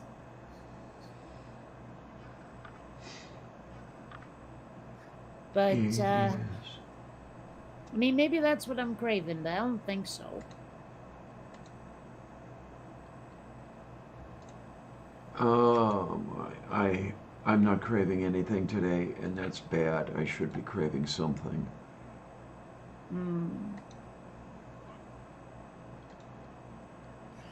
Yeah, well, honestly, I think that's better than craving something, but you don't know what the frig it is. Oh, I hate that. I do. It's icky. Poo poo. You just go around eating everything. Of course, it might just be the munchies. Because if I'm in a situation like that, yeah, you're craving something, you don't know what it is, so you eat everything, and you put on 1,000,000 pounds. Yeah, I don't really want to go out today anyway, like to the store. Oh my! It is so full of poo poo, so full of poo. Maybe poo. I should, like, I don't know. Like, I'm sure there's something I can make that would be tasty, and I should start buying fruit again. Like, I meant to yesterday when I went to the supermarket buy some of that canned pineapple, but I didn't. I forgot it. Well, come on over. I've got some leftover sheep. Yeah, I was really thinking about getting something fruit, and last time I checked, sheep are not fruit. I have a few They're apples. not even vegetables. Apples? Would you like some apples? What kind? Granny Smith. Ooh, my favorite. Oh, yay. Yeah. Shall I leave the light on for you? No. Oh, we No, have I fun. will go to a more local location to get them, if I do. Or you could upload them to me. Oh, okay. Yeah, we can do that. You know, send it as an email attachment. Mm-hmm. jalapeno Cheeto Mac. You know, one thing I did, and it didn't go very well, was added bacon bits to rice. But I did it while it was cooking, not quite realizing at the time that bacon bits aren't made of bacon. That's true. You know, I wonder, can you like just get what they put on bacon bits that make them taste like bacon? Oh, hey, Ben. So you can stick it in like a dish? Because, I mean, just regular old bacon bits shaken into rice actually does help after it's cooked. Oh, yeah, okay. Yeah, you're right. You know what there, Dave Bowman? I'm not looking forward to Spanksgiving either. I'm certainly not, I can tell you that. And the main reason I'm not looking forward to it is it's going to be another one alone, and I don't like that. And I know I go hot and cold on this. Okay, Diana, that is why you're being very quiet. You're not pointing yourself at the mic. Oh, okay. You gotta stop waggling around. Got ya. Now, I know I go hot and cold.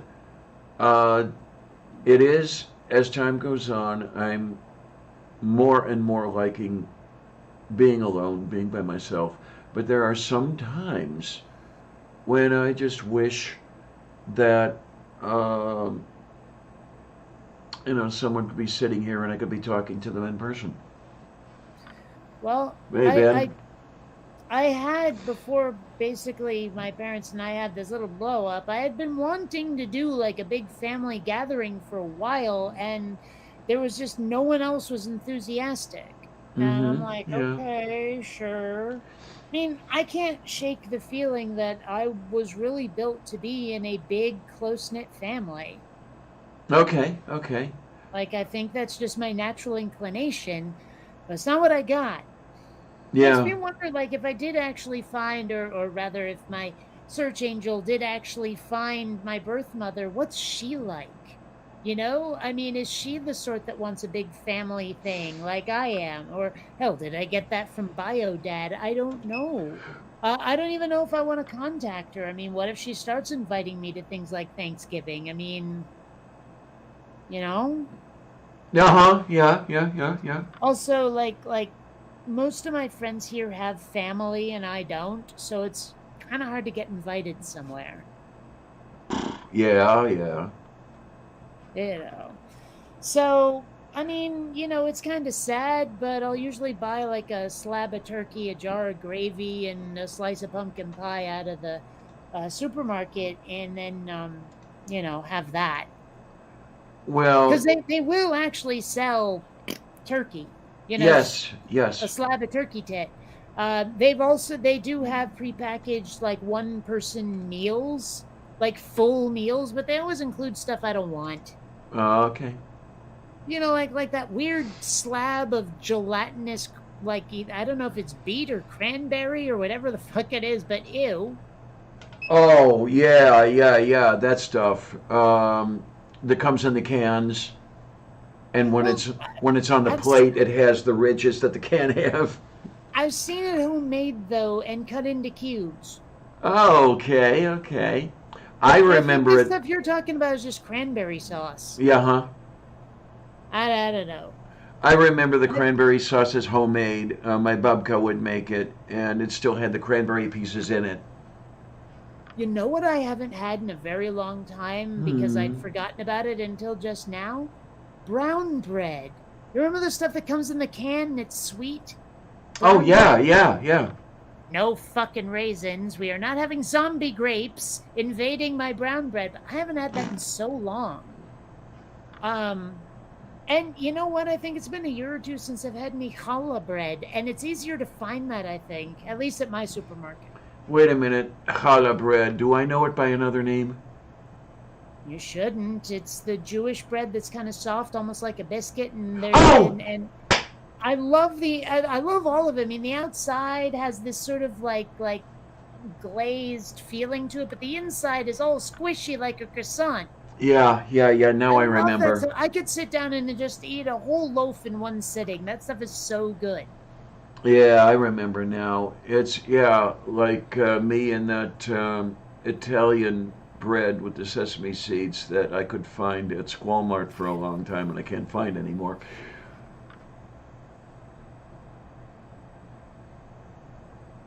Well, yeah, Dave Bowen, they are zombie grapes. I mean, come on.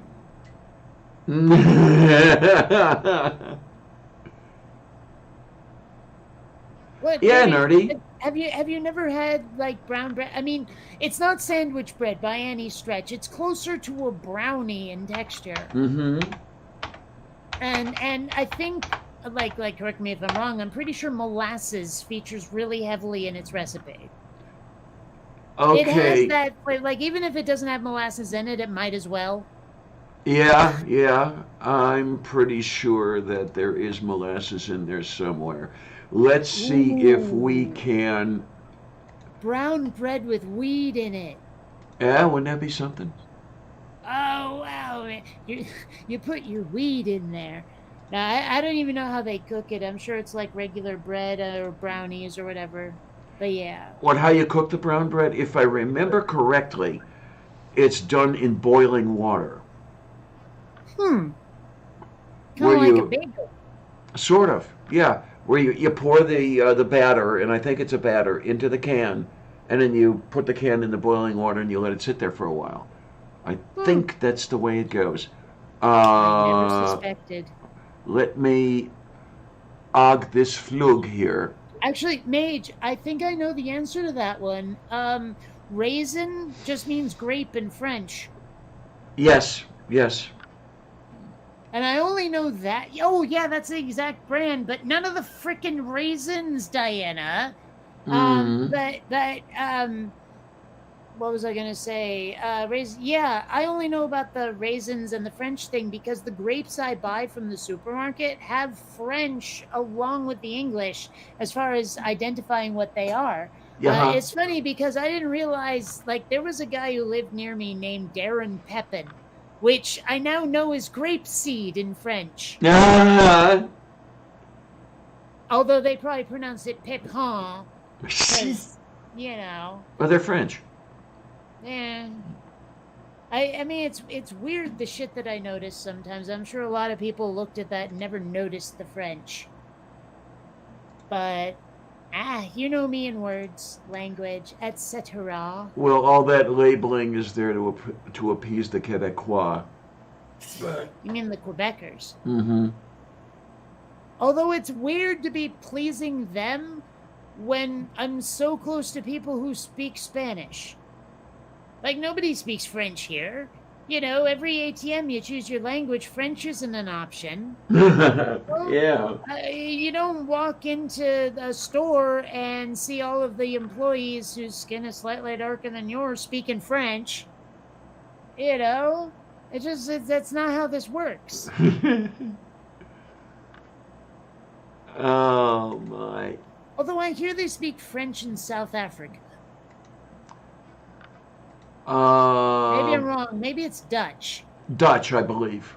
Yeah. And there's somewhere in Africa, though, that they speak French. Like Sierra Leone or something. Or Yeah, that Ghana. could. I don't know. Somewhere. That could easily be, because I believe that there are a number of former French colonies in North Africa. Morocco may be one. That might be it. And or maybe I'm not even thinking of Africa. Maybe it's somewhere in like the Caribbean where they speak French. Oh, there's a lot of Guinea or some shit. Yeah, there's a lot of French there. Yes. Yeah, I don't know. Creole is big in some places. You know, not just New Orleans. I think they do Creole elsewhere. Mm-hmm. Mm-hmm. Yeah. And now I want to go out and get some challah bread. I love that stuff. It's so good. Like it as close as bread can get to a pastry without being like brown bread. You know? Okay. Yeah. Like you know those rolls where they have this sort of like the light brown top that you touch it and it feels not quite like crust, but I don't know. But inside you can rip it open and it's all squishy and it's like, you know, and really good. You know those rolls? Yeah. That's basically what challah bread is like. You know what you just did, though. You got going through my head. I dream of challah with a light brown top. The fuck? No, huh? I don't even know what the hell you just did. Oh, you know the song, I dream of Jeannie with a light brown hair, I really don't. rolling like a vapor on the I summer really air. don't. Is that the theme song to I Dream of Jeannie? No. Okay, well, whatever it is, I don't know it. Oh, my. Let me guess, it's from before I was born. Dayo Gorosto, yes, and therefore it doesn't mean anything, I know. Yeah. Oh, jeez. I seem to remember, like for some reason, the talk of South Africa and the Dutch and everything. It reminded me of a meme I've been seeing going around, which is critical race theory, also known as why Grandpa lives in South America now. Okay. Yeah. Oh, I think they shit. specified like Brazil or Argentina. I forget which, but like, I mean, I wonder how many like Nazis fled after World War II to South America, because it's a cliche. Oh, quite a few. Yeah. Yeah. Um, there were allies of the Reich in South America, so it was a first thought for many to flee there. Okay, there is a movie that I think you might enjoy called Iron Sky. Now, one thing to Sounds remember is vaguely familiar. I didn't know this when I went in. It's a comedy.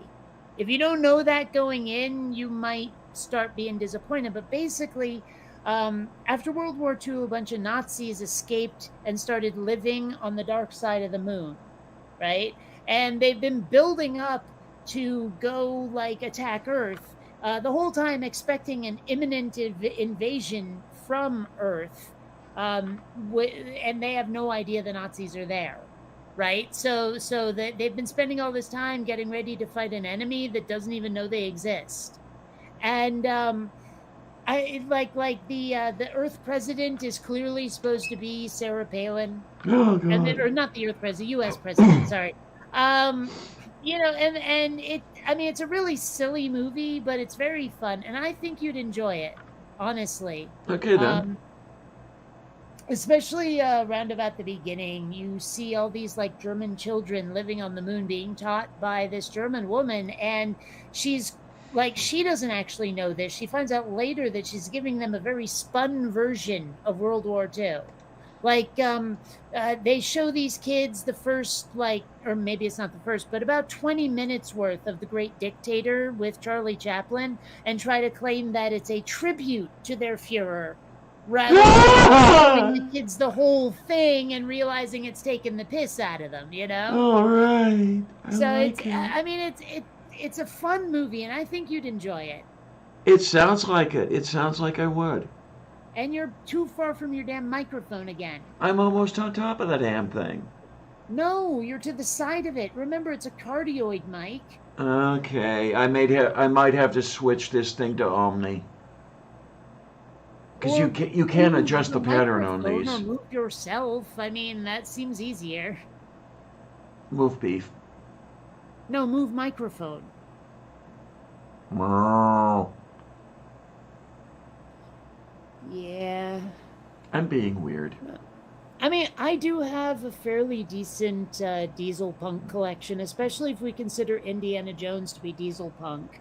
But I have The Rocketeer, I have Sky Captain in the World of Tomorrow, I have Iron Sky. I swear I have others, but I'm blanking at the moment. Actually, there's not enough diesel punk out there for me.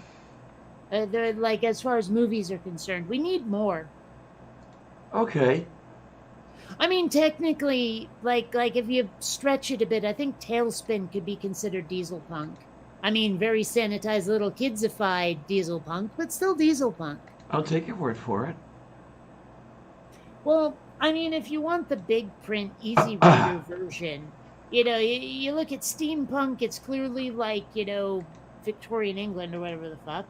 And then you look at diesel punk, it's clearly World War I, World War II aesthetic.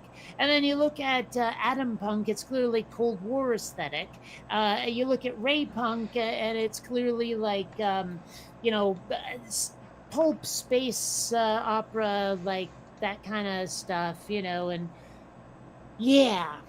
Mhm. So, and then Yeah. of course cyberpunk, we don't really have to describe that one.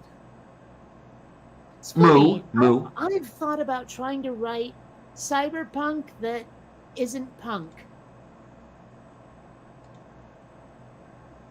Okay. You can jack into the Matrix and all that shit, but it's not like, the megacorps have taken over, everyone's living in squalor except for the few elites. What if it's more Star Trekian, but with a cybernetic element?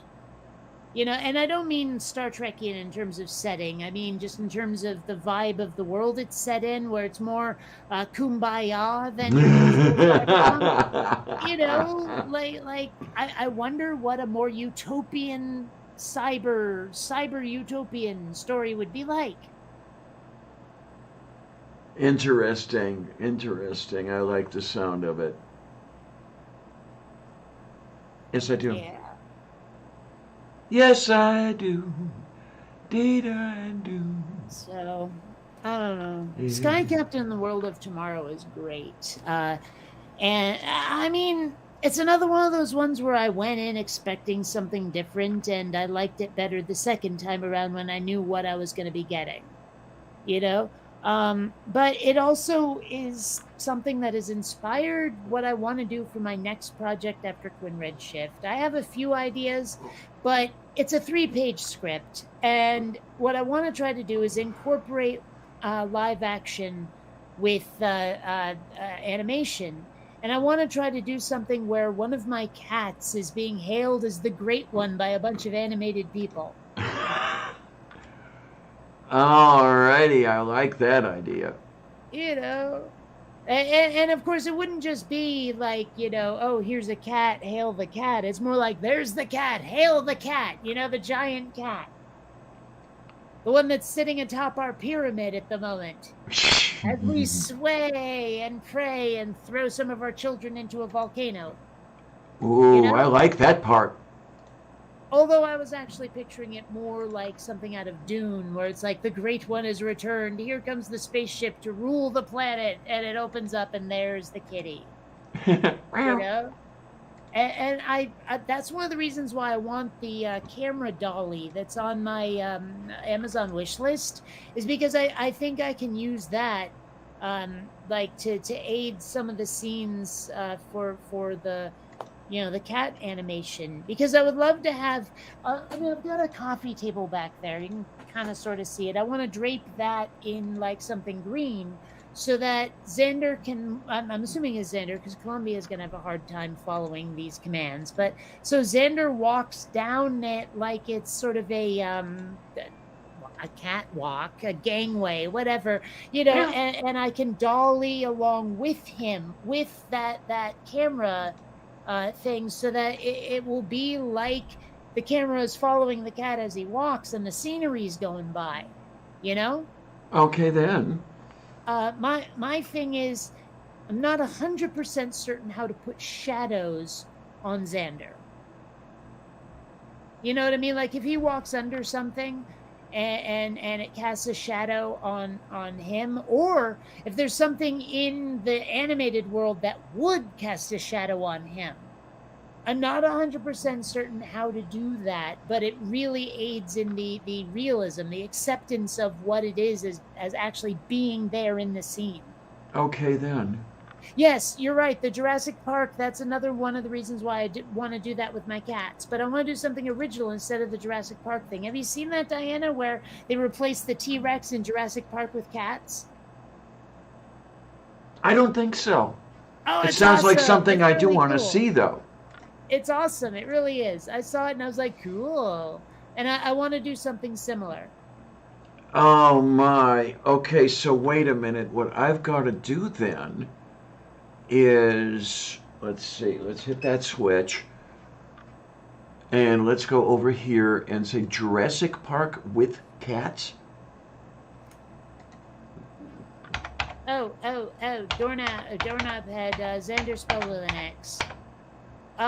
Actually, I think I know how to put the shadows on him, but it'll be like a 3-step process or something.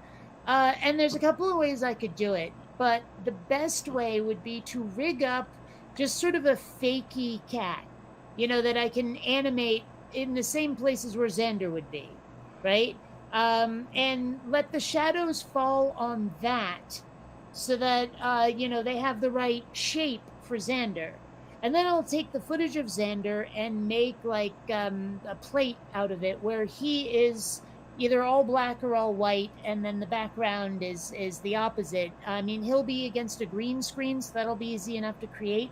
And then use that as a kind of alpha mask to get rid of the shadows that might have fallen on the animated thing but didn't fall on Xander, and just composite it all together. And it might work, it might not, I'm not sure. But yes, the shadow would have to be added in post. Okay, now you're talking about the Jurassic Park. Is this where they're in the Land Rover and it's Yes. like, oh my God? Yeah, I'm looking at it Yes. right now. I love, well, the bit where they replaced the Triceratops. I don't want to ruin it for you, but I really love that part. Alrighty then. I don't know. Have you seen Jurassic Park? No, of course not. Oh, then you won't recognize the scene where they replace the Triceratops. It'll be the bit at the end where Dr. Grant is lying atop the cat as it breathes. Okay then. Yeah. Alan, that's his name, Alan Grant. It's been way too long since I've seen Jurassic Park. I don't even think I have it on disc. I think the last time I owned it, it was on videotape. I'm pretty sure it's streaming on like Netflix or Hulu or Amazon Prime somewhere. I just have to find it. That is fun. I was looking at that. And if I it's a whole don't bunch find of it, I'll fun. have to get it on disc. You saw the scene I meant where he's lying on top and it breathes with him? I don't know if that was in here. It would be at the very end. At the very end.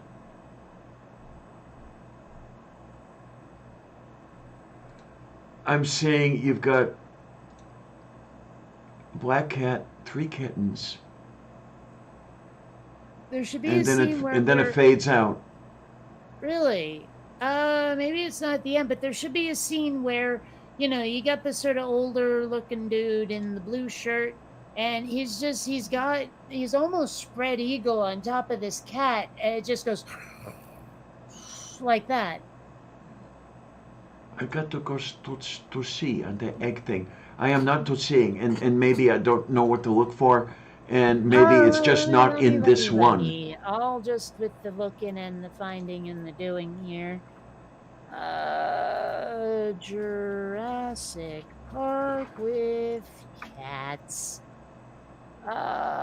Pretty sure that's the one I saw right there. Hold on, where is it? There's Dr. Grant. Ah, there it is. I don't know what you were thinking. Let me share this. Full screen. Okay. Oh, hold on. Did I mute it? I should mute it. All right. Share. Tab. This one. Share. All right. And here we go. Right there. That was missing from the one I was watching. Ah. Well, I clicked on the very first one. I don't know what you were doing. Okay. I clicked on the one called Jurassic Park, but with a cat. That's the one I clicked on. Does it say Owl Kitty? I don't remember seeing Owl Kitty in there, no. Okay, well, all right. I mean, I'm looking at Jurassic Park, but with a cat, and below that it says Owl Kitty. And that's Meow. the channel name. Meow. But anyway, yeah, that scene amused me where he's just lying on top of the cat, and I actually like, because there's a like how they did it. There's a behind the scenes video as well, and I'm not sure I watched the whole thing because I don't remember how they did it. Like because he's lying there and there's clearly fur above his arm. There's clearly like it looks like he's in like nestled in the cat's long fur. I'm wondering how they did that and kept it looking like the fur was actually part of the cat.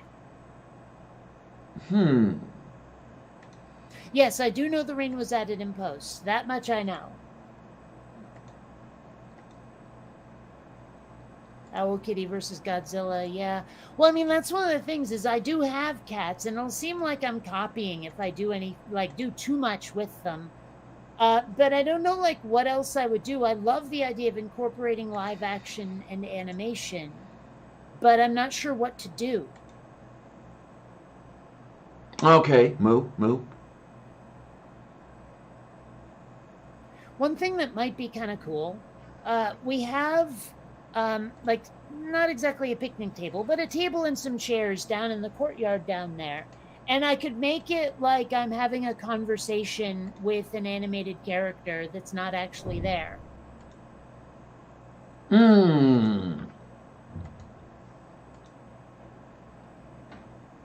One thing I need to get, and I know this seems kind of silly, but I need to get like a styrofoam ball, maybe about that big, and stick a spike up its bottom so that I can tell where the shadows are falling in a scene I'm going to shoot that needs to be animated. You know, because you can look at where the shadow falls on that ball and go, okay, the light's coming from that direction. Mm-hmm. I need one of those. Wonder what you would look that up under if you wanted to just purchase one instead of making one. Like, I bet if you go to Amazon and type in shadow ball, I'm not even sure what you'd get. You know? Maybe lighting ball? I don't know. How would you look that up? I don't know, because there's a lot of things I don't know when it comes to looking things up. You know, getting the keywords right is just not one of the things I do well. I mean, I don't know how to... Yeah, see, I typed in lighting check ball. I mean, maybe shadow check. I don't know. But I'm getting a lot of those plasma balls. You know? Yeah. And absolutely nothing of what I'm looking for. Maybe I have to specify, like, is there cameras or filming? Maybe arts, crafts, and sewing? I don't think so, but... Because that sounds more like needle pointy stuff rather than, you know, filming. Maybe, no, not electronics.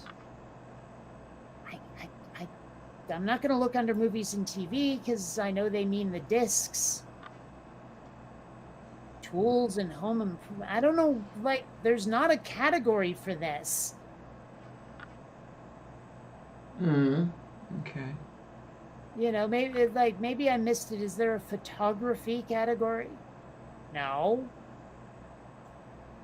Let me actually just type in photography as a criterion.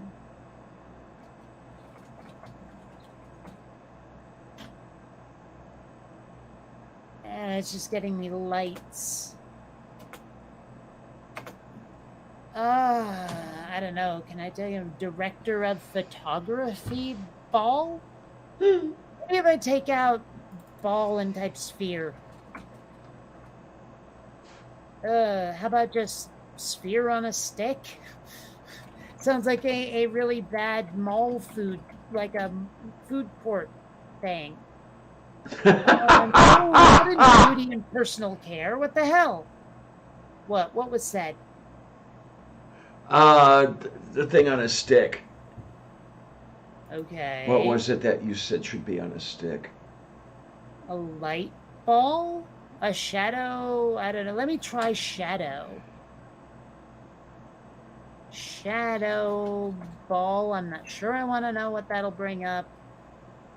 Oh, glow-in-the-dark pickleball. Something prurient. Okay. I don't know. No, sports. It's all sports stuff. Like seriously, it's like glow-in-the-dark ball. You know, like literal, you know, like a glow-in-the-dark golf ball. I guess for playing at night. I suppose you could if you really wanted to. I wonder, like, in the years since I've actually, like, even used anything that glowed in the dark, like, have they improved that? Because I remember when I was a kid, you know, you'd sit that thing under a sun lamp for hours. Yeah. For a minute and a half. Yeah. You know, and I'm like, have they improved that since, or is it still so shitty? I don't know, because I haven't played with any of that stuff in, I mean, literally half my life or more. And, we're talking about a lot when we talk about Half My Life.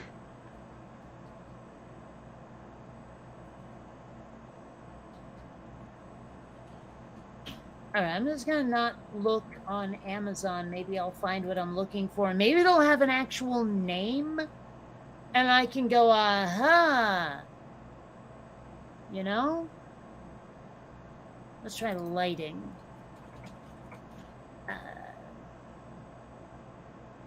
Getting closer.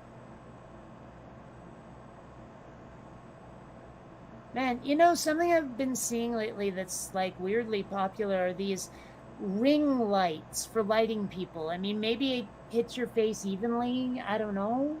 But I've been seeing them everywhere lately. I think I know what you're talking about. Yeah.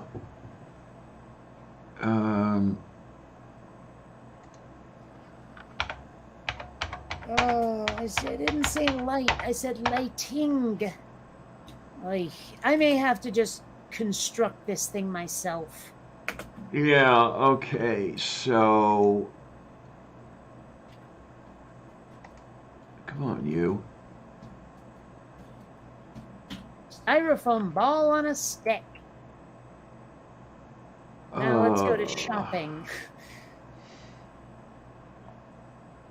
That's not what I wanted. Yikes, they want a lot of money for styrofoam spheres.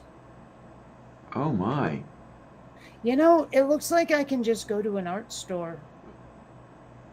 Like, I don't have to buy a professional shadow ball. I can just go to an art store.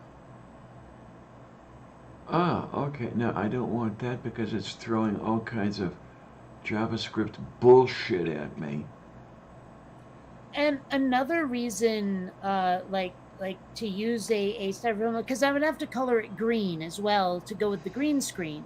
And for that, like you can use the ball because you know how tall the stick is that it's on, and you also know the like diameter, or the radius, whatever fucking diameter radius of the ball, so you can like use it as a way to register where you are, as a way to because you can make the same thing in 3D, place that in a 3D scene, and just sort of overlay it on imagery of the real one, and now you know where you are. You've got the camera pointed where the physical camera, the real world camera, was pointed now.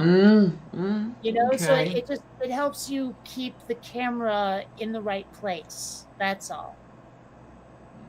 Okay, so yeah, I was just looking and stuff and things, and when you were talking about ring lights, this is what you were talking about?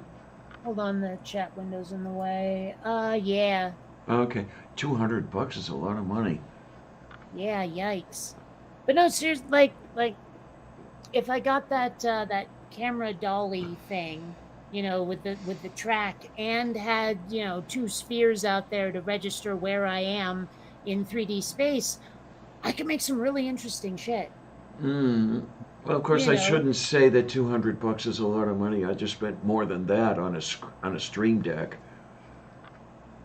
Well, okay, kicking around here on my channel, I have some examples. The only example, really, where I integrated live action and animation, and based on that experience, I'm fairly confident that I can do something here at home with a like a studio. Like, I need to fund a green screen studio at some point. That's all I'm saying. And who knows, if Quinn Redshift gets even mildly successful, it might pay for one.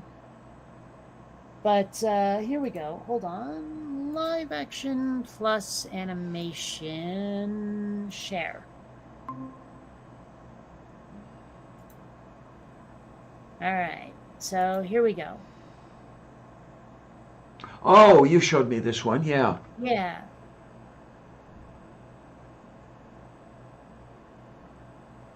Easy.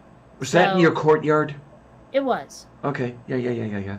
So yeah, I believe that I can, with that experience, I can probably do something on a table or somewhere like I could buy big things of green oak tag or something and make a studio kind of thing. I don't know where I'd put it all when I'm not using it, but I mean, Mm-hmm. There's ways. But I mean, seriously, I would love to be rich enough, solvent enough to just buy a small warehouse or rent one, paint the whole thing green, get enough lights to light anything, and just have a green screen studio. I could put myself in so many like alien environments and it would be awesome. Now, You know? can you go to Lowe's and to their paint department and get screen green in a paint color? Well, I mean, well, I don't know about Lowe's, but I go to Ace, but they have a paint department. If I Mhm. have the like the hex code or whatever, or just the right code, I can have them mix up the right color of green. Oh, they still do that. Okay, okay.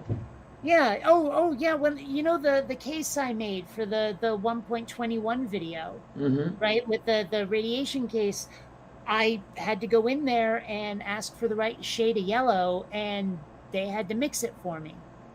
I didn't know that they still mixed paint to order. Okay. Yeah. Oh, they have those little tabs where you look at them and you go, that's the color I want, or that's not, and you know that the whole thing where you pick out the color you want. You know what I'm Uh-huh. talking about? I think so.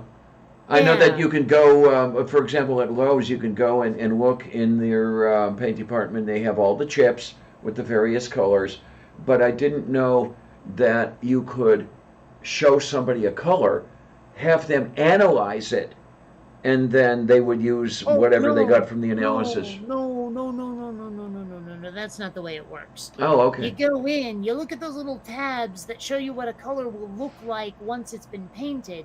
You bring them the tab. The tab has a code on it that tells them how much of each color they need to combine to make that.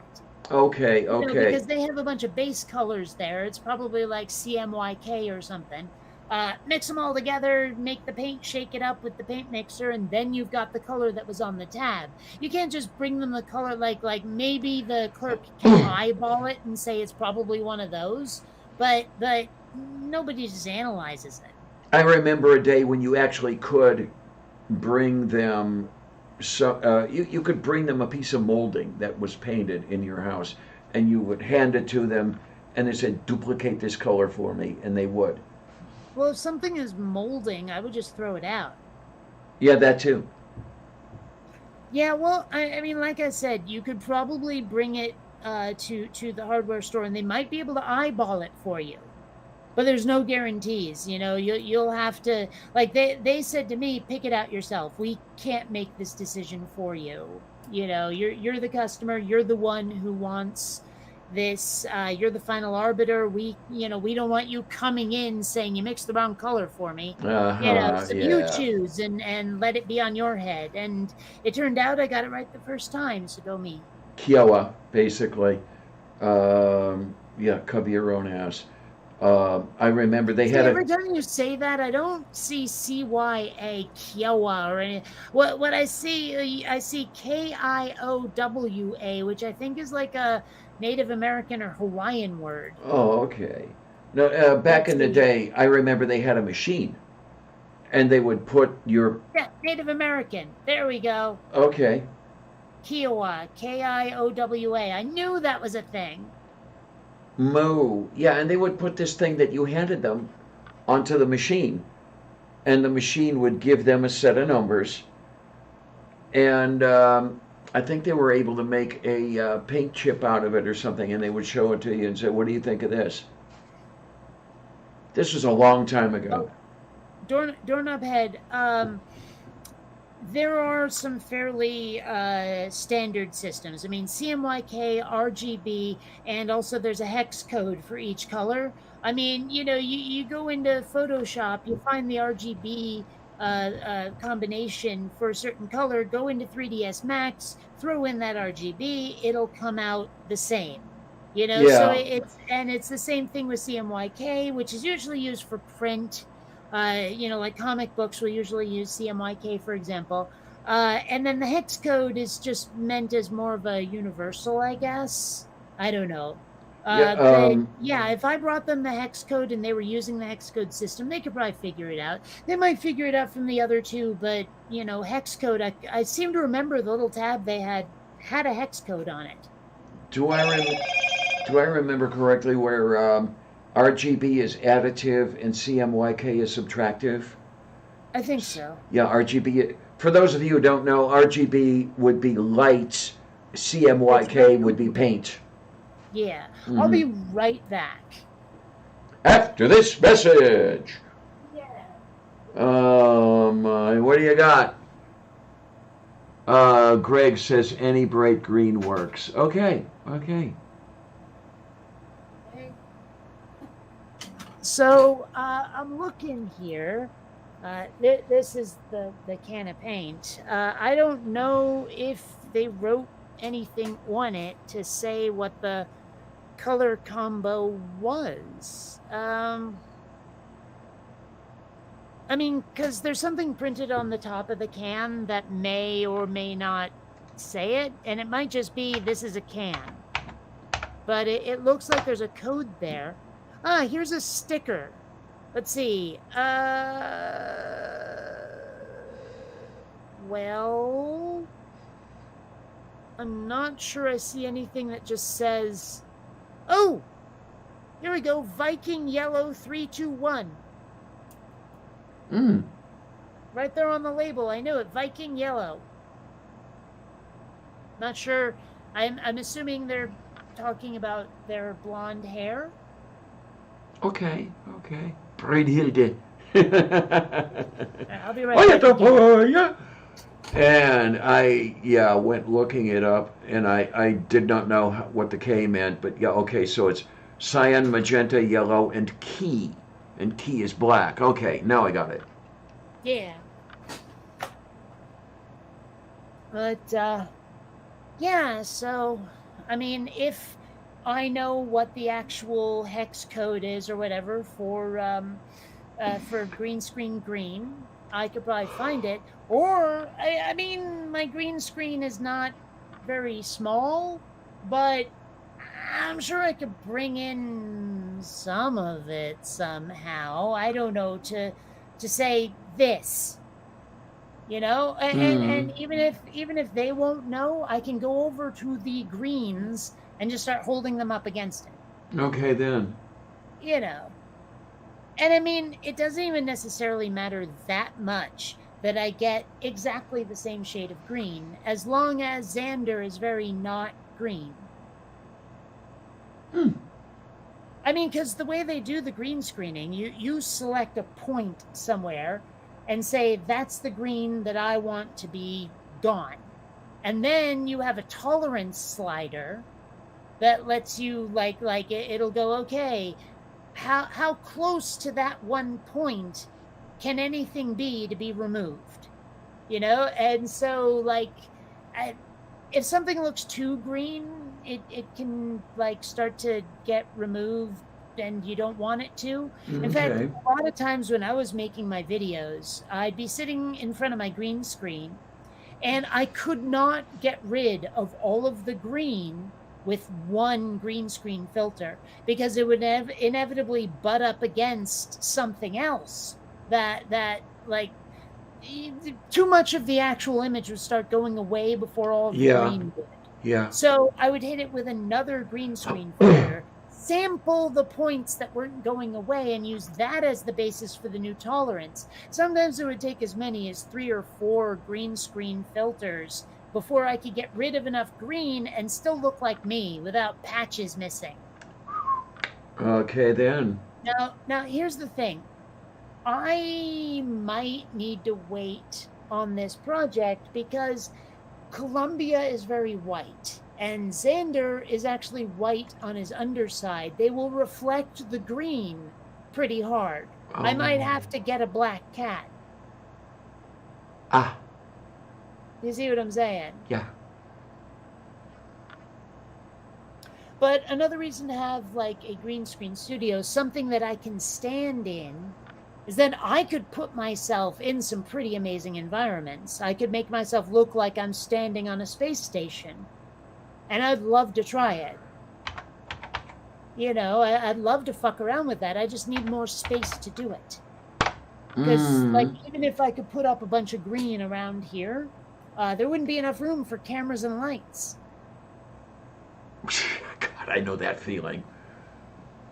So someday, if I'm ever rich enough, I will get even just a decent sized garage would do, but just something where I could walk around in it, have enough room for a camera and lights and a microphone. And I mean, that's not a bad ambition. I want to be rich so I can do more creative shit. Is so much better than I want to be rich so I can be rich. Yeah, yeah. I mean, I've even been thinking about it. If Gwyn Redshift got big and some studio approached me and said, "Hey, we want to buy this property," be like, "Okay, you know what? You can use it. You can make all kinds of money off it, and whatever I make is canon. You give me like what 1% of the net, and fuck off." I don't even care if my version is famous. If it only gets in comic book stores or whatever, I don't care. Just send me the money, and I'll use the money to build my own like garage studio and just have fun. Because I'm not sure how much I'd want to be famous, frankly. It sounds miserable. I mean, maybe it's better for directors. You might not get noticed at the restaurant so much, but still.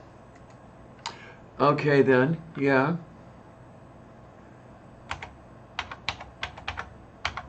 I see a Johnny drive-by. Oh, wow. That was so not that long ago. It's hard to tell sometimes, like you missed something in the chat and you realize someone said it like 45 minutes ago and you're like feeling bad about it. Okay, then. Yeah. Actually, that's another thing Doorknob had. It might be fun to like replicate Xander in Colombia a couple of times and make it look like there's a herd of cats, Or maybe paint a cat chaser green and make it look like they're fighting pterodactyls or something.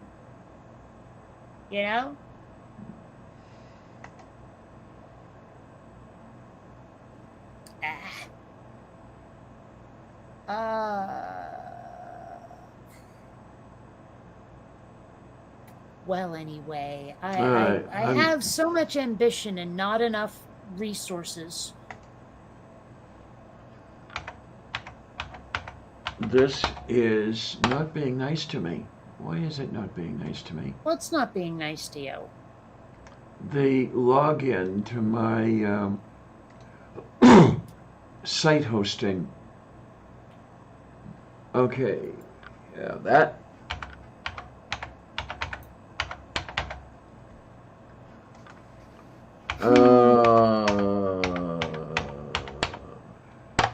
And I still want to do like that whole sort of.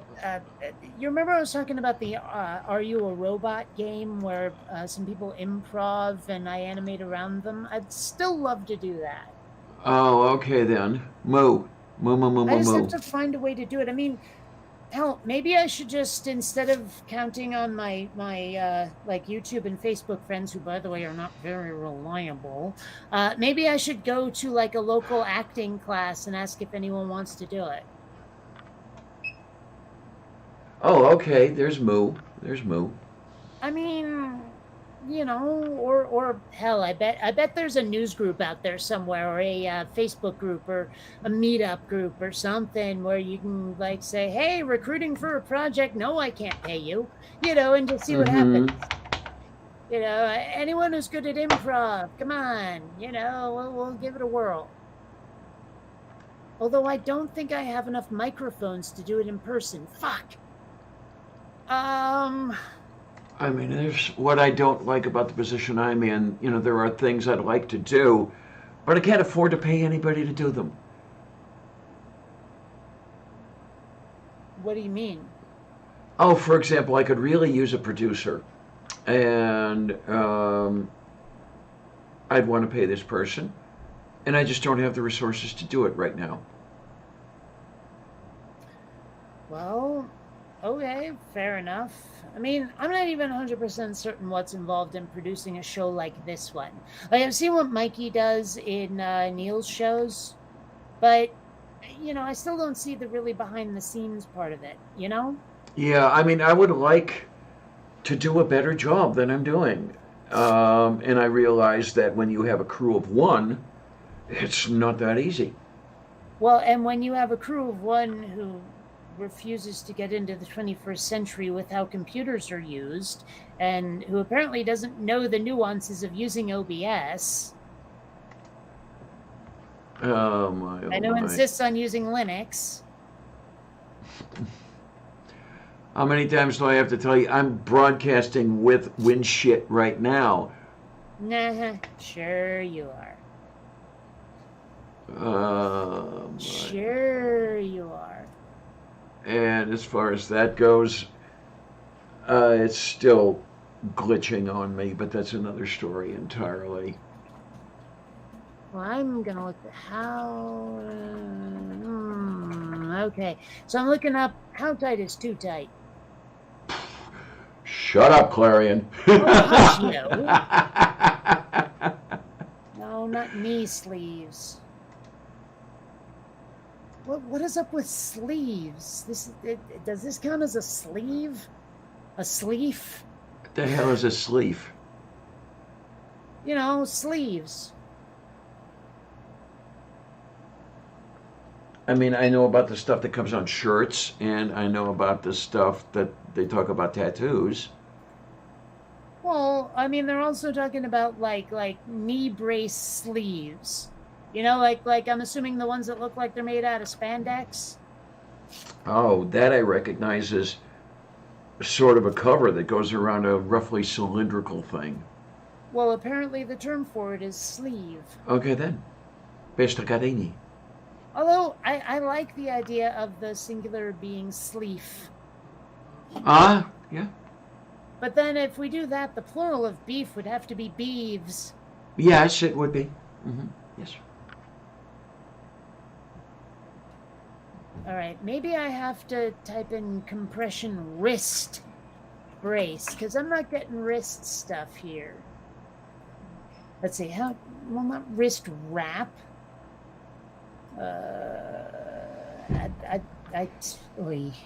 Okay, now this particular item that I had ordered a while back is in transit via USPS from China. I might get it by March. Sorry, what are you looking up? I ordered something, and it is in transit via USPS from China. I might get it by March. What is the something? Oh, it's another camera. Oh. I'm up to my ears in cameras.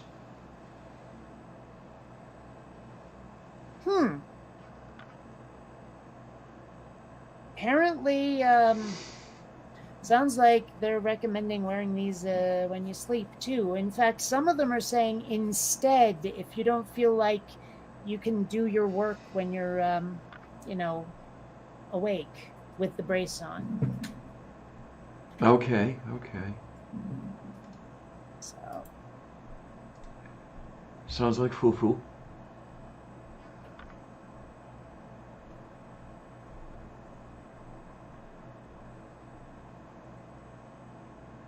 Also, I'm starting to wonder if I've been using the trackball wrong. I don't know. What do you mean? I think the way you're supposed to put your hand, to me, feels unnatural. Like, okay. I think you're supposed to have your hand like that. Yeah. But I want to put my hand more like this. Like this feels unnatural to me. This feels natural. Do you see what I'm saying? The difference there? There's a slight rotation difference, I see. Yes. Yeah, and I think that might be part of why this is happening to me. Is I don't like the way you're supposed to actually put your hand. Well, I just let my hand rest on the desk the way it wants to rest and adjust the trackball beneath it, sort of. I mean, not really, but that's effectively what it is. I have a problem with that. Is like sometimes if I've been playing a game for a while, I get what I like to call mouse creep, where, like my hand was here holding the mouse. Now all of a sudden it's way the fuck over here and butting up against the keyboard. And I'm like, what happened? So I have to move it back. And I'm like, I know that in 5 minutes it's going to be back there again. What's going on? Okay, I guess the difference twixt thee and me, I will lift my hand from the trackball from time to time, and gesture and shit like that, and then put it back. In that process, I'm readjusting the position of the hand. Whereas I'm like, get that guy, kill, dodge, shoot, and it's like you can't really take your hand off at that point. Yeah, right, Yeah. definitely. Mm-hmm.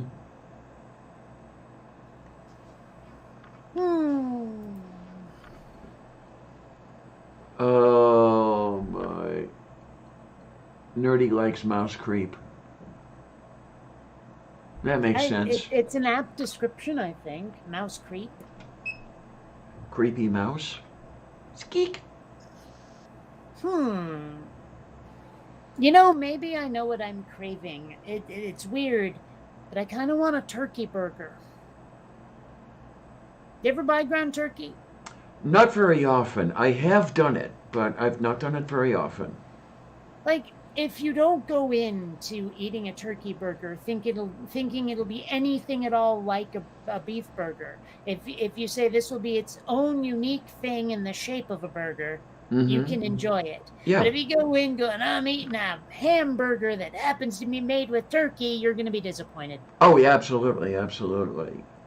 But I mean, I hear a lot of people say, I don't like turkey burgers. But these are clearly the people who go to a steakhouse twice a month. You know what I mean? Yeah, no, I have found turkey burgers to be a bit on the dry side. You're making them wrong. I must be. The turkey burgers I make are almost soggy at times. Okay. How are you making them? I'm probably trying to make them the same way I would make a hamburger. And you're probably not able to do that because turkey is leaner than beef. Okay, but how are you doing it? I was after specifics, woman. Form the patty, and then drop it into your frying pan at reasonably high heat to sear it, and then lower the heat to cook it. Nah, you should keep the heat even the whole time. Okay. I'll try that. Also, light purple. I'll try that. Oh, hello. Yes, dear. How are you? Also, flip it frequently. Okay. I might not be flipping it enough.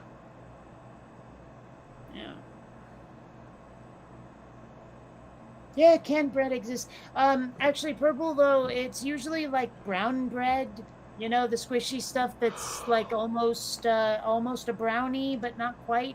Sort of molasses dominant, I think. Okay, then. Hell, we've shown the picture already. Let me see.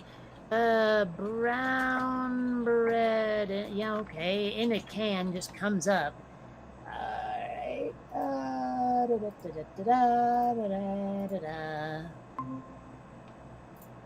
Oop, not what I wanted. So, yeah. Bread in a can. Imagine that. That's amazing. And you can get it like in the proper style, or you can eat it like a barbarian with raisins in it. Raisins. Why would anyone eat raisins? They're so gross. I can eat an entire box. It's like fruit leather. Why would anyone eat fruit leather? It's that same kind of like dried out but still kind of moist peach texture with that cloying sweetness. It's so gross. You don't like prunes either, do you? I wouldn't even try one. Okay, then. As prunes being desiccated plums, of course. Yeah. I'm not sure how many plums I've ever eaten in my life. Oh, God, I can't get enough of them. I'm trying to think if there's any kind of dried fruit I will willingly eat. Well, even I don't eat apricots very often. Yeah, those are grody.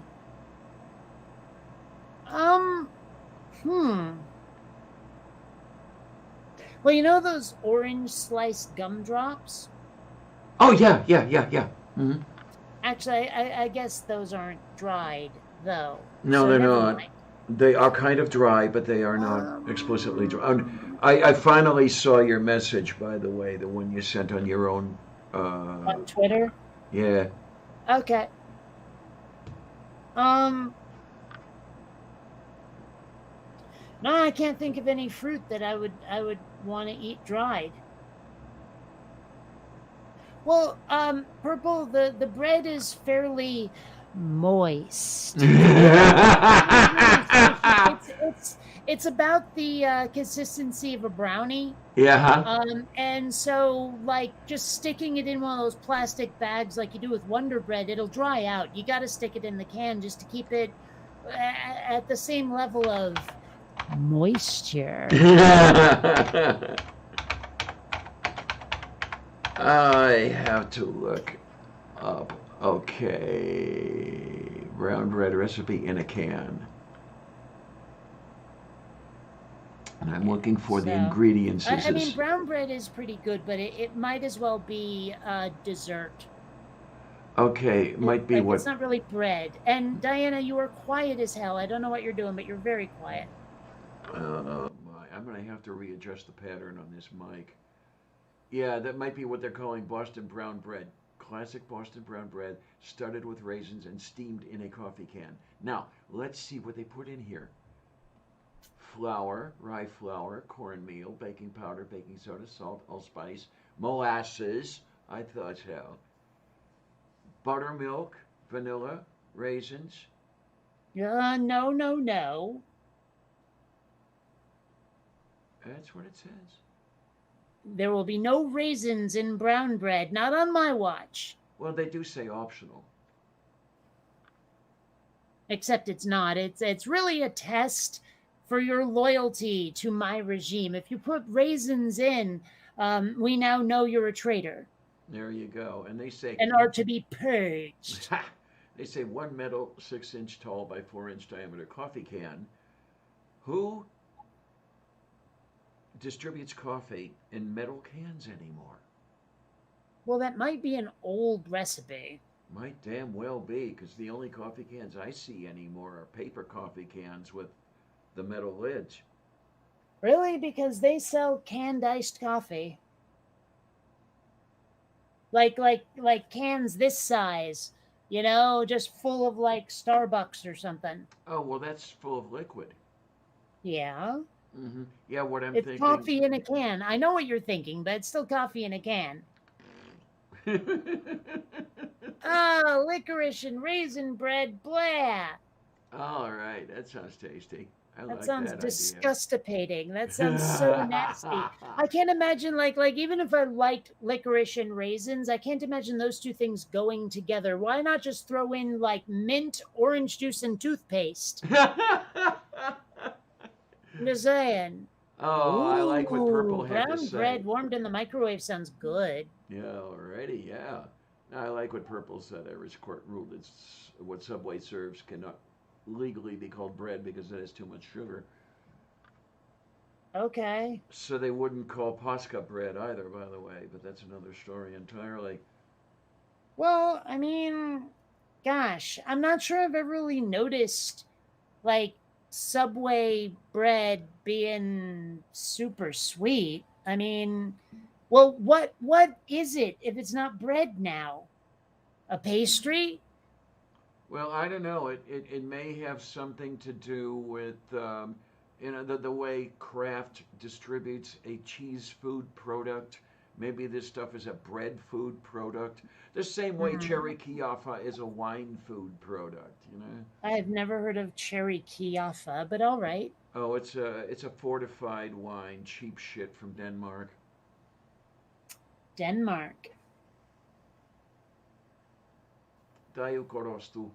Subway bread is 60% sugar, Dirty says. Jesus, Harold Christ. Okay.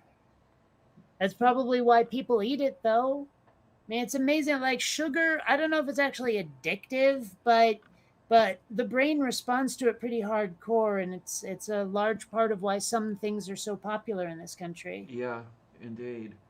Purple Pastry. said, according to the Irish court, it has to be called a pastry.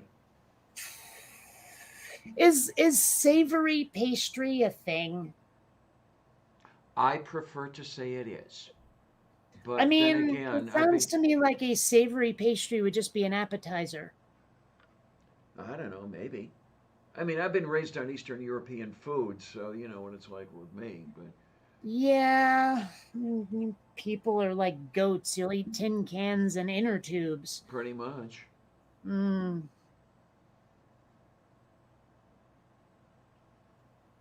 And then Purple says, yeah, red licorice isn't licorice at all. Yeah, that's true. Well, I mean, it's been sold as such. It's been called as such since forever. I mean, I think the ship has sailed on making that distinction explicit and pedantic. I really do. Well, I have a feeling that it's because somebody decided to market that red stuff, extruded in the same way as licorice sticks were. Is like, do they even have a flavor? I think Twizzlers might actually be like strawberry or Vaguely, something. vaguely. Well, candy strawberry. Come on. Uh-huh. I mean, it's not like the fruit flavors in candy taste a damn thing like the fruit that they're supposed to be. But, I mean, I would have thought that something that red would be cherry, but I don't know. Yeah, you would think. You would. But I mean, how Um, did cherry get to be such a standard? I mean, let's face it, if there's any fruit flavor in a pastry at all, and it's red, you can pretty much lay down a bunch of money, it'll be cherry. mm-hmm. So why cherries? And why is apple always green? Why do they never have a red apple flavor? Yeah, that's another one for you. And it's always sour, which I get because a lot of green apples are sour, but you'd think there'd be like a bright candy red apple flavor. Yeah. I don't know. I'm wondering if some of it isn't, what was cheap at the time. Maybe. I don't know.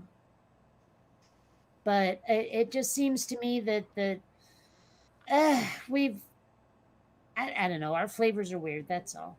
Yeah, I'm looking around over here. And, okay, from insanelygoodrecipes.com, you have 25 simple savory puff pastry recipes. Hmm. And that's not the only link I've got. So, Hmm. and then there's cat in puff pastry. Mm-hmm. Oh, Okay.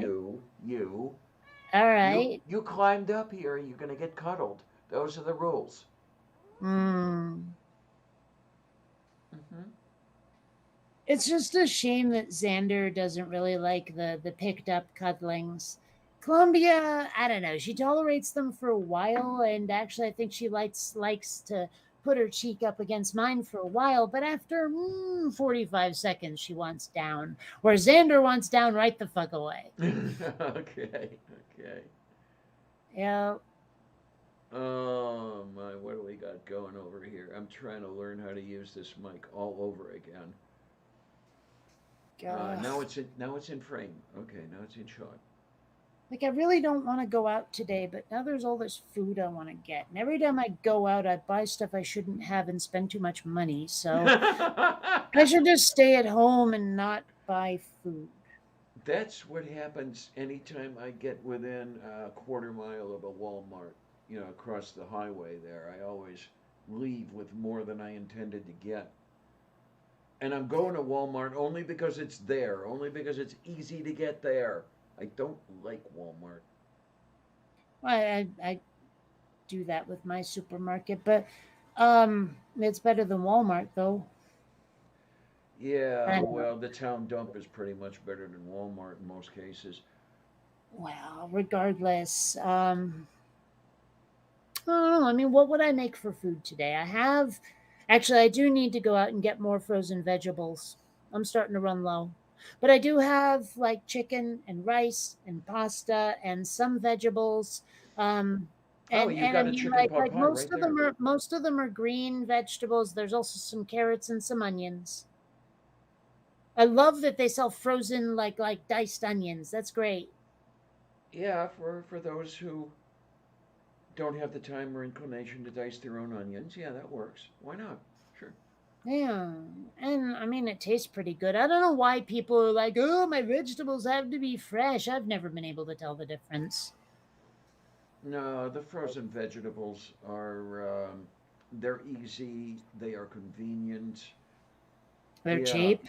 Yes, they are. And You know, you know, you can get a couple of weeks worth of frozen vegetables for like $1. yeah. So yeah, Well, um, maybe some of you can. I mean, I get started on the frozen vegetables, and I can eat one pound bag at a sitting. That's my meal for the day. But it's nonetheless. it's insane. Like when I make a stir fry, that I use like only a little. I don't have a measurement. I usually eyeball it, but I mean, eating a whole pack of those is crazy. I couldn't do that. I'd be full before I was a quarter of the way. Especially the corn.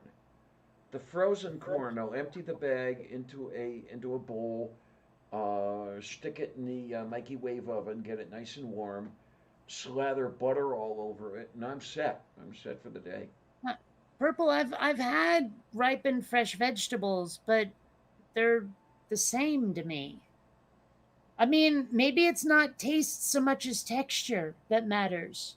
Well, the fresh vegetable that I just picked from my own garden always tastes better to me than the thing I went and got at the grocery store. And I guess it's just, one of these things where I grew it myself and I picked it myself, and that's what makes it taste Well, better.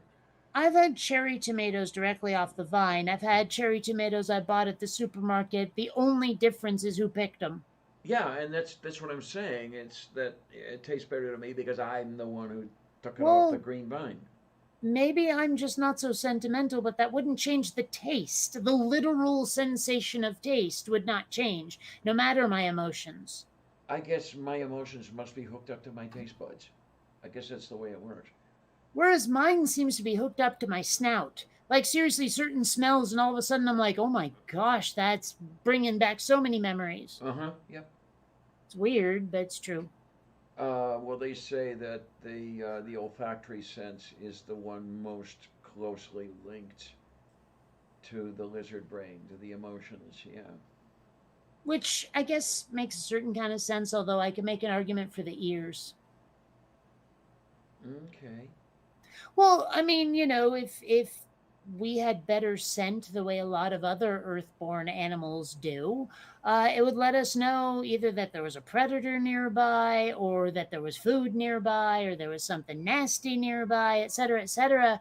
And having that memory stored so that you can instantly recall, "Ooh, that's bad. I should stay away from that," or "Hey, let's eat that."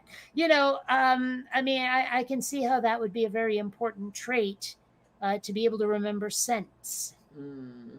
Oh, and you see what I mean when I say, the way Sylvia just climbs me like Mount Human. Mm.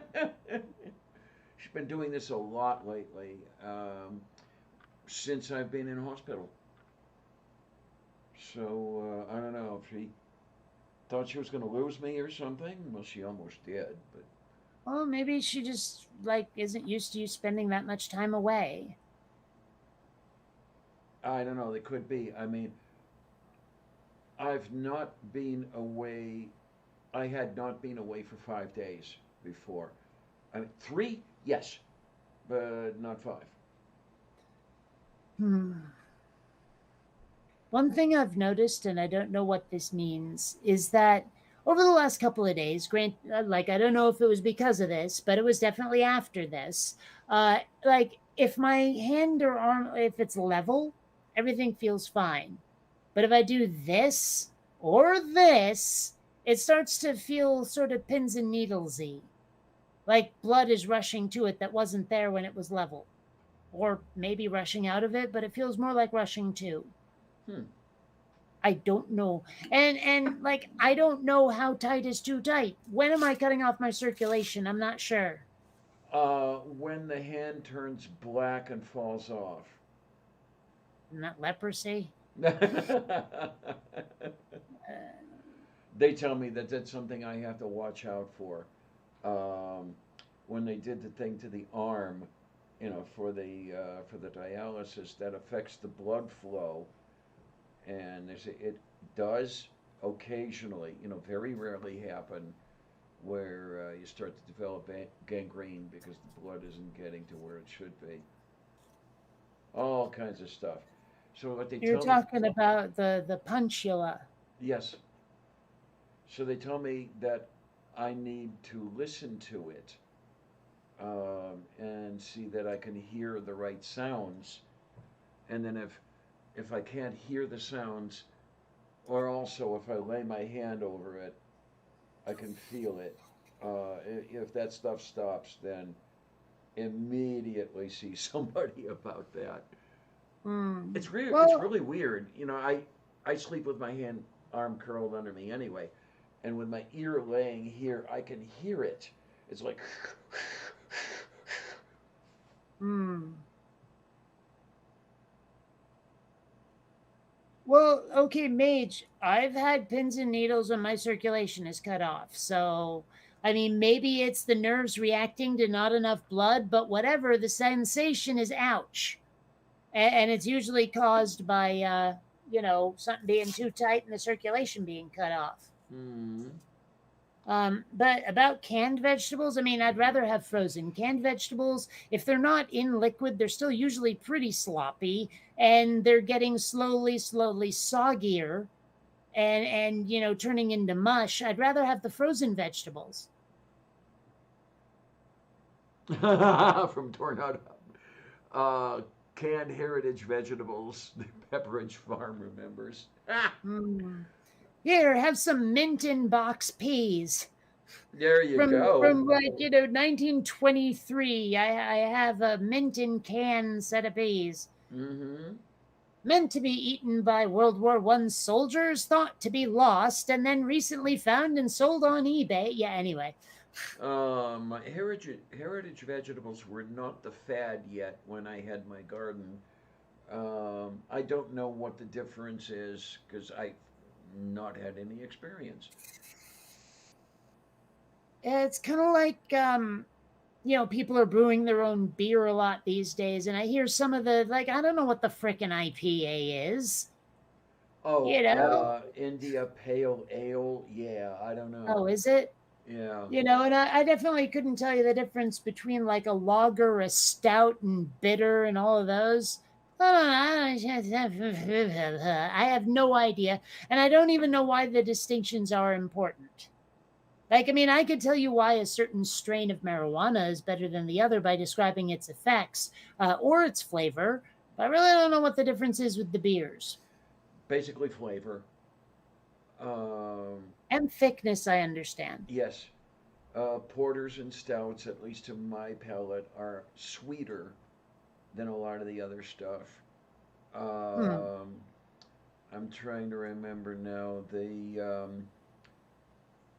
one that's not a lager, the other one. The beers that have a good measure of hops in them are Hmm. more bitter, and I like that. By the way, I Yuck. like a bitter beer.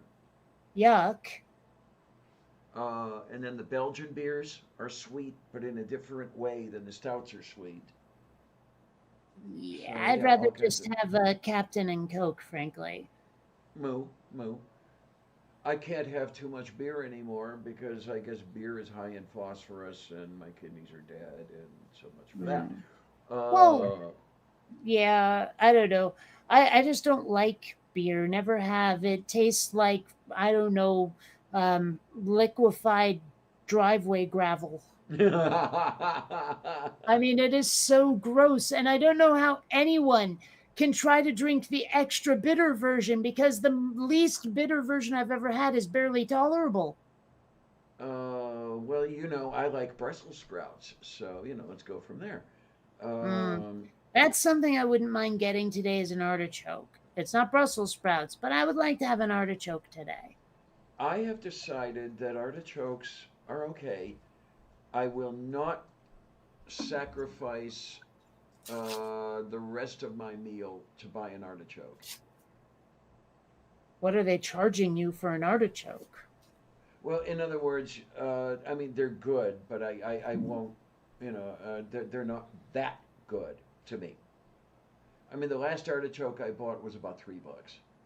Yeah, I'm just not really sure what you're saying. In other words, I won't cross the desert on foot to go get an artichoke because it's not that tasty to me. But you wouldn't turn it down if it was offered. Right, right, right. Mm-hmm. All right. Yeah.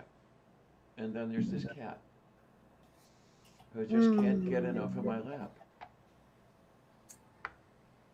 I do like. I mean, especially if you get to the artichoke heart and it's still warm. Okay, then. Okay. You dip it in some butter, maybe with a little lemon juice in it. Yeah, the artichoke I had didn't have much heart going for it, so. Well, Well, that'll be part of the problem. Now you did like eat the part that well, like you pull the leaves off and it leaves a bit behind. You did eat that part too, right? yes, sir. Mm-hmm. Okay, good. Just making sure. Yeah. Yeah, I looked up how to eat an artichoke before I went out and bought it. And I mean, it's just it was good enough. I liked it, but um, I won't walk to Mali to go get one. Yeah, and like I said, I don't really want to go out today, so I'm pretty much stuck eating whatever I have here. I have to admit, like my diet is still way narrower than I'd like it to be, and I need to start expanding it more, but you know how my taste is, so it's hard to find something that isn't like overly processed that I enjoy. I don't know how much. Actually, there is I don't something. know how Okay, much closer I can bring this thing. yeah. Okay. There's someone I know. She makes these weird dishes that involve like chicken, pasta, and cheese. I'm not really sure how it's made. I think it's done like baked like a casserole. That sounds tasty. Yeah. Now we can't hear you at all. Um, Really? really, you're very inaudible. What the hell is going wrong here? Um, Let me look. Get over here. Well, wait a minute. Before you Okay, start I think I see fiddling, what I accidentally hit the mute button when I moved the mic the last time. okay, but you're still nigh inaudible. Let me look Now up. we can hear you. You're missing the sweet spot. I'm missing. Okay. Let's see what we've got. Okay, display sound. I want to look at sound. Come here, you. No, I mean physically the microphone is not pointed or you're not pointed at the right part of the microphone. Like rotate Oh, it a little bit clockwise for us, please. okay. Let's try that. Maybe like that. I don't know. That or maybe if it's on an arm, rotate it a bit. Like the knobby bits there should be pointed at you. Which, yeah, they are. I mean, I have the knobby bits and I've got them. And, well, Maybe your gain is too low. that's entirely possible. Okay, wait a minute. Uh, Yeah, purple expand your diet is a process. The problem is, like, I go to the supermarket and I'm looking around and just nothing looks good that I haven't already been buying. okay, I'm going to look at this sort of thing over here and I'm moving the gain. And, okay, oh, there we go. We're getting a difference now. Okay. Yeah, Is that any better, kids? it's louder. I won't say it's better. Well, you can hear me, so it's not good. I know. Oh my word. Yeah, let me turn this up a little bit because No, I can't lean forward like this all the time. My neck starts hurting. Um, okay, let's see what we can do with this. What are you doing over there? Okay, looking something up. I've I've got the gain cranked all the way up. Let's see how that works. Well, you're audible and reasonably close to as audible as I. Diakorostu. Okay. So yeah, I do technically own a casserole dish, but it's Well, it's not one that I want to stick in the oven. I should get a new one. Is it white and fluted and made by Corning?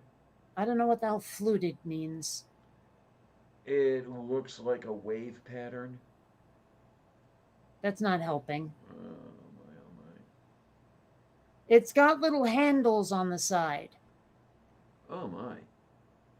Handles Trying are to always. find the actual one. It's like I'm seeing a lot of similar things. Let me just actually type the brand name in. Handles are always good. Let me see if Let's I can say,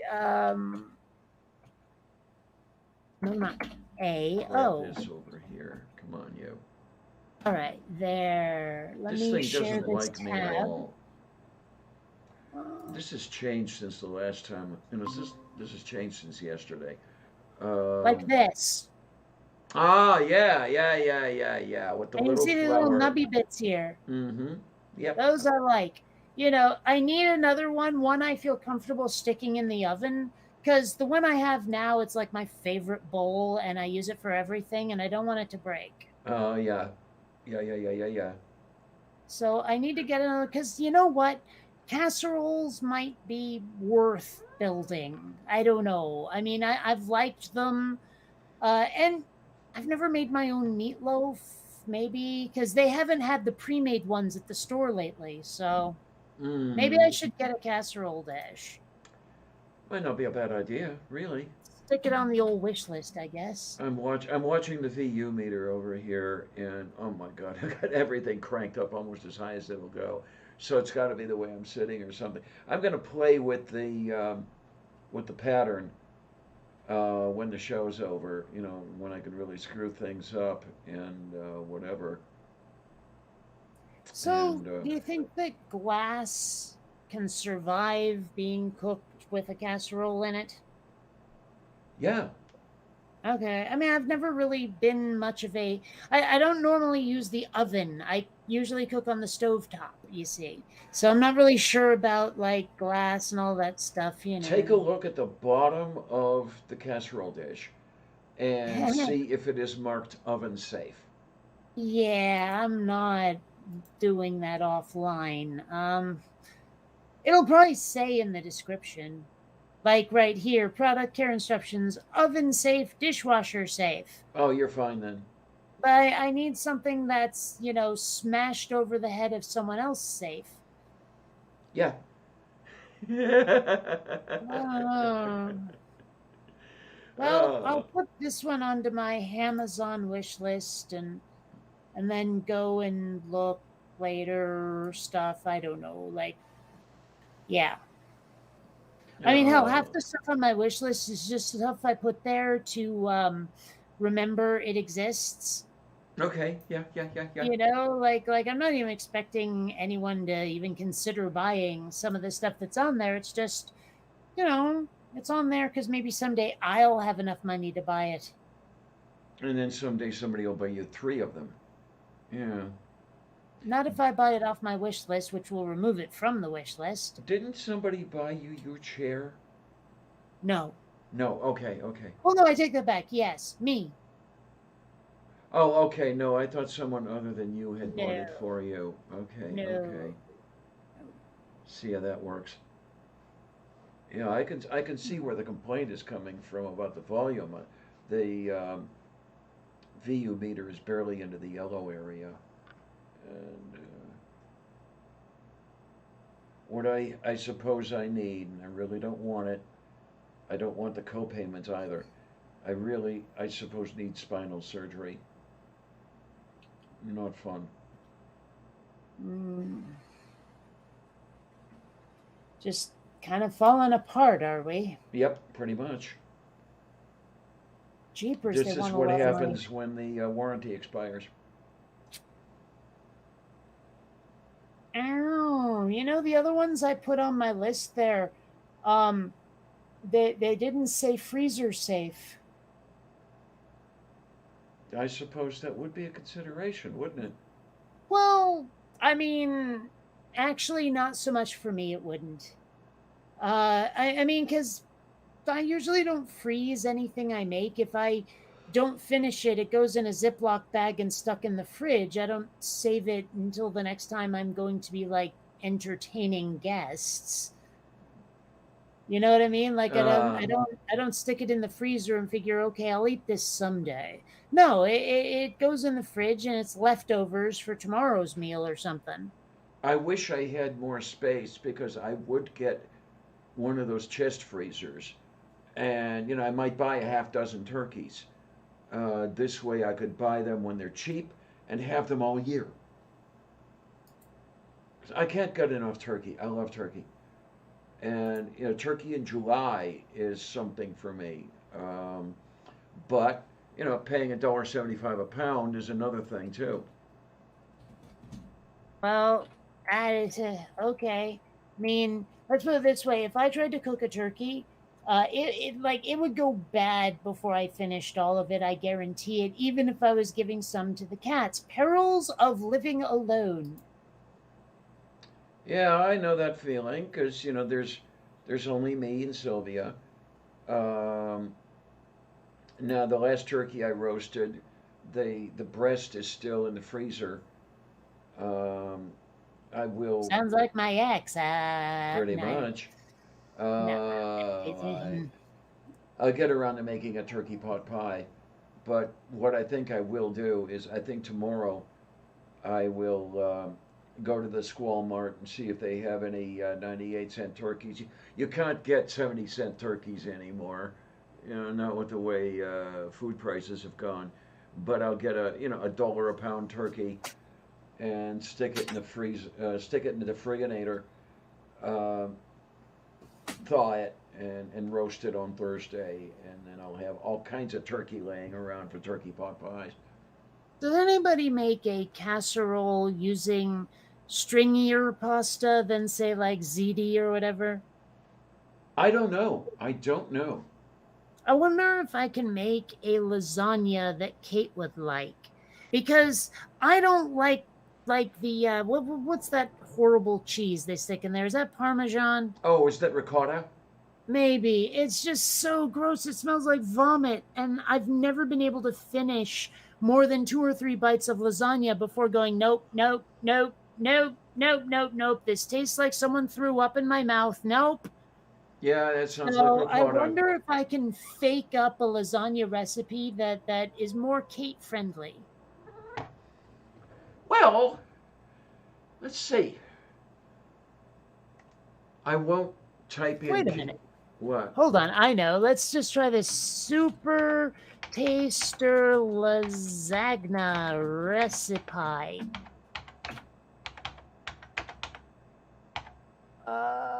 Here we go. No, I'm not seeing right. Well, okay, hold on. There's a Super Tasters Unite in a forum somewhere. Lasagna. I don't see anything that really says lasagna. Okay, Oh, wow. Get over here. What I'm looking at, what can I substitute for ricotta in lasagna? They say cottage cheese. You don't like that either.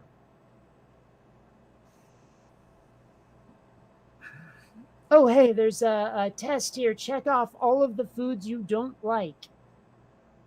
Let's see. Okay, I've never knowingly had bok choy, so how can I say? But cauliflower, radishes. There really needs to be. I've never tried it on here because I've never had a rutabaga. I've never had a turnip.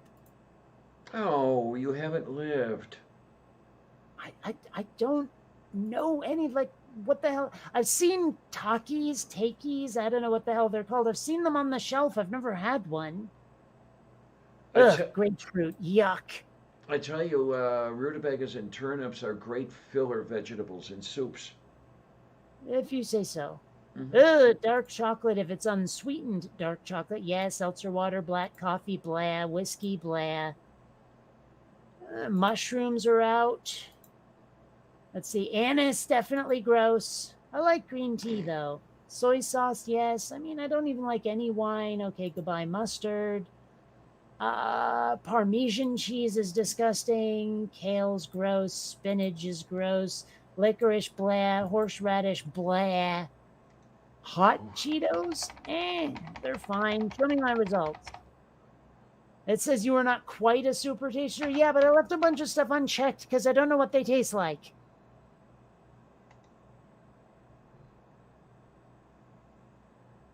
I wonder if you could do lasagna with mozzarella. That does sound good. Although I don't actually know what else is in lasagna. Let's see, lasagna recipe. Let me have a look. Meat, cheese, and World's pasta, best basically. lasagna. Oh, is it from All Recipes? It is. I see the one you're talking about. Mm-hmm. Let's see. Okay, Italian This one sausage, includes ricotta. ground beef, minced onions, garlic crushed, tomatoes, tomato paste, canned tomato paste. Wait. I mean, granted, okay, it says 2 6-ounce cans tomato paste and then 2 6.5-ounce cans of canned tomato paste. Okay. I don't get it either. Okay, so water, sugar. Oh no, that's 2.6. Fennel. I'm not into fennel. Those are tomato sauce in the 6-ounce cans. Let's see. White sugar, you could leave that out. I mean, I don't need the parsley. Lasagna, ricotta, egg. Wow, it's already got mozzarella cheese in it. Seems to me I can leave off the ricotta and the Parmesan. And you know what? I actually think if ricotta is what I think, it's really the Parmesan I don't like. Because of how it tastes. Like ricotta cheese doesn't taste nasty. For ricotta cheese and cottage cheese, it's the texture I don't like. Okay, but for Parmesan, it's the vomit smell. You see? Yeah, you might void the texture argument when you bake the lasagna. Yes. Let's see. So now lasagna for one recipe. Well, I mean, I'm not going to be entertaining with this shit. I need to scale it down for me, and they have a picture of it in a casserole dish, so hey. Don't go to a recipe written by an Italian, though. I tell you, they feed Napoleon's army. Yeah, well. Well, you should know that. It looks like they say just buy marinara. I can do that. Sure. Marijuana sauce. You know, I'm not really sure what's in Italian seasoning. I mean, I can picture it, but I'm not sure I've ever just, I don't think there's a standard, really. Really, when you come down to it. Still, I should go buy some. I figured garlic powder figures highly in the Italian seasoning. Oregano. Paprika almost certainly. Oregano almost certainly, yeah. Honestly, it looks like a casserole can be any goddamn thing. Yeah, really. I should just get a casserole dish I don't mind losing if I fuck up a recipe and just make something. I think I can do casseroles and it'll be better than just the stir fries. Yeah, I love stir fries, but I don't know how you can make almost a steady diet of stir fry. Well, I shouldn't say that, because you could probably make a steady diet of stir fry the way I could make a steady diet of chicken paprikash. So who am I to talk? Oh no, because chicken paprikash is just one dish, but when I make a stir fry, I have so many options. I mean, I love the one I do with lemon pepper and just a little bit of OJ in there and give it sort of a citrusy feel. It's got like the basmati rice going on and all the vegetables, and it's pretty good. Throw some ginger in there maybe, but not much because you're using the lemon pepper, and I mean, you just want a hint, but then I can do like sort of the more southwestern thing with the blackening spices, although that's actually more southeast, like Louisiana. I was going to say, yeah. And but I mean, you still give it a very different flavor. And then you can do just straight up Asian with a lot of gingers and some light dusting with soy sauce. I've been using way the hell too much soy sauce. And maybe like instead of the soy sauce, you can do a little teriyaki maybe. And then I put in a shit ton of ginger, some white pepper rather than black pepper, things like that. Almost all of these dishes, by the way, can really use some olive oil. Just Yeah, saying. yeah. And then I also have been known to do a curry. I mean, sort of a college dorm level of curry. I don't have the cream or the yogurt or anything. I'll just pour some whole milk in there with all the spices after I've finished cooking the chicken or whatever's going in there. And then when the rice is done, you can throw that in, although it's better to cook it beforehand and chill it. And so then it's just sort of like trailer park curry, but it tastes good. I'm sure someone in India is going, "What the fuck are you doing?" But to me, it tastes good. So I mean, when I say that I eat stir fries, I'm saying there's variety. Okay. And then You speaking of know. soy sauce, you say you're doing too much. Have you done tamari at all? Oh, of course. Oh, okay. In fact, I had tamari before I ever had soy sauce. Oh, okay, okay, okay. Yeah, my hippie ass parents did get a few things right. Yeah, because But, I didn't think about this. Now, you know how I prefer the New York style pizza. In fact, I believe it's the only kind of pizza there is. But I could make pizza in a casserole dish. I mean, because they sell pizza dough like Pillsbury pizza dough. yeah, huh? I can get some tomato sauce, some cheese, throw some toppings in there. I got me a pizza. Mm. Huh.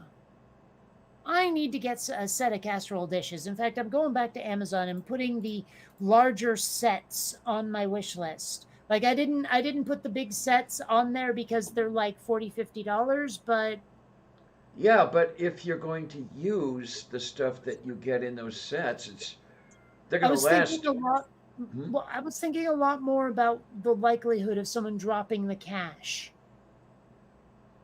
Well, okay then. Okay then. Well, you You might get know, lucky. You might. well, maybe, and let's face it, if I mean, I all right, this is kind of weird. Like, I know my parents will probably still send me money for my birthday despite our troubles. And if that happens, I'll just fucking buy them myself. Okay then. Okay. Ooh, you can get them in different colors. Are these ovens Yep. safe? No, they're dishwasher safe. Yeah, you want oven safe, definitely. Yeah. But sure, buy one of those bigger sets. Maybe I should go for the glass ones. I have to admit, I'm still a little creeped out by putting glass in the oven. I know it's okay, but It it's works. It does. Yeah. but some part of me says, "Nah, that shit'll crack." Well, Like just don't I know put it it on a will. marble counter as soon as you take it out of the oven, for Christ's sake. I have marble counters. I have marble counters. I need to get like a cookie rack or something. You need to get those cork. What do you call those things? Where you put it on the Well, counter and then you put the I shit on was the. I was thinking about a cookie rack, one of the metal ones that you put cookies on to cool. Yeah, you can do that. You can do I was that. thinking about that. I think I might even have one, is why I'm thinking of it. Here we go. Let's Oven see. safe casserole dish. Oh yeah, I should just type in oven safe, huh? Yeah. Instead of like trusting to luck. Right. Yeah. Pyrex, And, the borosilicate glass. Those are oven safe. and I'm looking for something with a lid, because clearly some of these should be cooked with lids. Oh yes, yes. You definitely want the whole lid thing. Yeah. I mean, I see some where I don't really like the design, but they also look perfect for meals for one. Wait a minute. What is wrong with these people? Oh, so very many I'm things. looking on Amazon. They have a Corningware Classic Square Casserole 2 liter for $50. What the fuck? Hmm. It Well, looks like it's just one dish. yeah, well, the Corningware ones are almost collector's items for some people. I found that out when I went looking to replace the casserole dish I had broken. Okay. So, instead of just doing this, I should just go to the hardware store. They have a housewares section to rival the supermarket for sure. It's a short walk from here. I can just go there and get something. Yeah, could be. Hmm. Wait a minute, what's Mage talking about here? I don't know. I haven't been looking at the chat while I was browsing for casserole dishes. So I get the Coles garlic bread loaf, add ragu spaghetti sauce, your choice of flavor, add mozzarella, and you have a basic pizza. I also add extra sharp cheese and pepperoni. Cook for 15 And you minutes know, at 350. if I'm going to cook it in a casserole dish, nothing says it needs to have a crust. Oh, right, right. You know, it could just be a pizza casserole. I bet people have come up with that before I have. Well, some people say that's what Chicago pizza is, but. Well, yeah, but I mean, the Chicago pizza still has a crust. Mm-hmm. Wonder what happens if I type in with lid, because I do want lids. Hopefully, it'll actually narrow your search. With lid. Now, would be good if it did that. Here we are, with lid. Mm-hmm. I don't know. What do you have It's over weird. here? Like, I mean, you know how much I'm not like a domestic sort. I never learned. Yeah. I never learned how to cook from my mom. I never did. Not really. Or Well, my neither dad. did for I, that but at matter. least I had my babka. Yeah, well, I'm just saying is like I never like I'm having to now in adulthood because when I wasn't really solvent exactly, I was eating mostly ramen and similar, like cheap food. And now that I can probably afford other things, I'm having to learn recipes. Like for a long time I was using ramen noodles as the base for a stir fry. Like Trailer Park Yakisoba. Okay, okay. But now I need to really learn how to cook stuff for realsies because I can eat stuff again. But like between being broke and then having the seizures, my diet choices suffered a great deal. I could imagine, especially with the seizures, yes. Yeah, if just about anything would set you off. Well, not just about anything, but enough that I had limited my diet down to cereal and stir fries. And ramen, of course. Mm-hmm. Which I made into a stir fry, so I don't need to mention it again. Stir-fried ramen cereal. It wouldn't shock me to discover they've done that. I mean, hell, throw in pumpkin spice just for good measure. No! Oh God, no!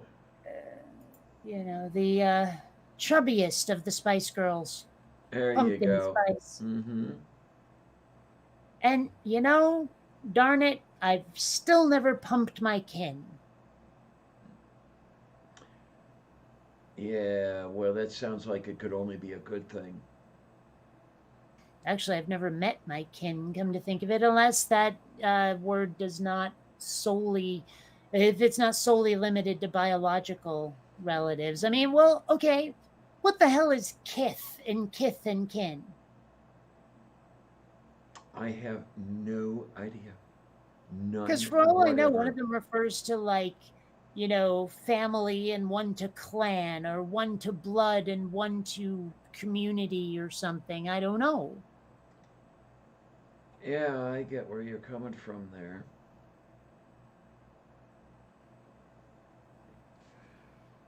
All right, you know what I'm doing.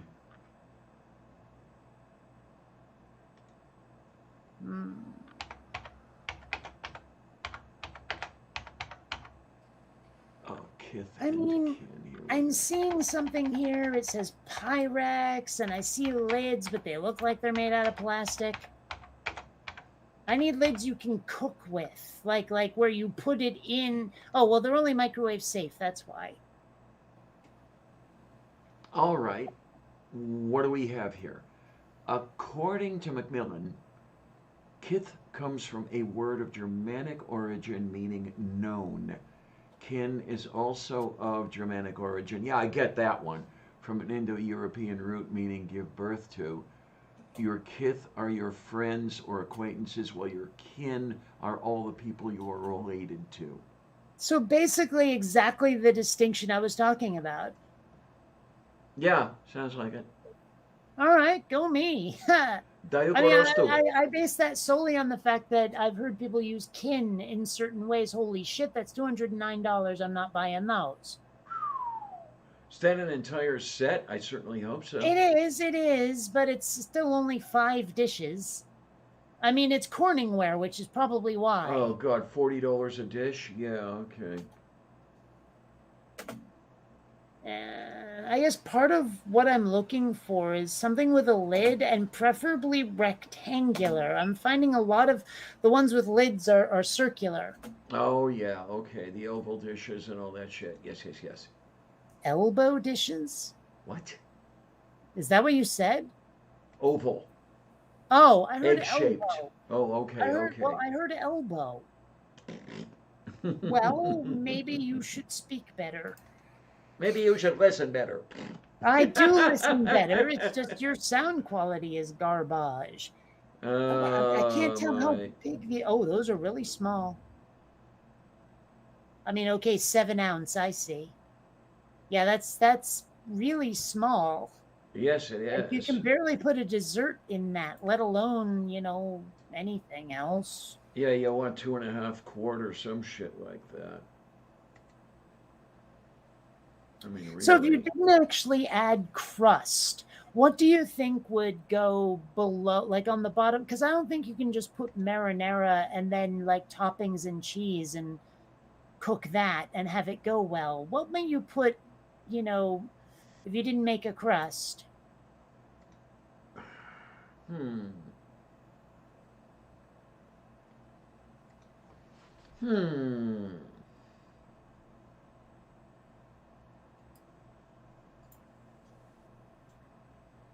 It's an interesting question.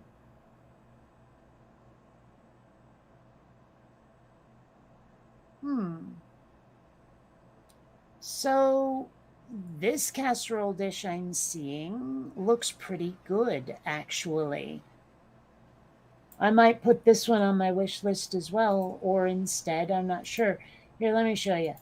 Let me look. I gotta go see. It's this bastard right here. Right? That looks almost like 2 dishes in one, where one of the dishes is the lid. Or the lid is one of the dishes. I don't know if you can use it like that, but I mean, the size looks about right for a terrarium, a small terrarium. But still, I mean, you could cook stuff in that. I really should consider getting my hands on a casserole dish. Yeah, 1 this looks liter. good. Yeah, see here. Why lid? Avoid drying, browning, or spattering your oven with no Oxford comma. Ooh, I haven't baked chicken ever. I've only ever fried it, really. Oh, baked chicken works very well. Yes. All right. Well, this is going on ye old wish list. A moo. Moo, moo, moo, moo, moo, moo, moo. All right. Let's just drag that down to a better priority because it's not as high a priority as, say, that flat of Red Bull. All right, there we go. I have some casserole dishing on ye old wish listin', so yay. All right, cool. Yay? Is it very yay or only slightly yay? I said cool. Oh, I said yay.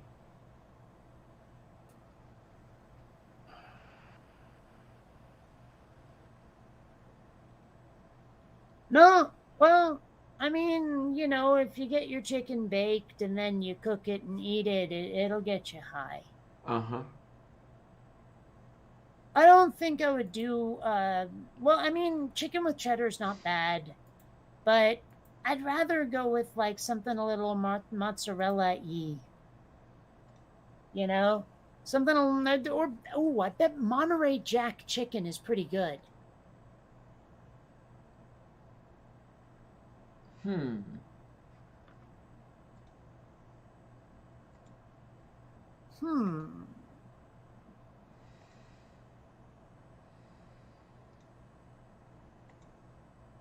Yeah, Monterey Jack chicken. I wonder what I would season that with, because Monterey Jack is well, I won't call it flavorless, but it's pretty mild.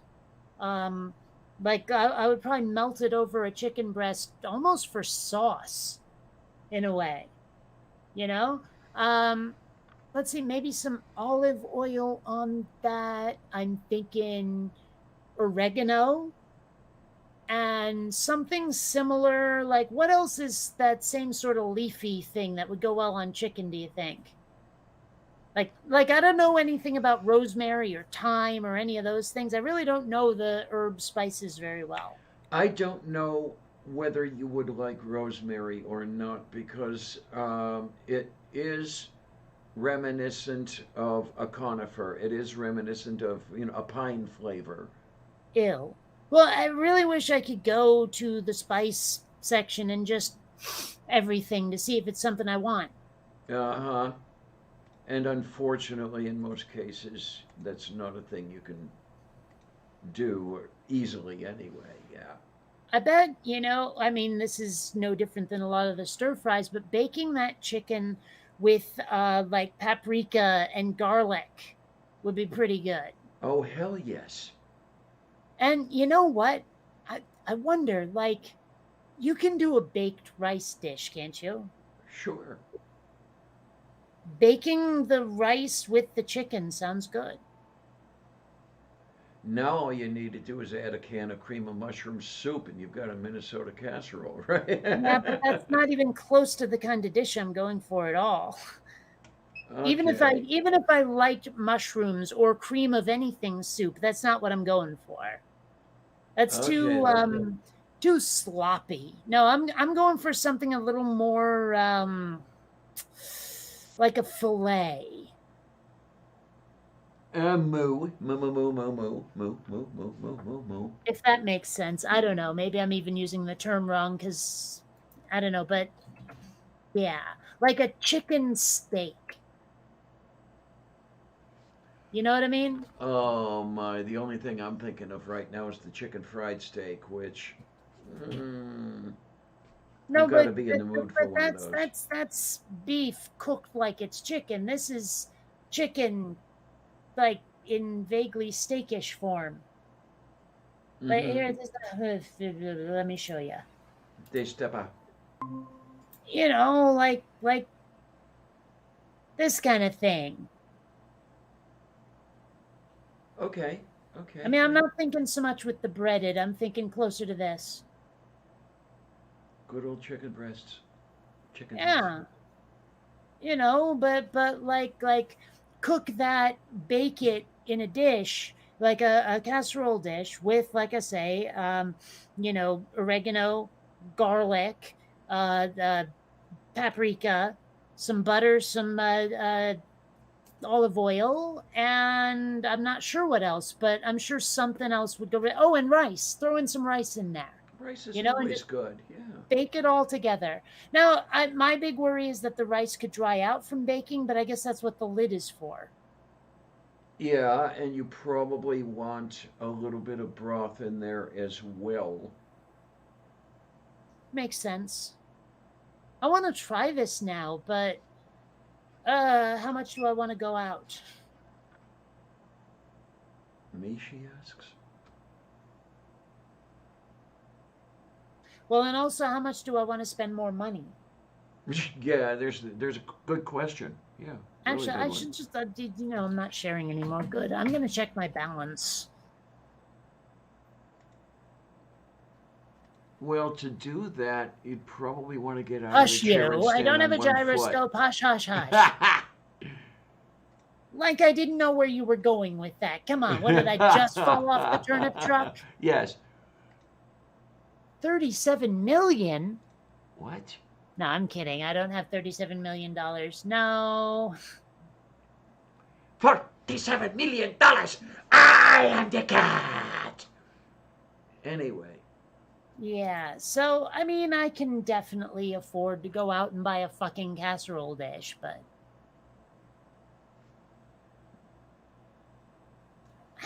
baking the chicken sounds dirty to you? I don't know. It's I don't think it's quite punching the cobra, is it? I'm just saying. You know, it's not quite on the same par there, in the same league, whatever. Right. You know. Oh, you should have been there on movie night the other night. He just said some of the most like he didn't know how raunchy it was, but again, it sounded like he wanted to go down on his mom. Oh He is so no. good at putting his foot in his mouth. Oh, tornado, tornado. We love you, but oh, that's craziness. Yeah, he stuck his foot so far in his mouth he could use his toes to tickle his nose. I'm just saying. And the thing is, I'm not sure he knows why everyone's laughing at him. He And that's doesn't. a shame. He doesn't. That's the thing. Yeah, that's a shame. I don't know. I know a he lot of is. people who really get down on the Big Bang Theory for the way it portrays geeks and nerds. But I gotta tell you, it's kind of accurate. Sheldon reminds me of a couple of people I know who sometimes come into this stream. Okay. Diana. Anybody I know? Diana. Oh shit. Oh my, oh my. Hmm. And I am hungry. How about Kung Pao Cat? How about no?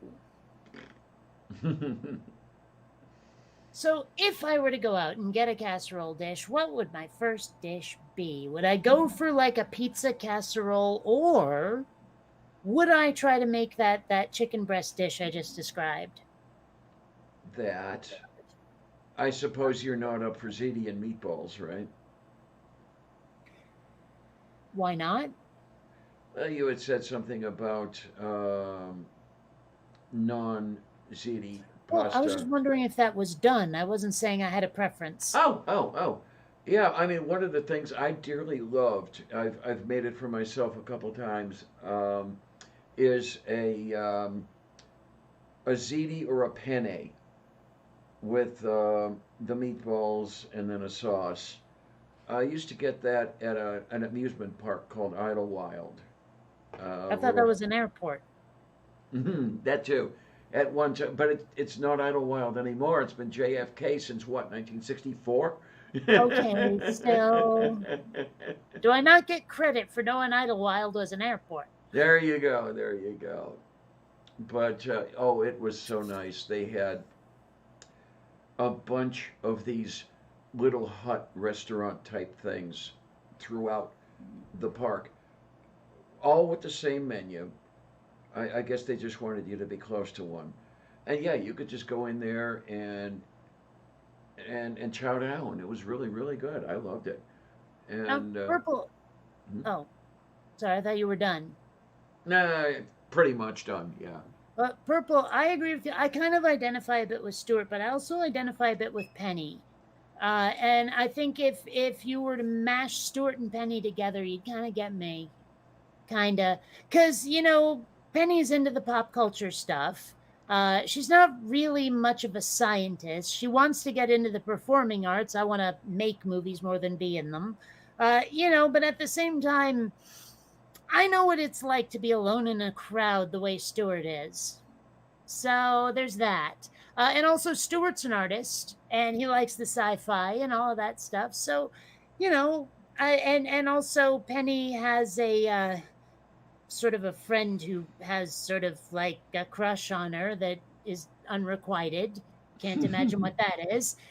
So I mean, there are definitely some parallels there, and yeah, I think if there were any characters I identified with on that show, it'd be those two.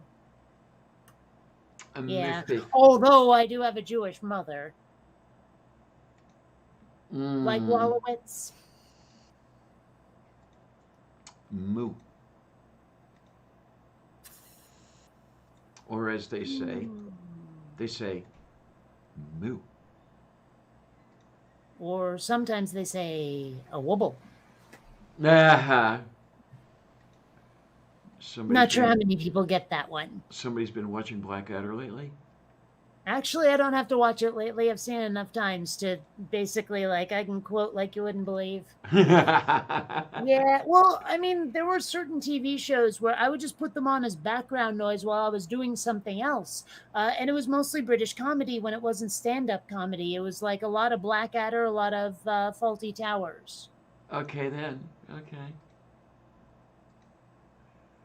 Yeah, that's one of the things I miss about not having public television is I miss Blackadder. I have the discs, but the other stuff too. The whole Britcom thing that you used to get on PBS. Yeah, I watched a lot of Red Dwarf Mm-hmm. on PBS. Mm-hmm. Not comedy, but that was my first exposure to Doctor Who. It's also when I saw the show Chef that most people think is something else entirely, but the British version is, well, you'd have to see it. It's about a guy who runs a kitchen and he can turn a phrase like a knife and he just rips people a new one constantly. I think it's pretty fun. Let's see. What else? I mean, I know I saw some Faulty Towers. I know there's other stuff I saw that wasn't just those, but I can't dredge them up.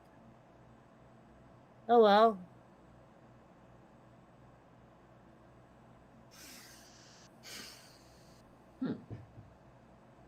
Oh, and I mean they showed Monty Python, of course, but of course. That goes without saying. Yeah. You can't have a PBS license without showing Monty Python. Yeah. I'm trying to think. I know there's other sitcoms I've seen on PBS that aren't coming to me, other Britcoms. Now, a lot of the stuff I've watched lately was well after I had access to PBS. I mean, Spaced, of course, comes to mind. Coupling is another. The IT Crowd, Mm. There's this one I really like that I think it's a Netflix original that I don't think they made a season 2, which sucks. It's called Sick Note. It's got Nick Frost and Rupert Grint in it, and it's basically just a guy thinks he has cancer, and then it turns out he doesn't. But when he thought he did, he told like a lie that he thought he'd get away with because he was going to be dead. And now the whole show is just all of the stuff that compounded from that one lie that he didn't just own up to right at the beginning. It just starts with a couple of misunderstandings and sort of ends with homicide. Okay, then. And it is just, if you like dark humor, Sick Note is just twisted as fuck and worth watching. Keep that in mind. I'm just saying. Keep that in mind. How long do you think it takes to cook a whole chicken breast? Not all that long. Not a chicken breast. Well, I mean, you want to make sure you cook it thoroughly all the way through, obviously. Oh, yeah. Of course, what you could do is, let me go over here. Instead of cook, let's type in bake. Yep. Oh, they seem to have it at different times. How long does it take at 400? Is it better to bake at 350? Oh, but this is for a whole chicken. Okay, how long to bake chicken breast? 20 to 22 minutes, it says. That's fine. I was worried it was going to be longer. Oh, no. I mean, if you can bake or if you can roast an entire turkey in, 3 hours, then no. Yeah, oven baked chicken breast over here, 23 minutes. Hmm. 35, 26. No, I'm not talking about Raquel Welch.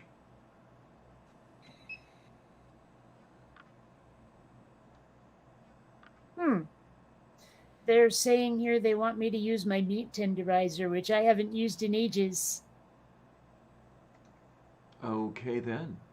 Oh, well, here we go. Okay. Sugar, really. Paprika, oregano, salt, powders. I don't know if they mention what the hell powders to use. Pepper and chili. This looks, oh, garlic powder and onion. You know, I don't think I have garlic powder. Oh, no.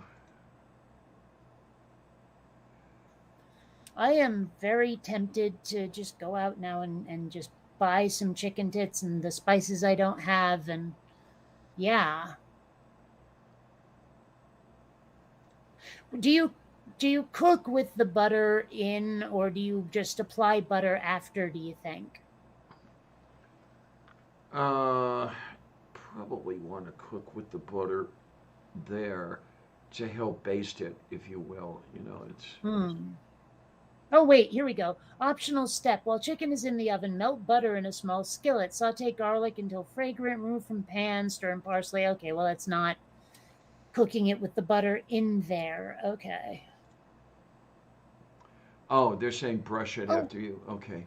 actually, you know what? Instead of doing this, I do have that shredded chicken. They finally started getting it back in. And Oh, when I you found mentioned it, that. I bought 2 bags of it because I don't know when I'll ever see it again. And, Yeah, okay. you know, I could just use that and some rice and some cheese. I don't have plain rice, I just have the jasmine, but it could work.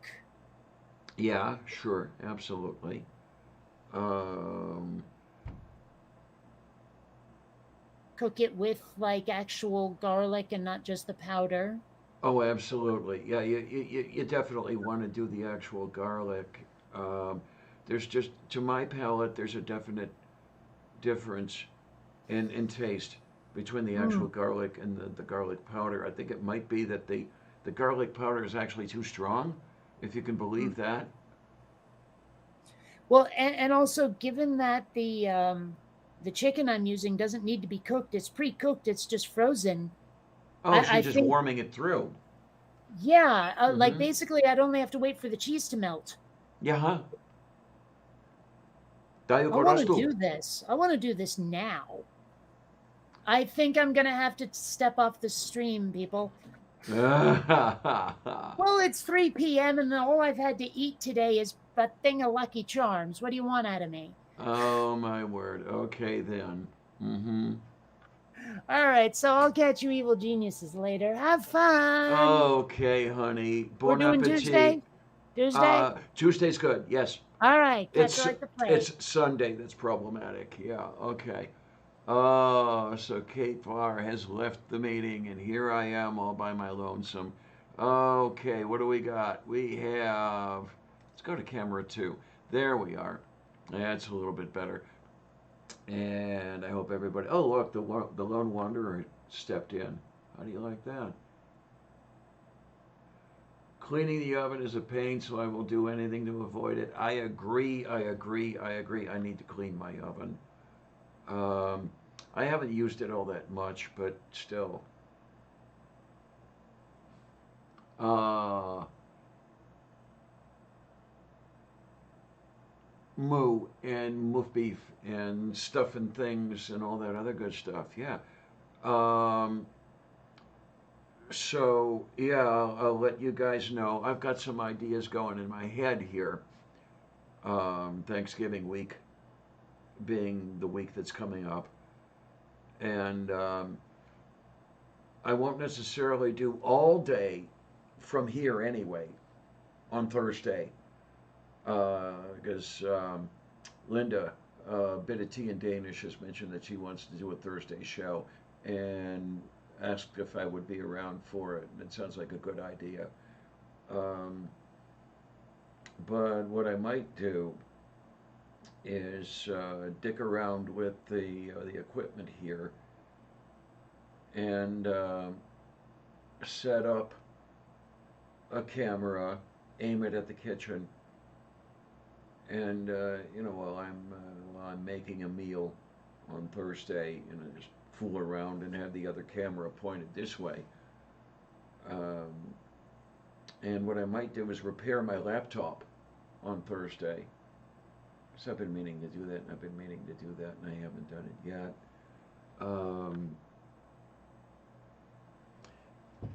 And for those who weren't here when I said it the first time,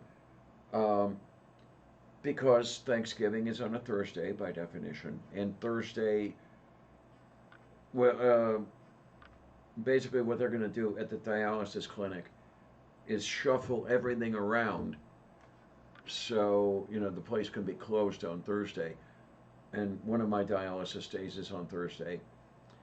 So next week my dialysis is going to be Tuesday, Friday, and Sunday. So Tuesday is going to be Tuesday. Then Thursday's Thanksgiving. Then I have dialysis on Friday, and then on Sunday, when I'm supposed to be doing this show, I'm going to be bleeding into a machine. So it's up to you guys. Would you like just to go without on Sunday, or would you like me to air the show later? If I get home, the dialysis time, is about 9:30 to about 1:30, and I suppose that if I do the car, I can be home by 2:30.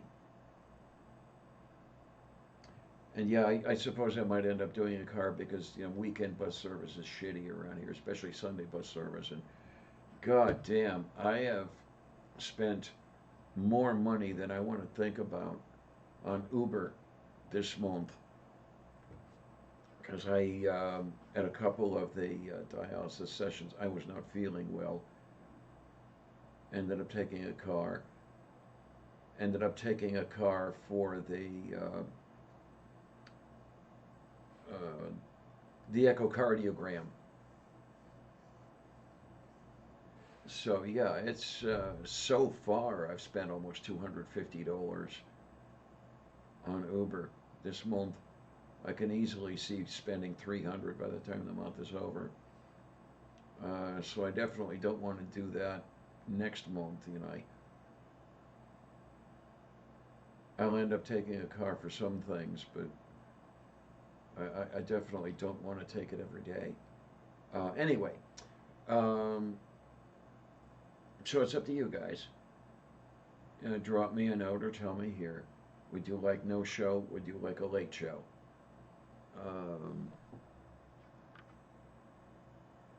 Well, I can hope that I can do it when I get home. I mean, I'll give it my best try.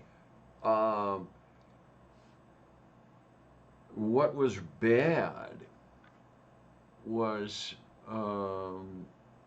yesterday my blood pressure crashed, which can happen if they take too much fluid too fast. And I ended up dizzy. I ended up damn near threw up and damn near passed out.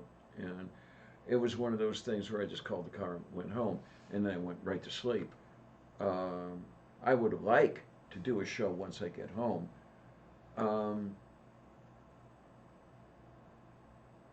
I really don't know until the day comes. That's the problem. Because it all depends on the way the session goes.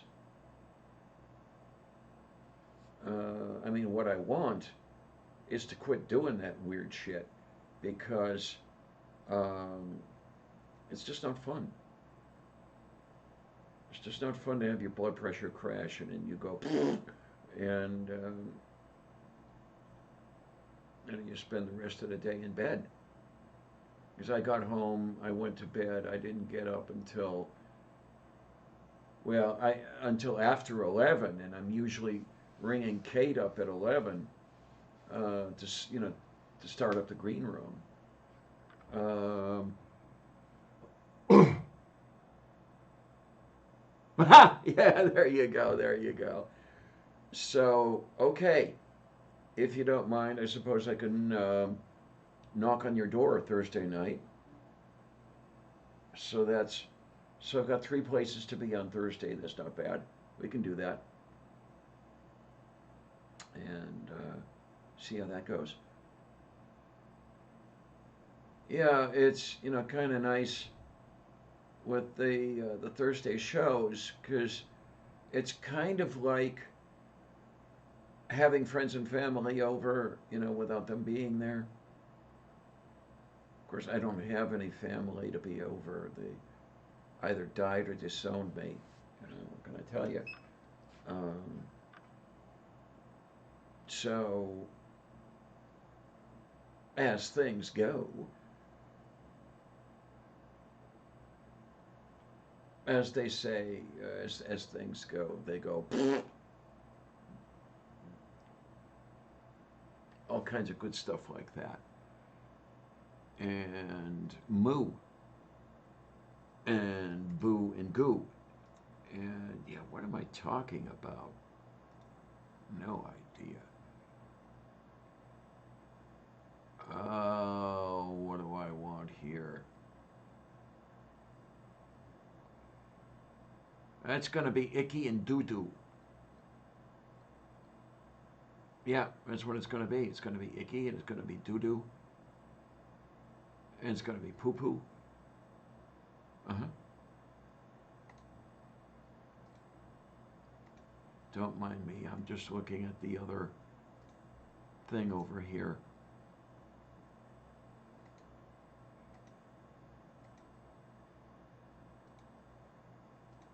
There we are. All right. Let's go to the fortify phase. There we go. I've got a risk game going over on the other machine. Yeah, and then we're going to see what happens because um, I definitely want to do something here. As I said, I don't know if everybody was here when I said it. Tomorrow, I think I'm going to go to the Squall Mart and see if I can find one of those, $1 pound turkeys and bring it and start to thaw it immediately. Stick it in the defibrinator and go from there.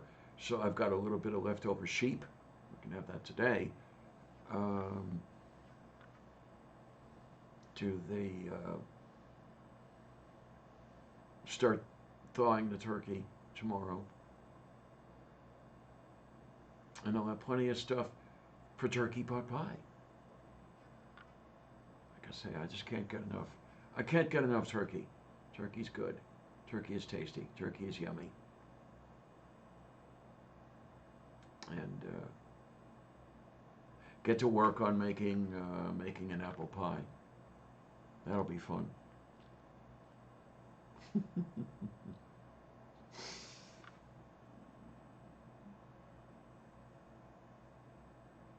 Oh, what do we have? What do we have? We don't have very much stuff going on over there. I can't imagine. Why are we still having 5 people? Haven't you got tired of me yet? Uh, yeah, it'll be fun. It'll be all right. And oh, I know what I could do. Yeah, you know how you have turducken? What is it?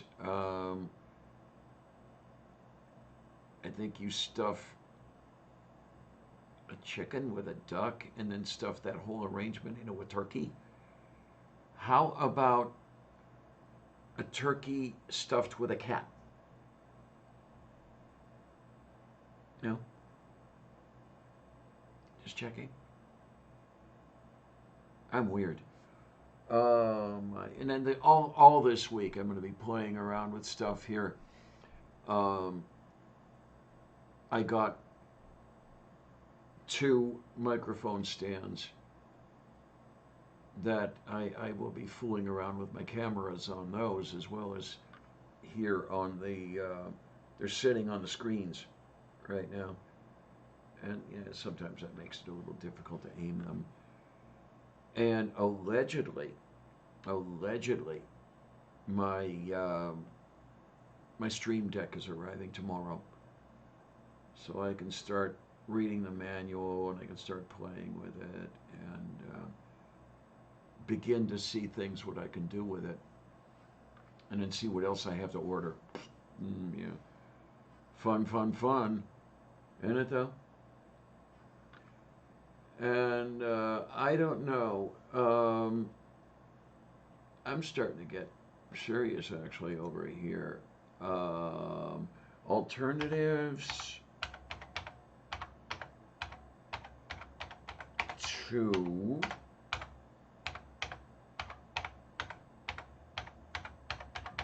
Thanksgiving. What to celebrate instead of Thanksgiving? All right, Purple, you still out there? Number 1, National Day of Mourning. Yeah, that doesn't sound like fun. Unthanksgiving Day, also known as the Indigenous Peoples Sunrise Ceremony. Oh, that sounds interesting. National Day of Listening.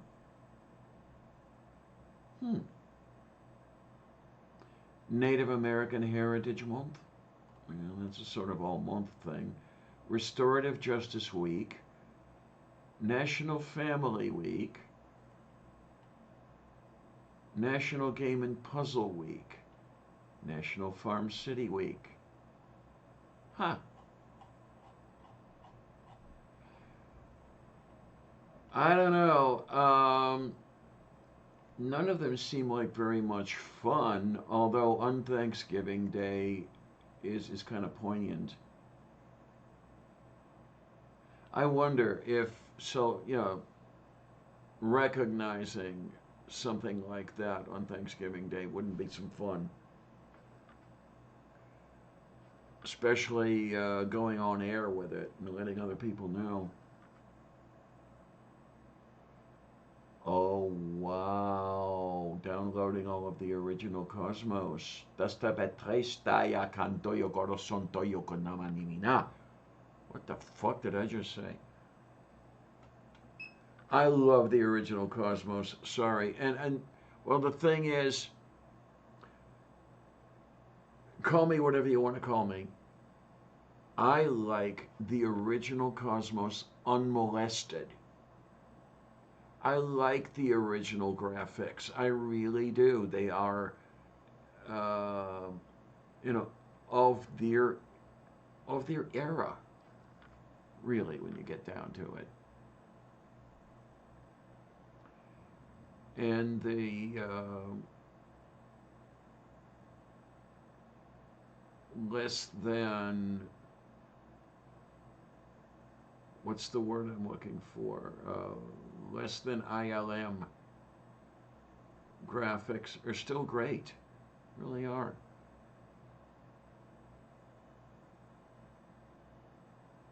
But I'm weird. As many people will tell you, I own it. I have no problem with being weird.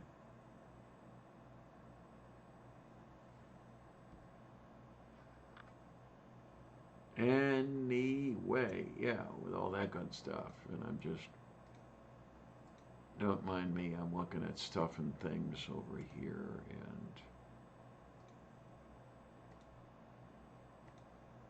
there we go, we're getting there. We are indeed there to getting to making.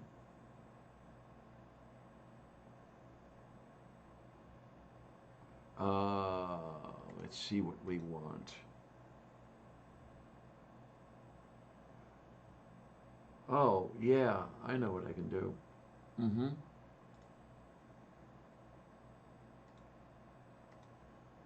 I can do that stuff. And then over here, I can do this stuff.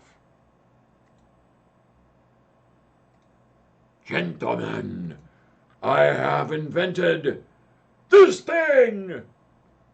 little bit of Aqua Teen Hunger Force for you.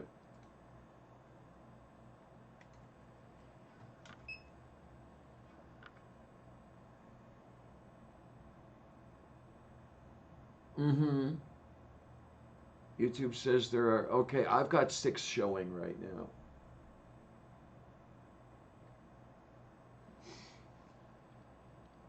And then the thing is, too, I've seen them both, and I still prefer the original Cosmos to the Cosmos redo. I mean, Neil is good, really is, but nobody can top Carl. Nobody can't do it.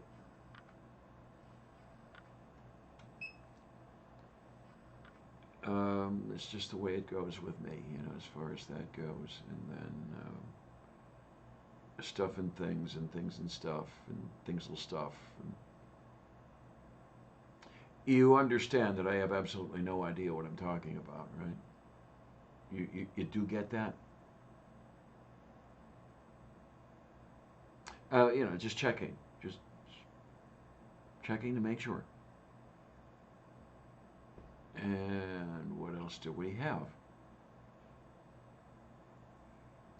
Well, I suppose it's difficult to know which way to go. I guess I'll go that way. Yeah. Do do do do do do do do. Yes, absolutely, absolutely.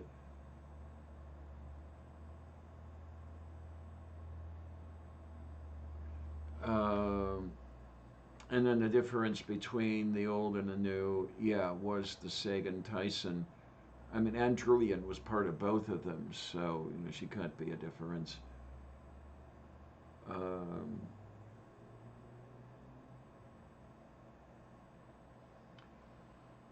I don't know. I suppose I should pull out a whole bunch of my.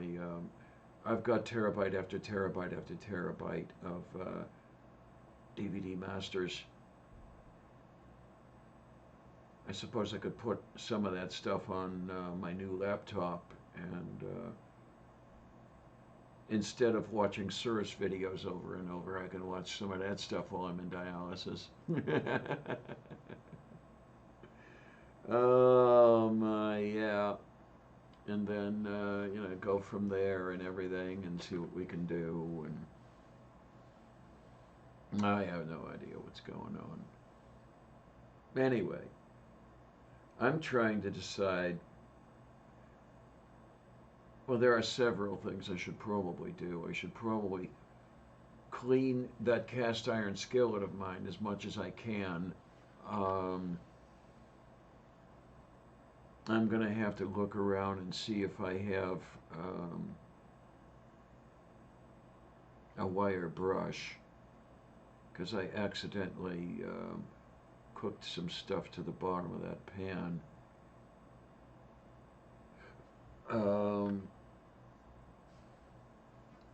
So brush that clean, and I'll have to re-season it, of course. But it's the least of the problems there. I have the leftover sheep with leftover rice. Maybe I can have that for dinner. That would be good. And I don't know, start to screw around with stuff and see what I can't do and what I can do and what I can't do and things and stuff. And therefore, you guys won't get bored with me. So I'll tell you what. I think we're going to put this off until Tuesday. And I'm just going to say, want to thank everybody who's here. I want to thank everybody who's not here. You guys, okay, I say this every time. I want you to understand that I am sincere. I mean, I'm afraid that I don't come across that way. But I really am. When I say that you guys keep me going. And I am very grateful to you for that. My life is shit at the moment, but it would be that much worse were you guys not part of it.